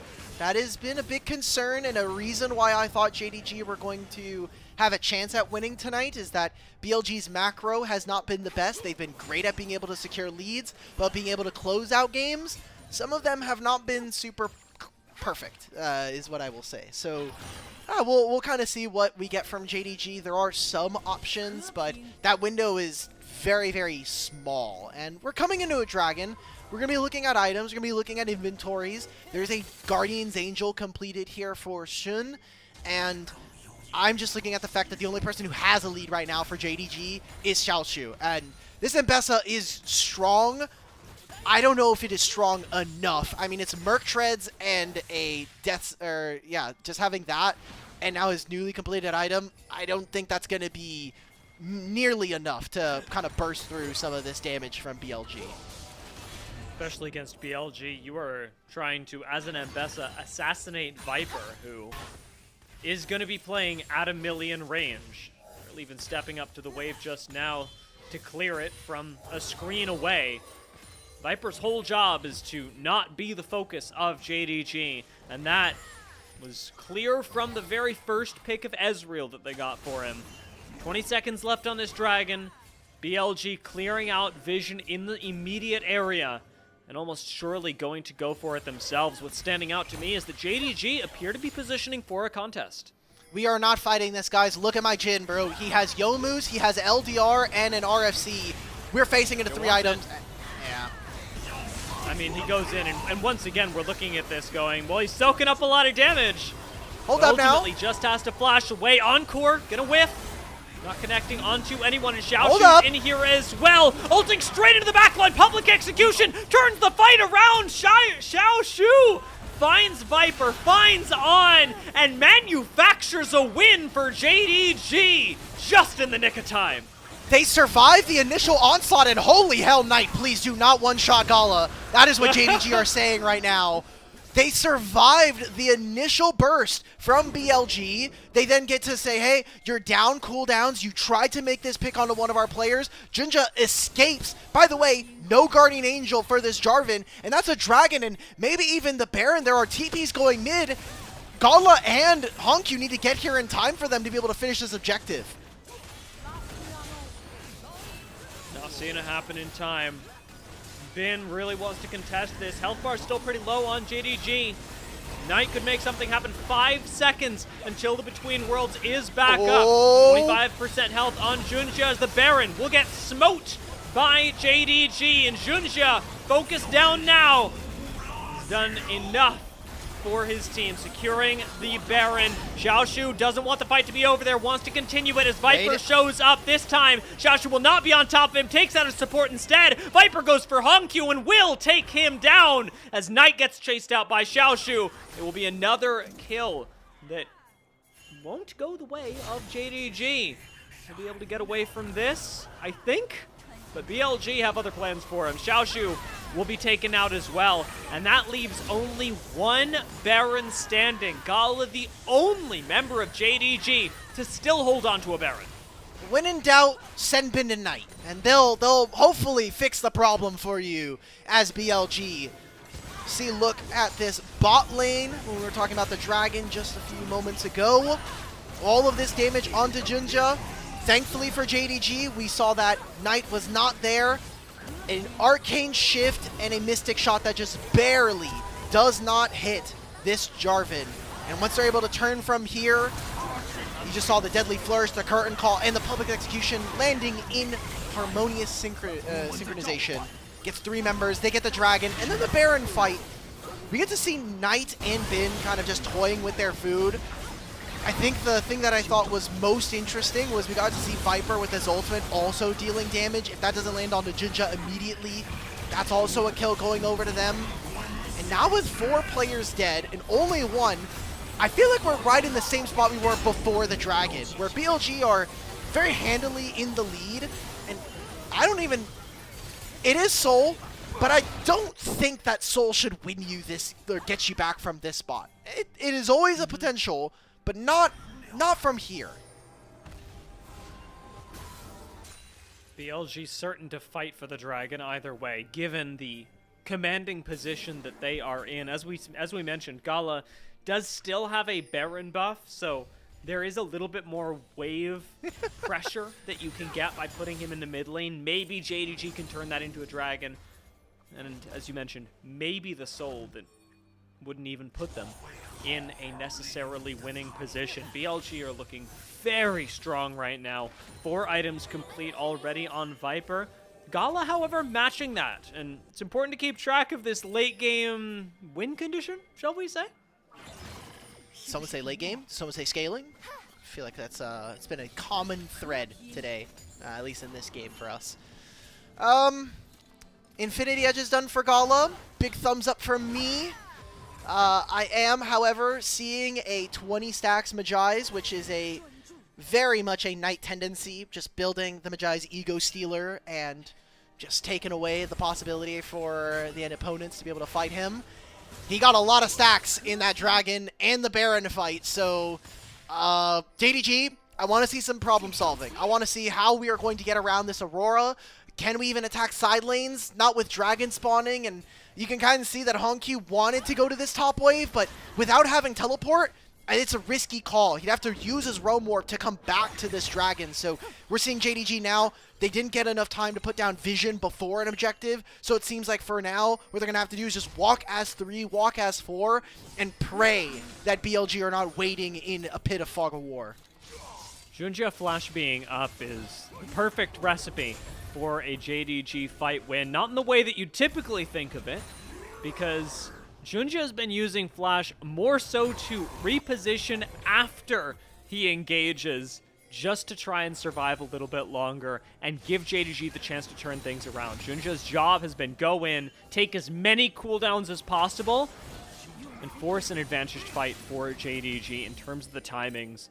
If that works again around this Flash timing, could be huge for JDG, but it's going to have to work in the next 10 seconds as Dragon's spawning right now, and BLG certainly want it. I was going to land the first couple shots of the Curtain Call onto Viper, but now he's got Bin in front of him. The last shot being held. Teamfight initiation not quite kicked off for JDG. It is going to have to be Junja, who once again throws his body on the pyre of BLG in order to do it. I mean, how do you ever kill this Bin, right? Like, his TP shield plus Seraphine, they can just permanently sustain themselves. And JDG are now looking down what is an impossible tank frontline. Honkyu's on the opposite side of this wall. How are they going to do this? Bin's barely even taken damage yet. Good luck. Walk right into the face of Junja. Dragon's gone. As Dragon gets taken down. There's no reason for JDG to fight anymore, but BLG still want to fish for it. Bin soaking up all of the damage, all of the cooldowns in the front line. BLG, the rest of them at full HP, get to lay down damage onto Xiaoshu and force JDG to back off. Well, Dia, I feel like a prophet who should not have gotten the prediction right, but ended up getting it. I was saying that Soul is probably not going to be a realistic goal for either one of these teams, because it was a BLG lead at the time. But we are going to 40 minutes, and we are going to see a 7th Dragon in this game. And that's going to basically decide a lot of this. So, still kind of the same story here. And who else is going to kill this tank now? Like, it is Xiaoshu, but we haven't really gotten him to dive into the backline. I think a big problem is that Ryze does not have the same impact here that we were maybe looking for in this game. Vampire almost gets assassinated for a second. JDG have to be very careful about where they step up because BLG control the rift, control the vision around it. Knight wants to defend mid lane tower. The rest of the team gonna come with him if they know what's good for him. A benefit for BLG is there's very little, I should say, point-and-click crowd control from JDG. So maybe that is why we are seeing them start to struggle here. The only thing that is easy for them to land is a Spell Flux and a Rune Prison, but that requires Rise to step up, and versus the champions that are on the opposite side of the screen, I don't think that he really wants to do that. Just my opinion. I would be willing to be wrong if Hongq wants to prove it, but it's really difficult, and that is why I think Vi such an important champion, not only for BLG, but just for what this comp wants to be able to do and just operate as we get further into this game. Viper's been playing incredibly responsibly as well. We mentioned it so many times, but playing at these 3 million units that he's able to has been essentially untouched, with the exception of the singular dragon fight that dealt him his only death of the game. Knight, by the way, still deathless, and I'll note that Gala on the other side is as well. He's been playing for the team on this Jhin, but not overextending, not trying to force anything, and as I say that, he walks forward and takes a huge chunk to the face. Gonna try and lay out this curtain call directly onto the Seraphine, but doesn't quite land it, having to cancel as Knight burns between worlds to deny the rest of that ability. Now Hongq's in trouble. In comes the Pain Train. Bin does not land the knockup, but forces a flash out of Hongq, and BLG managed to force JDG away from their jungle, away from the river, and away from this Baron that they immediately start up. And they're not going to really be able to contest. Look at the spells that are down. There's no public execution. There's no Realm Warp. I mean, if they want to get in, it's too late. Flash Encore is huge from An Shunxia! Last one standing on this side of the map loses Gala and Vampire before being popped into GA and popped out of it. I think you were right, Dia. I think GG is the word or the acronym that I would use here. They're going to fish for Hongq between the turrets. It's between two ferns, but this one has a little bit more crystals on it. They're going to have Baron, and if they don't end the game on this push, they sure as hell are going to win in a minute and a half's time when the soul spawns. Xiaoshu is ceremonially there to watch the turret go down, but he can't do anything here. Even God's own public execution would not change the fate of this game for JDG. BLG and JDG since January have been inevitable, and it will be once again as another game gets claimed by BLG. Nexus gonna go down, and game one goes to BLG, even in the face of a JDG that looked like they were coming up.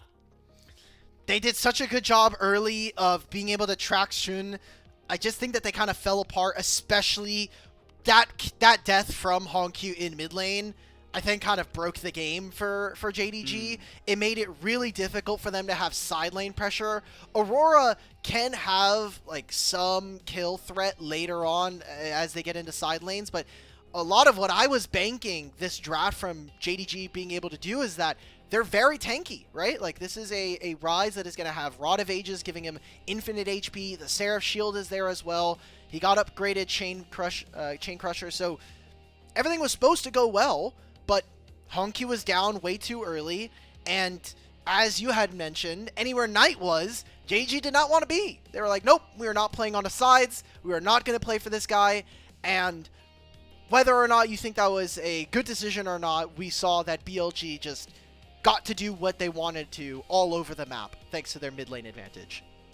Yeah, I mean, Knight was the most proactive member of this team when it came to creating advantages, and I'm even going to call that back to the dynamic that you mentioned really early on. Shun's getting invaded, Shun's losing everything, and he's also ganking for Knight. And I don't that's not a Shun call.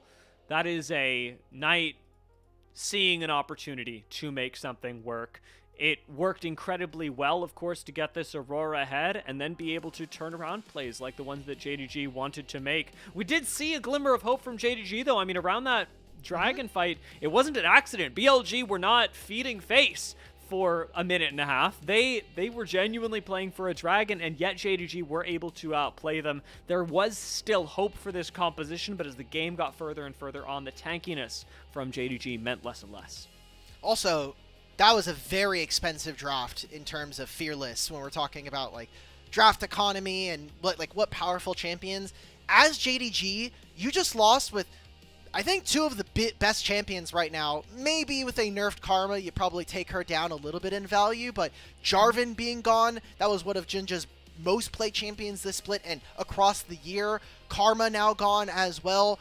Rise, a big champion, especially for Hongq. So that was a big loss, I think, for them. And the gold graph, barely 1,000 gold lead here for JDG, whereas BLG were able to tank a big portion of that. And you can see that dragon fight is where that small canyon there started to appear. But aside from that, it was all BLG, all Billy. Yeah, they were in massive control of this game. And the way that BLG played it as well is in the face of an incredibly aggressive Junja, who I will note ends the game at 1-6-5. Despite the early advantage that Junja got, JDG or him, I'm not really sure who it comes down to, but we're unable to execute on it. And I'm really not sure where to put this for JDG, because if you clip just the first 5 minutes of the game and ask me who wins, I'm saying JDG, and yet BLG were able to turn this around.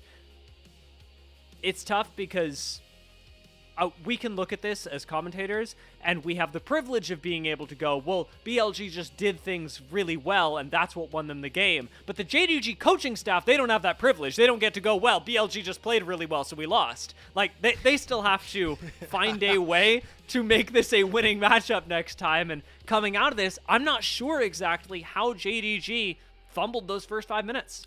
If it makes you feel any better, a lot of teams have had to come back after a couple games and go, well, they just kind of outplayed us, guys. I don't know. Like, there's a little bit more we could do. You know, review could be a little bit more in depth than that. But what are you to do when you just see your mid laner walk into Raptors and then die and give over a lot of the big lead? What do you do when some of this is supposed to be a poke composition? In my mind, I think that JDG is trying to play like a dive strategy, but not really having the opportunities to do that. I mean, what side lanes are you diving with Jarvan and Jhin? Are you going to go against the Ezreal and the Seraphine? Highly likely that's not going to be the case. Are you going to be diving Sion? Well, more often than not, you're probably trading 1-for-1 at the very least thanks to his passive. And so with the mid lane advantage gone and side laning really not being part of the game, at least in this one, BLG got to do what they've got to do. I mean, this is the one fight towards the end of the game where we're like, oh, maybe JDG, maybe they got some life. And then we saw the Baron right afterwards. BLG just skyrocket back in the lead.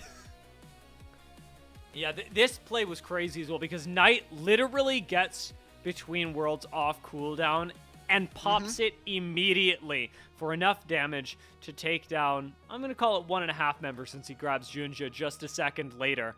After that, getting away from this as well, even failing the flash, Knight still seems like the player who, if you were asking me, and I'm asking you, probably player of the game. I don't even think that's a discussion. I think that we are going to see all hot, of the votes. This was a great ultimate coming in from On, who Seraphine play, I think his enchanters have not been as tight. Something that On as a player has really made his name on has been his timings on the map and trying to take pockets of vision, especially on engagers like Alistar and Rel.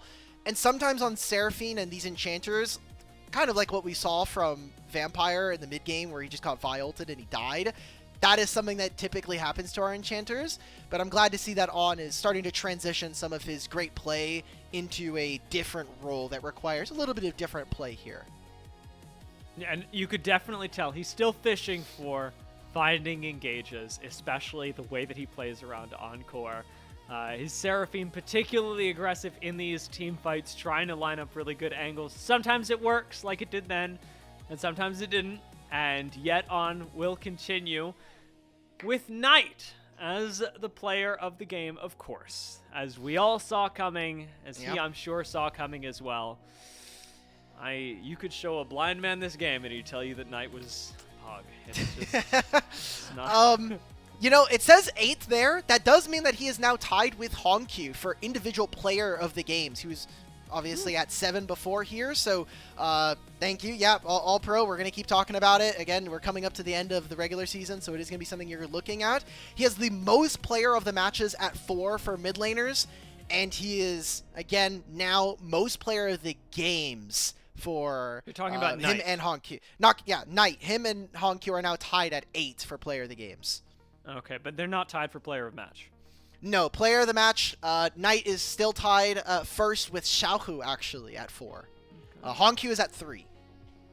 Okay, well, we'll see. I mean, maybe Knight gets to pull ahead, or maybe Honkyu pulls out the good old Uno reverse card, as we still do have 2 theoretical games in this series for JDG to collect their last Infinity Stone of the LPL, find yet another team to take down. But this one is looking pretty tough, as BLG are shaping up just in time for playoffs. Who will take the win in Game 2? We'll find out after the break.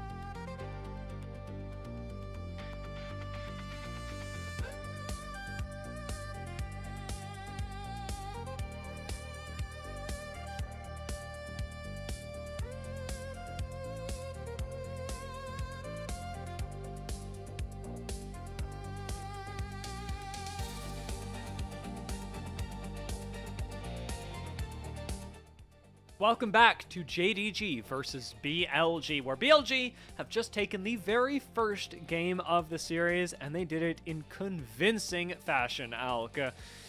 That was a vote for Knight. Vote for Knight on All Pro. That's the plug that I'm getting to before the graphic pops up. However, before we get into game 2, No! I wanted to talk about Bin. I guess we'll do the draft, then maybe we'll talk about Bin. Maybe we'll see. Maybe if we're good. Maybe if we earn it for ourselves. So bans are kind of staying the same. We're seeing Jarvan, or we're seeing Nocturne. We are also seeing Twisted Fate. Are we going to see another 4 bans towards mid from JDG?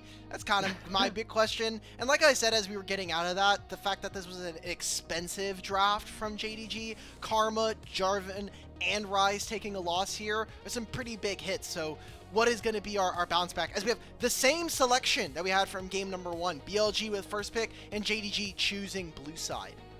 If I'm honest with you, Alec, if I ban 4 mid lane champions in game 1 and BLG still win through the mid lane, game 2 I'm banning 5. That's just that's just how I'm doing it. Are we getting rid of Bard? No. Okay, it's Varus. Here we go. Okay. All right. What is our first pick going to be? It is what Rumble, something that we saw last game, make it all the way to the 4-5 on bans and then get taken away. So another comfortable blind here for Bin, where it does have some ways to win early lane, but can just be a champion that you can play away from and you don't need to give as many resources towards. Something that, if we're talking about Bin, I'm thinking about it. If we're thinking about it, is something that was a change from last game. Xiaoshu gonna answer Rumble with a pick of his own. Cassante in the top lane. Oh, I'm settling in for a nice long nap in the top lane. That's gonna be nice. Whew. Yeah, we never have to go up there. You already know he's going to probably take Deathfire Touch on Rumble, so we don't even have to cast our eyes to the top at all this game. It's going to be New Age Cassante versus Udyr coming through, so what is going to be the rest? And how are we going to use counter pick here for JDG? It's going to grab that Bard, I think a highly impactful champion for a player like Vampire, who I think has really started to rise in terms of just his presence on the champion. He has really become an expert on this Bard so far. Yeah, fantastic pick, especially if he wants to extend this for Junjia, who, as we mentioned, had a really good start to game number 1.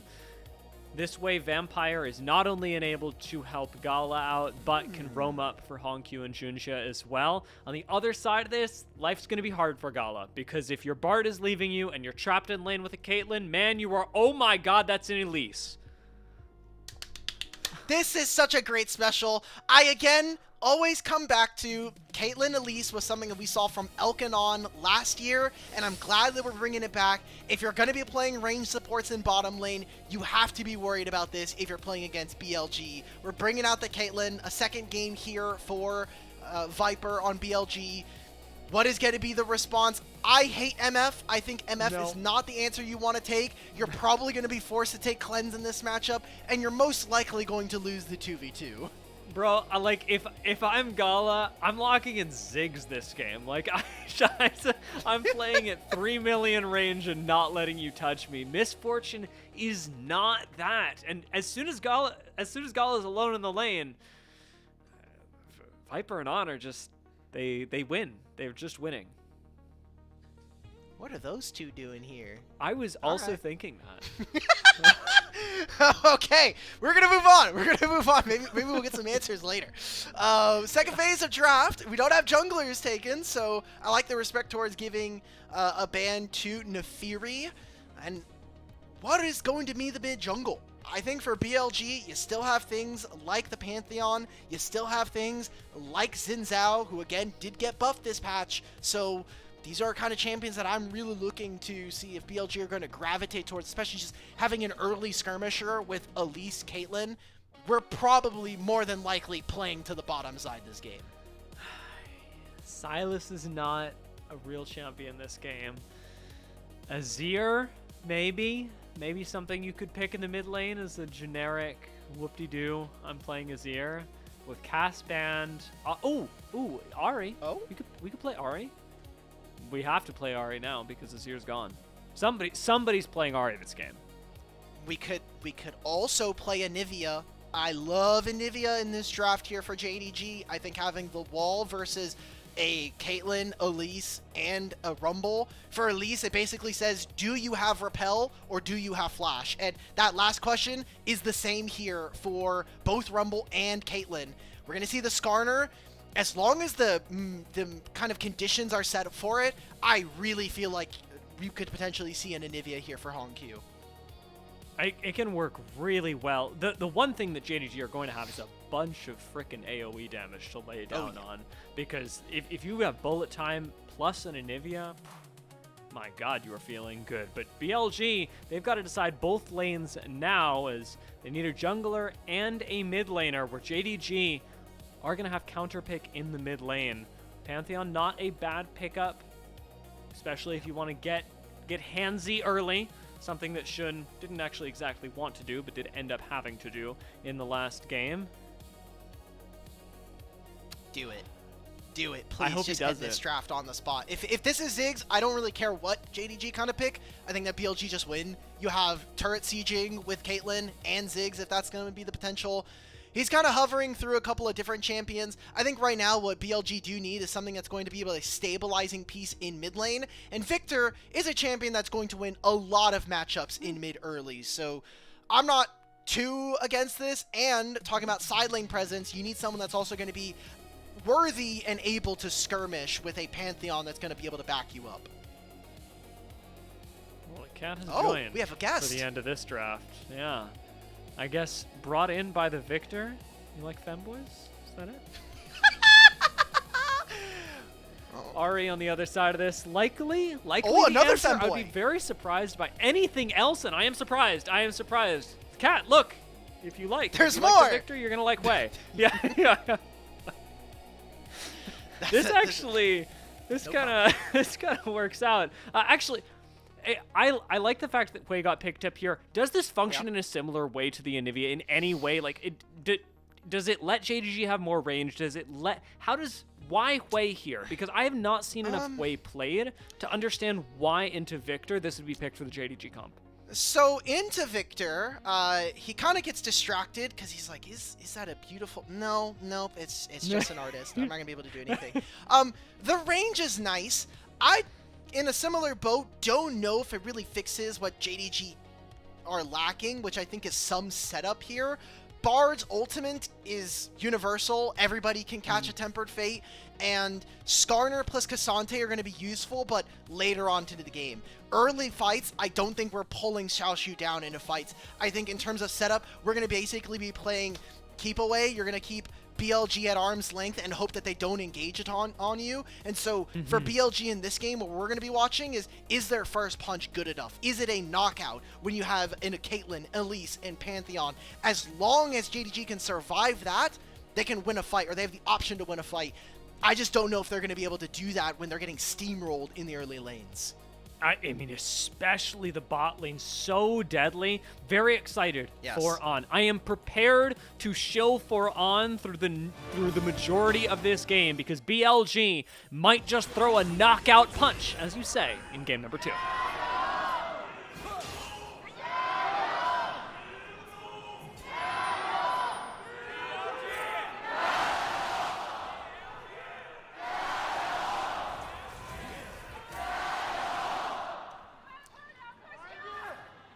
Of course, Viper's here, so we always got to get some fan chants for him.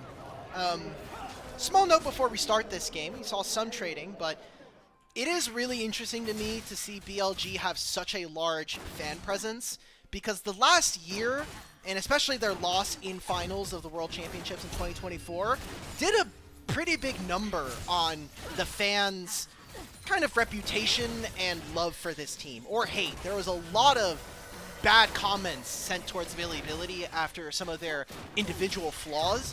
So I'm glad to see that the fans have kind of come back around to supporting their team, especially domestically. Seems like it doesn't matter if you have a home arena, the BLG fans are going to show out. And especially for this game, in this matchup, and honestly through this year, BLG have regained a lot of the goodwill that they otherwise would have lost. expecting a lot of that to be delivered in this game, as BLG had a fantastic game one. A lot of it off the back of what Knight was able to provide. This time on Victor, as you say, has a much more comfortable early game on a Victor who should win in this lane and hopefully through the remainder of the game. Right now is having a pretty good time versus Hongq. Yeah, turns out Siphon Power is just the most degenerate skill you can have. Just movement speed, shield. He also gets a laser that can hit both the minions and you. Really tight dodge there from Knight. If he doesn't land that, he is going to be missing more than half his HP going into this Hui. Hui's also already burned through all of their health pots, so either going to have to take a recall or just miss out, and the wave is pushing away from him. Such good early starts here for Knight. And junglers are not going to even be... Look at what Xiaoshu is doing! We are proxy farming! Just absolutely refusing to lane into Bin, who, you know what? If we're thinking about this as a big brain move, Bin took first strike. There's nothing there to first strike. Yeah? And we're finally seeing Doran's Helm. We have not seen very much of this item since its introduction into this patch, so good to see that Xiaoshu's already abusing this, and very smart from him to go for the proxy. They know, as we noted in the draft, nobody's coming top lane.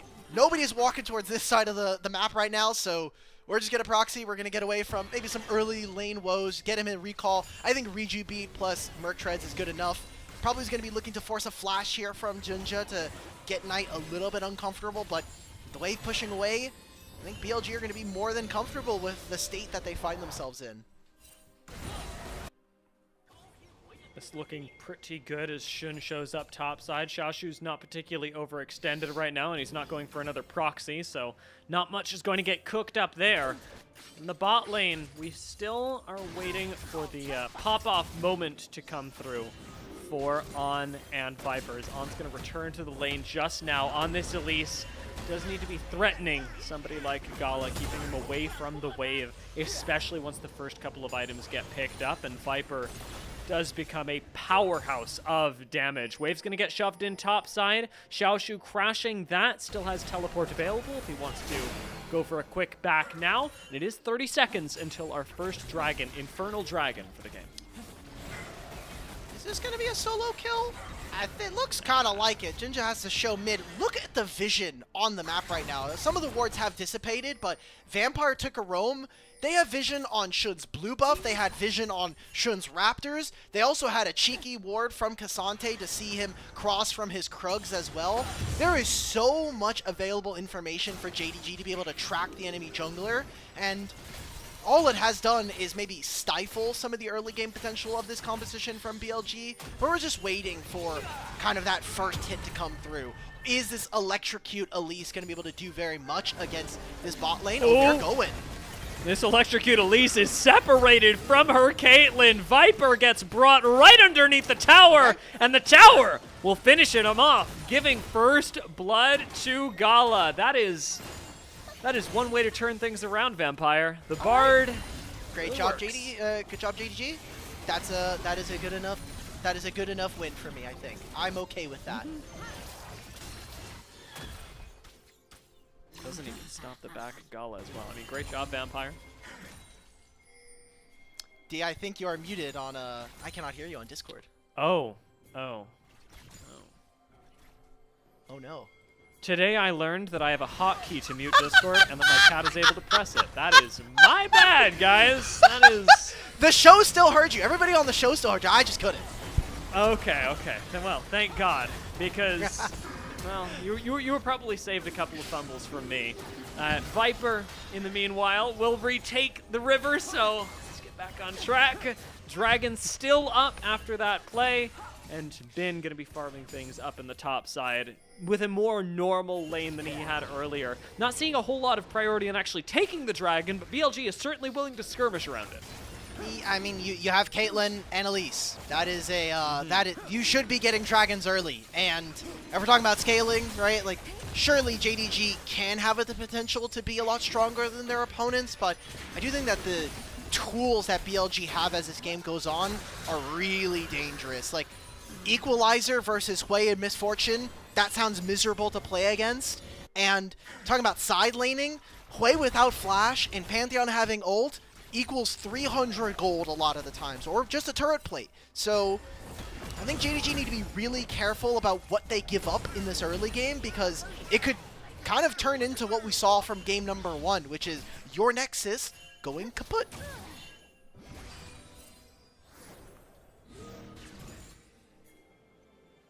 Trying to think of ways out of this situation. Think about ult spikes potentially as that becomes available.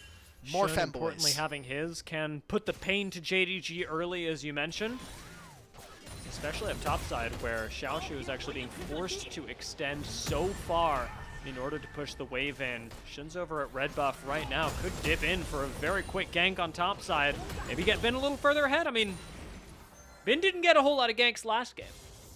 Exactly, and that feeds into the narrative that we had the first part of the split, and even in first stand, we saw that BLG, the way that they like to win was give Bin a couple of jungle ganks. I mean, yeah, Hui no flash, brother's dead. Just giving him to Knight instead. Anything that would have gone top side is going mid lane, and that includes Junja, who actually takes Shun underneath the tower to deliver him express to Hongqiu. Wow, what an insane timer for Junja to come mid, protect Hongqiu, and they turn that around. That should have been a kill onto this way, but hell or high water, JDG make it happen. They'll get 2 kills, or now they have 2 kills for themselves. That was such an important save, because I think if they get that to happen, you are really screwed as Jindong Gaming. So what went on here? A lot of damage coming in. The shielding from Hui was really OP, and this ultimate from Jinja into the Ishtal Slam. Perfect coming in from the mid jungle. That's the second time that Junja has shown up just in the nick of time to Uber Eats someone directly into the tower. That seems like a concerning gameplay pattern if you are BLG. Knowing that Junja is going to show up whenever you are pushed up, that is the inherent threat that he's laying out on Skarner. He's not going to show up proactively, he's not going to be ganking you close to your tower, but when you think you have a play, you do not. Hongqiu, the beneficiary of that for right now, and Junja sitting up with the 1 kill. Much the same as Gala, who in the bot lane has not had as bad of a time on Misfortune as expected, but maybe Viper is turning that around, walking him down, ends up burning the flash off of Gala, and our ADCs will go flash for flash. Yeah, you know that the supports are roaming topside to make sure that they're there for the grubs, and Pantheon was already kind of showing around mid, but could have flexed towards bottom side. So a very tight trade coming in from BLG, where Caitlyn trades flashes with Gala. I think that is an advantage towards BLG. It does turn into grubs here for JDG in the opposite side, but when we talk about Dragon coming up in a minute and a half, I think I'd much rather have no flash on Caitlyn than I would have on Misfortune. We'll see if that has an impact later on into the game. And I kind of was going to... I saw this from Knight. Opted to go for Boots of Swiftness instead of the Merc Treads in this matchup, so won't have as much protection, especially not going for things like Rod of Ages. Tempered Fate goes wide on Knight. JDG do just get the luxury of fishing for that play immediately after the grubs have gone down. No objectives for the next minute, as that's when the dragon will spawn. And maybe they fish for another up top side. Bin's going to spot this magical journey. The rest of BLG in the area, if a fight does break out, they'd love to take out Junja if it's free, but instead, we're gonna slam Shun right into the wall. On's shown up in time. Hongqiu's here as well. Ult's gonna go wide from Hongqiu though, and BLG now have a big advantage with Shun flashing over the wall to secure a kill, and Gala being roasted alive by Bin. Are they gonna go for more? Can Xiaoshu? I mean, he has way too much HP, so we're probably not gonna continue this. Oh, there's Bin. Okay. Right back into Hongqiu's arms. Xiaoshu picks up the kill, and even without an ult, this guy's sticking around. On's going to flash right over the wall to pick up a kill on Xiaoshu, and then rappel over onto Hongqiu. JDG may have bitten off a little more than they could chew, and Hongqiu's going to flash out of danger, but BLG get the better of the fight. I do not like this. I do not like this from JDG at all. I mean, the first part of the trade involves them dying, and they got grubs, but Caitlyn just completely destroyed your turret. You're talking about more than they could chew. BLG just forced their entire foot into JDG's mouths here. Like, look at this. I thought this was very clutch from Junja, by the way. Uses his E to cancel the Pantheon W. That's tight. But then this, the Hui spiraling despair missing onto a ulted target from Skarner, that should never happen. And I think that is what breaks open this play. Then we get kills on Tagala, who again has no flash. Caitlyn, this entire time, 3 plates for herself, all to this Caitlyn, and she's getting these waves. This is a massive sacrifice from JDG that completely backfired. Hongq really tried to claw things back, teaming up with Xiaoshu and Vampire, but didn't quite work because, as you mentioned, once ult goes wide, Hongq's just not bringing nearly as much damage at this point in the game as they need. And as we cut back to live, second Dragon is going to go over to BLG. 2,500 gold, a bunch of that on Caitlyn, a team fight win. I guess they don't have grubs, but they have everything else. You didn't get grubs, guys. You know, that's something that we could say, guys. We got grubs in both games. Yeah. The gold graph for this game is going to be awesome to watch, by the way, because BLG just went from like an 800 gold lead to 2,700 gold. Oh, we missed a solo kill in mid. I guess it's not a solo kill because Caitlyn came through with an ace in the hole. So, yeah, I'm, in my professional opinion, do think this game is a little cooked for JDG at this point. I mean, BLG are still winning in the early game. They got all of the early dragons, and I just have not seen the precision from JDG that we got from them in some of their prior series. And maybe you can say that they got it as kind of later in their series. They had really clean games versus top esports, but they also did give over Team WE their first game win of the season. So I guess that's just the beast that you have to deal with when you're on Jindong Gaming. I mean, I suppose so. Viper, hold on. Tempered Fate gonna land onto him. Everybody else from BLG starting to show up, but that is a very nice impale into bullet time that will take Viper out. Vampire will suffer for it, and Junja, this time exposed to the wrong end of the flame spitter from Bin, will go down as well. 2 for 1, trading up for BLG, and they're looking for a little bit more onto Hongq underneath the tower. Stunned! Stunned again! And once more, thrice stunned for BLG to pick up not just his life, making it 3 kills, but the first tower as well. If they win the race, Xiaoshu might get it. Well, they also got the first tower. First tower was bot. First tower was bot. So they're going to get a mid turret for this. This was a small window where they know Viper doesn't have flash, but I just think that this is really, really good from BLG. They're going to get 3 kills from this play. They obviously also get the mid-tier 1 while this is happening. The damage is just there, and JDG, I think, tried to save this draft because they saw Caitlyn Elise kind of coming at them, and they're like, oh crap, what are we going to be able to pair with Bard that's going to be able to work? It is not Misfortune. We had our reservations about this champion, and it has not paid off whatsoever. There we go. All right. On into the team. Dude. And he's alive. Repel actually works wonders. Bin's shown up here as well, and JDG have no more cooldowns, no more gap closers, no more space. BLG gonna walk them down underneath the tower, even as Bin gets slammed into the wall. The turret will claim his life, so Junja 3 for 3 on bringing people underneath towers and having them die, but JDG not feeling too good about it. The Bard ultimate to maybe just say like, hey guys, you can't take a 4th kill. We're gonna say, okay, you can get 3. That seems like it to be a consistent theme. You're allowed to kill 3 of us, but never 4, never 5.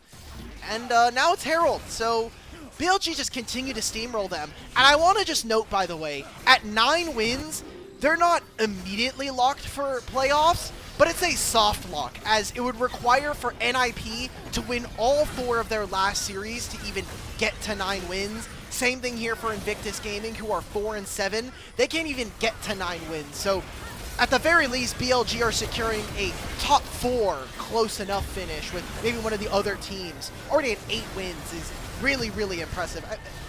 What else do I need to say about this play that Dia didn't already go over? I mean, They're already ahead in gold, and they're just losing consistent fights because they don't have a front line to be able to stop Caitlyn Elise. So before we sent it on to Viper, I was wanting to enter a conversation about what's gone on with JDG. Like you talked about, they did end up losing some unexpected games to WE. Maybe it hasn't been the cleanest last couple of rounds for them, but is this a BLG difference for JDG specifically? We mentioned that these orgs, these rosters, have played each other a lot, and BLG have been winning a whole lot more. Is this just the rivalry in action, or is this a degradation of form for JDG? I would say this is a lot different than some of the other series we have seen, because usually Hongq is actually fairly competitive versus Knight, especially in lane, and that has not really come true here in this series. It was something that we kind of saw at the beginning of the split, but it was really Xiaoshu who was very much at the beck and call of he basically put him over his knee and was saying, like, you're not allowed to play the game at this point. Dragon being set up here for JDG.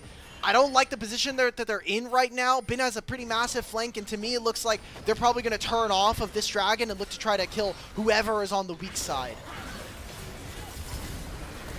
On getting away for now. Does have a trap line to keep him safe. His bullet time's doing a whole lot of nothing. And the Dragon will actually go down. BLG get the Rift Herald to knock up Hongq, maybe extend the play as he's taking this, I think, right into mid lane on delivering Rift Herald right underneath the tower for a little bit of extra damage. But the actual engagement doesn't get followed up on. The rest of JDG going to be able to walk this out, even as they watch the Dragon go down, who was not nearly so lucky. All right. Yeah, we are at that point of the game where I did say it was cooked. It is now very much in the oven and going to be coming out par-baked for JDG. Like, usually a scenario you want to try to do is catch maybe on side lanes. There is a 700 gold bounty to be able to pick up from Shun if they can kill him. Okay. Fire's low. Ace in the hole. Does not kill him, but Shun will. JDG do land the Spiraling Despair onto Shun as well. It's a little bit too little damage, however, and they're out of here once again. So, I hear you, Alk. Oh! Hold up. Oh. Xiaoshu's doing things, and we're losing junglers.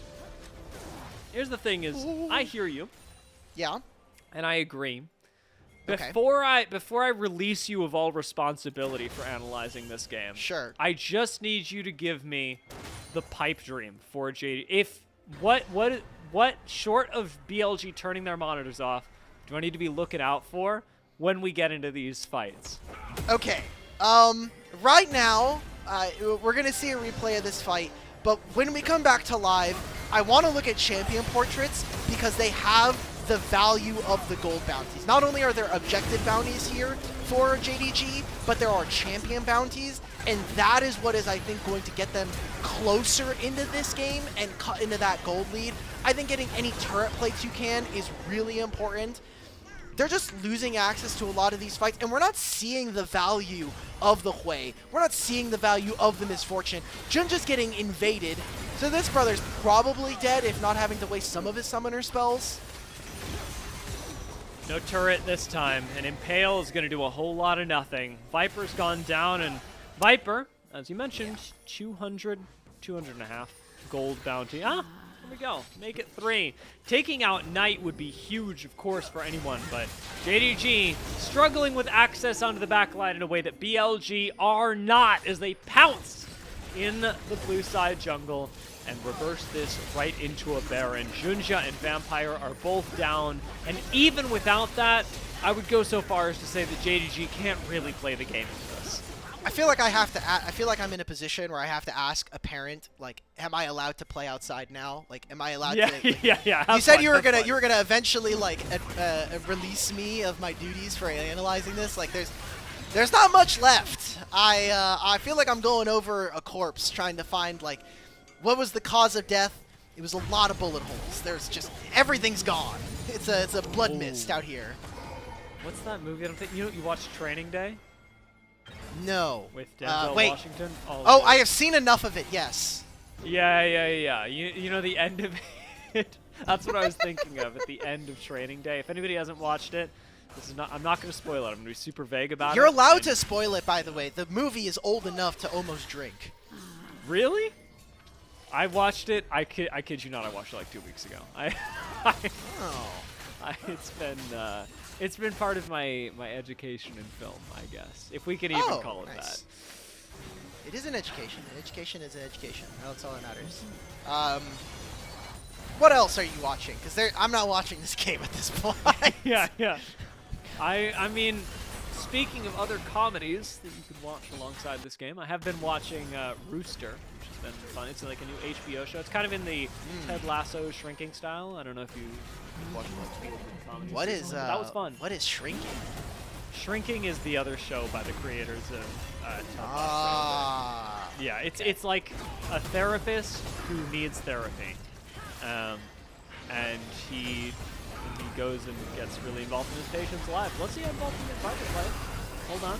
All out goes onto him. Viper's still above half HP. He's under half HP, and that'll be it. I definitely think the JDG therapist is going to need... The JDG coaching staff is probably going to need a JDG coaching staff to help them at this point. There we go. Yeah. All right. Give him the gold. Holy crap, Knight. Look at this Arcade Storm. It's going to kill... Oh! That thing is huge. Wait a minute. That was a shutdown on Knight. Nope. No. It's too late. It's too late. The ship has completely sailed. The ship is currently hitting the iceberg, and we're sending out more ships to help out the ships. We're gonna get a soul here, Dia, and BLG are gonna take a 2-0. Yeah, in case you thought BLG were not killable enough, is Dragon Soul gonna help them out?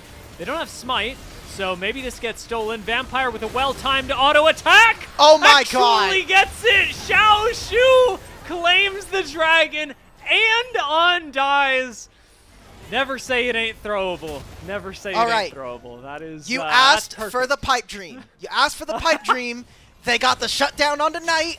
They got the shutdown off of Shun. This is it.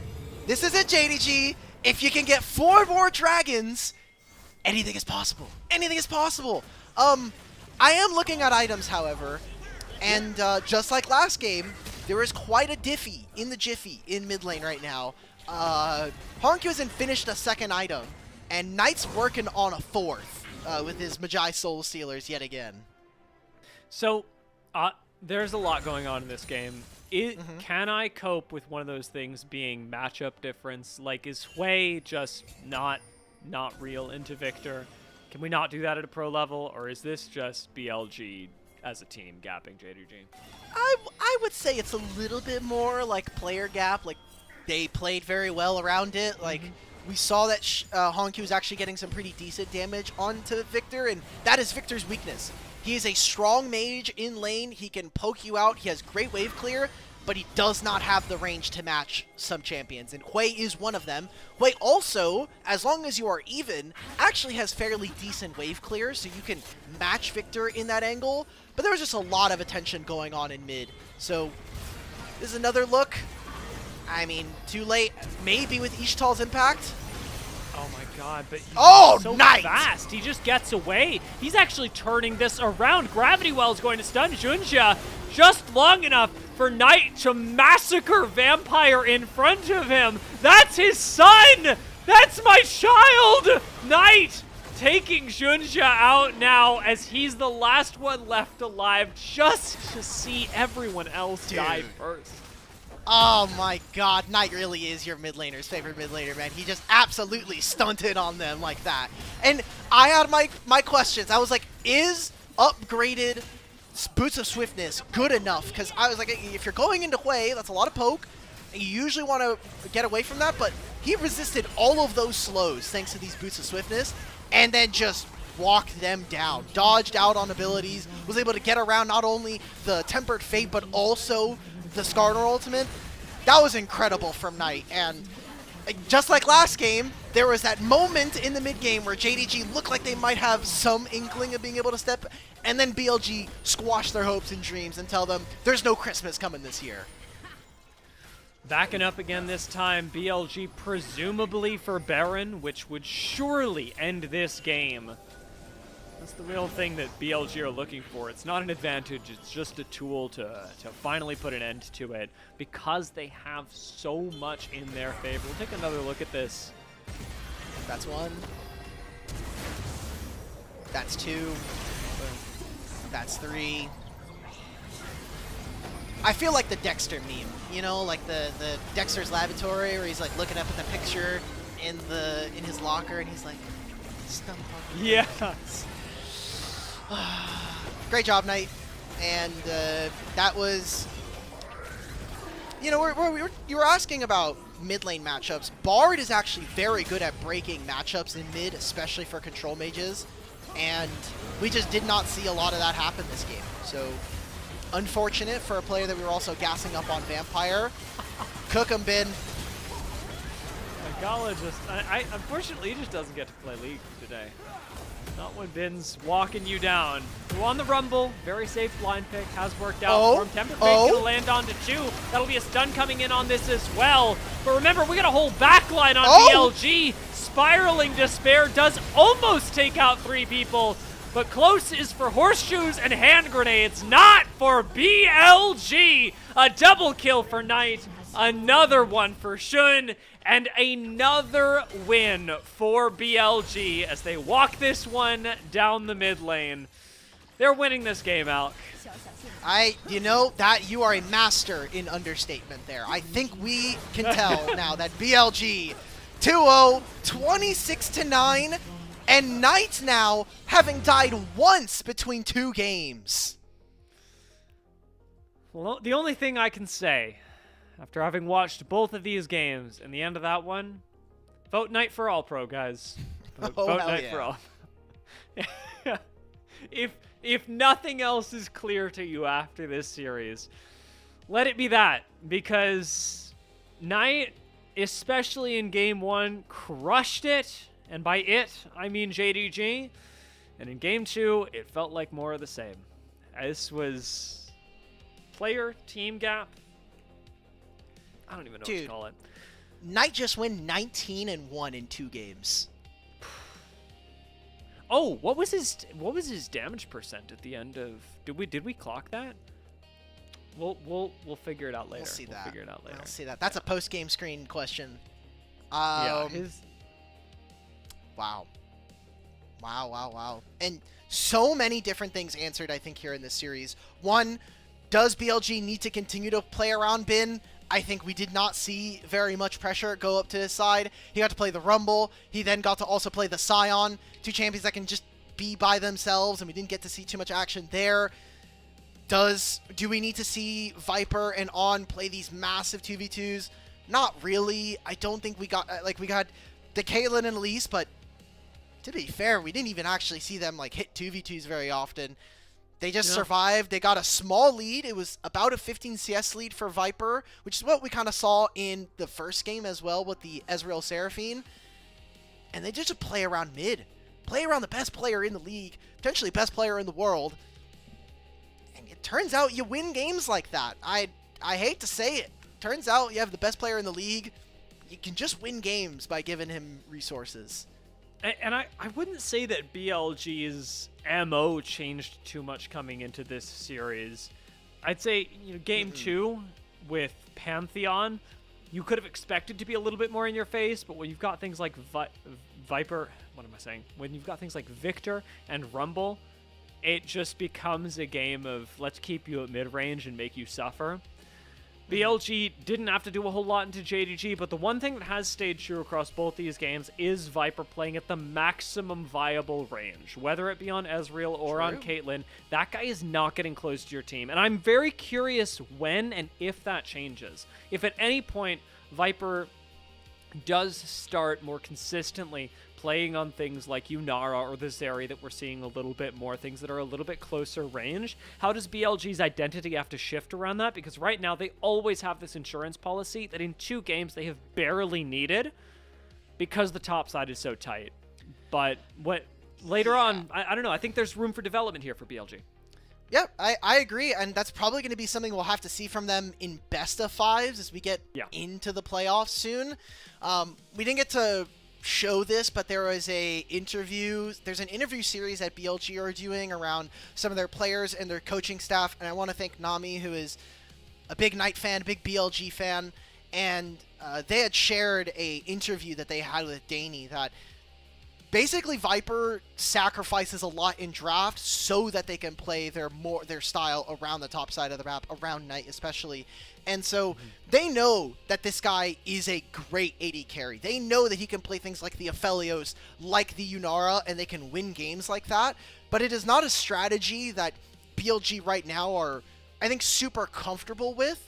They have it in their arsenal, but I think right now what they're just trying to drill is like, how do we want to play fights? Like, how can we get Knight more involved into the game where he can be a leader, especially as the captain of this team and one of the most tenured players here in the LPL? And unfortunately for Viper, that does mean we're probably not playing for you. We're going to have jungle and support sit around. We're going to play the triumvirate of mid-jungle support around this lane and just keep Victor alive. I mean, all Viper has to do is just live. And you can farm championships, you can farm wins. 34% of the team's damage coming from Knight, by the way. Made sure to pick that one up for everyone back home. That is ridiculous. That is a player, champion, a carry that BLG are more than comfortable playing around. And looking at the form that they are in today, right now, against a JDG that genuinely could have beaten them. Coming into today, that was not a crazy thing to say. And yet BLG make the series look like this. BLG are shaping up to be the best team in the LPL just as we hit playoffs again, even with the midseason doubts that so many had about them. I'm not experiencing any of those after this series. 2 hours ago, we were really hopeful for JDG, and with every minute afterwards, the hope just get lower and lower and lower. So unfortunately for them, for our little schedule graphic, they're just gonna have to hold a 0-2 versus BLG, and that'll be the one team that, for now anyway, they will have a losing record and not a 1-1 at the very least. So unfortunate for them. I still think they are obviously a very strong team. I think that they've shown a lot of growth so far. Again, I think that their mid-jungle, just the way that they opened this series in that game 1 was incredible. There was just a lot of flubs, and Honkyu has still a lot of growing to do. He has been an exceptional player, someone that came up and made this meteoric rise in 2025. And there's some growing pains there, especially here in the LPL, where I think he's had much better competition than we saw from him in the LCP. Yeah, I mean, Honkyu, as you mentioned, has looked really good in other games as well, in other series for JDG, but in this one did just get taken apart by a BLG that were on their game, and more specifically Knight, who all of this is going to come back to. BLG as a whole were playing very well. I can't say that Knight was overperforming hugely compared to, like, I don't know, 4 other players that were not doing well. Everybody did well. And yet, Knight stands out that much more for having done so well that it let everyone else have a foothold, that it gave BLG, I would argue, a whole step up in these games on JDG from which to punch down. BLG, tallest team, best team in the league. Yet another reminder. Get your votes in.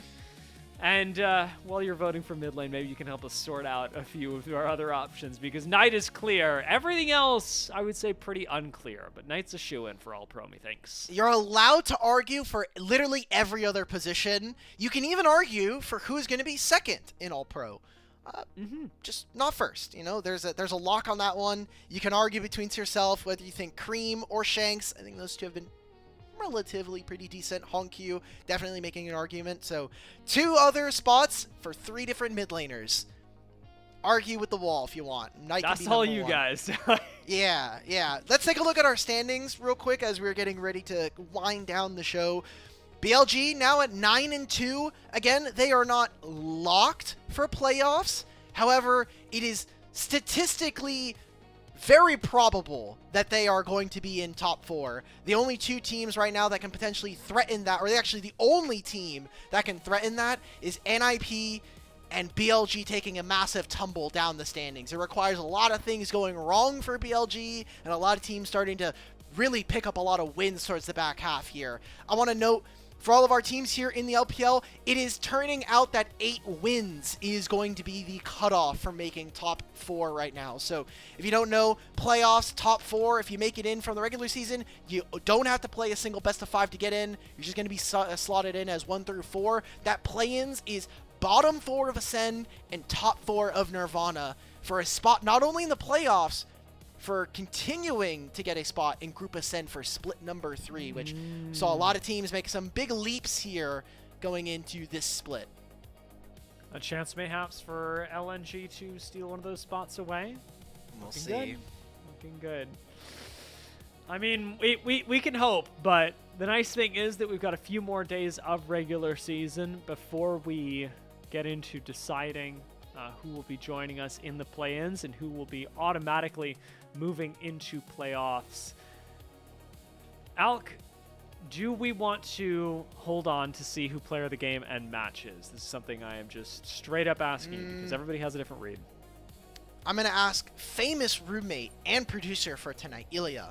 Go for it. How are we looking on the interview? Did they just start how late did they start the interview in comparison to us? He's kind of shaking his head. He's giving me a this.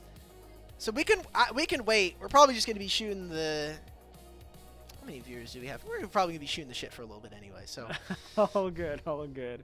All right, so if given that that is the case, the next couple of days of the LPL do bring us, I think it's in 2 days, we get JDG and AL. There we this go. time around. Oh, look, we got a nice little There we schedule. go. Isn't that convenient?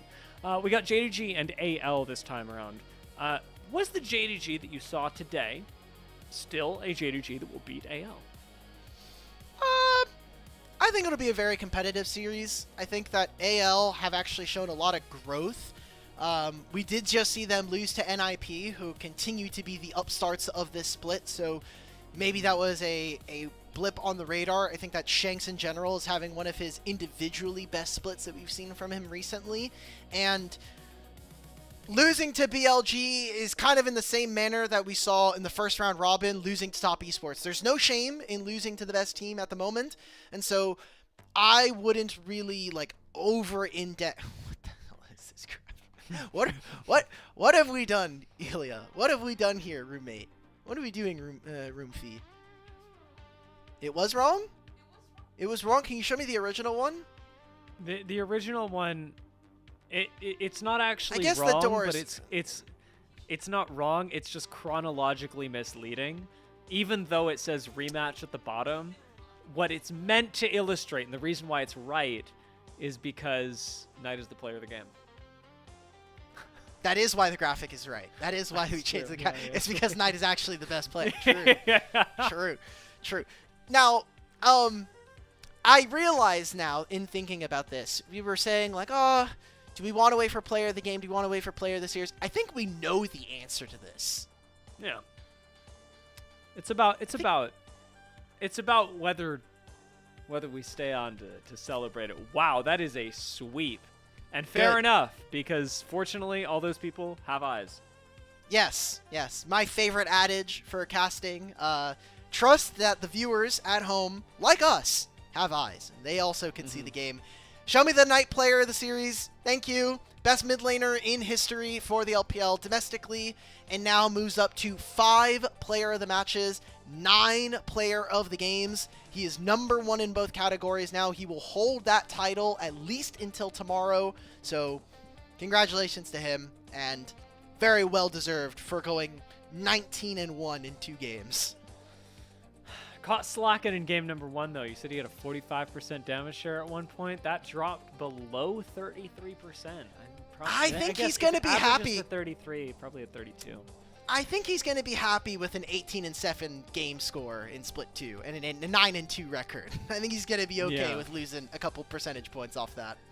That might be. That might be. I mean, this was an insane game, an insane series from Knight. BLG, they look great. And honestly, after this game, I can't say that I have notes. Looking at their other games, their other series, sure, sometimes BLG have looked shakeable. In this game, they did not. And the question for me is, as the season goes on, do BLG continue to look this good, or is it just up against JDG?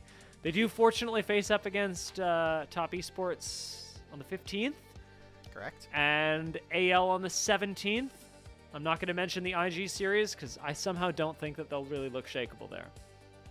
It's probably going to be a free win. I mean, look, I'm looking at JDG right now. They have a Weibo series and they have an IG series. I think we're taking those for free, boys. Yeah, So, I mean, NIP have a pretty good schedule as well. I think NIP, given that they're like the upset team that could pop up, if they win against Top Esports, like everything else, I'm thinking they win anyway. I think a problem is like, okay, let's just bring back the standings real quick before we end out. Yeah, it'll help. I want to actually get into this now because NIP are 5-5.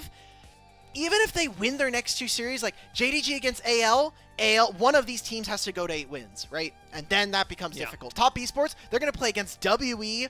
That's going to move them up to 8 wins. So I think NIP might have missed the boat when it comes to kind of getting into top 4. They need to win their next 4 series.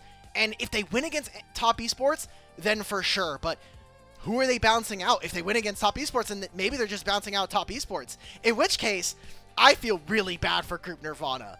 They're just like, oh, cool, we get to play against Tien and Jackie Love? Crap. For our chance at getting into Group Ascend, smile. Yeah, and then, by the way, that then also trickles down if they win. There's a lot of potential here, but if Top Esports come in as a play-ins team, that means they're going to be seed 5th through 8th. And so you're probably not getting picked first if we're looking at going into playoffs, because the top 4 teams from Ascend get to pick who their opponents are in the first round of playoffs. A lot to be said. We do have 2 more days of LPL coming up after this. And a reminder, next week, Tuesday, we will be back live. This will be the last week of the regular season, and it will be the last time during the regular season we'll be live on Tuesday here. So really excited. Remember, we have a 6-game day, or 6 series. Sorry, 6. Whatever. Just close us out of the show. It's been way too long. It's 7 a.m. Yeah, we got a lot of series to play, so be sure to tune in on Tuesday. And be sure, of course, to tune in tomorrow, where NIP will take on IG and Top Esports will take on WE.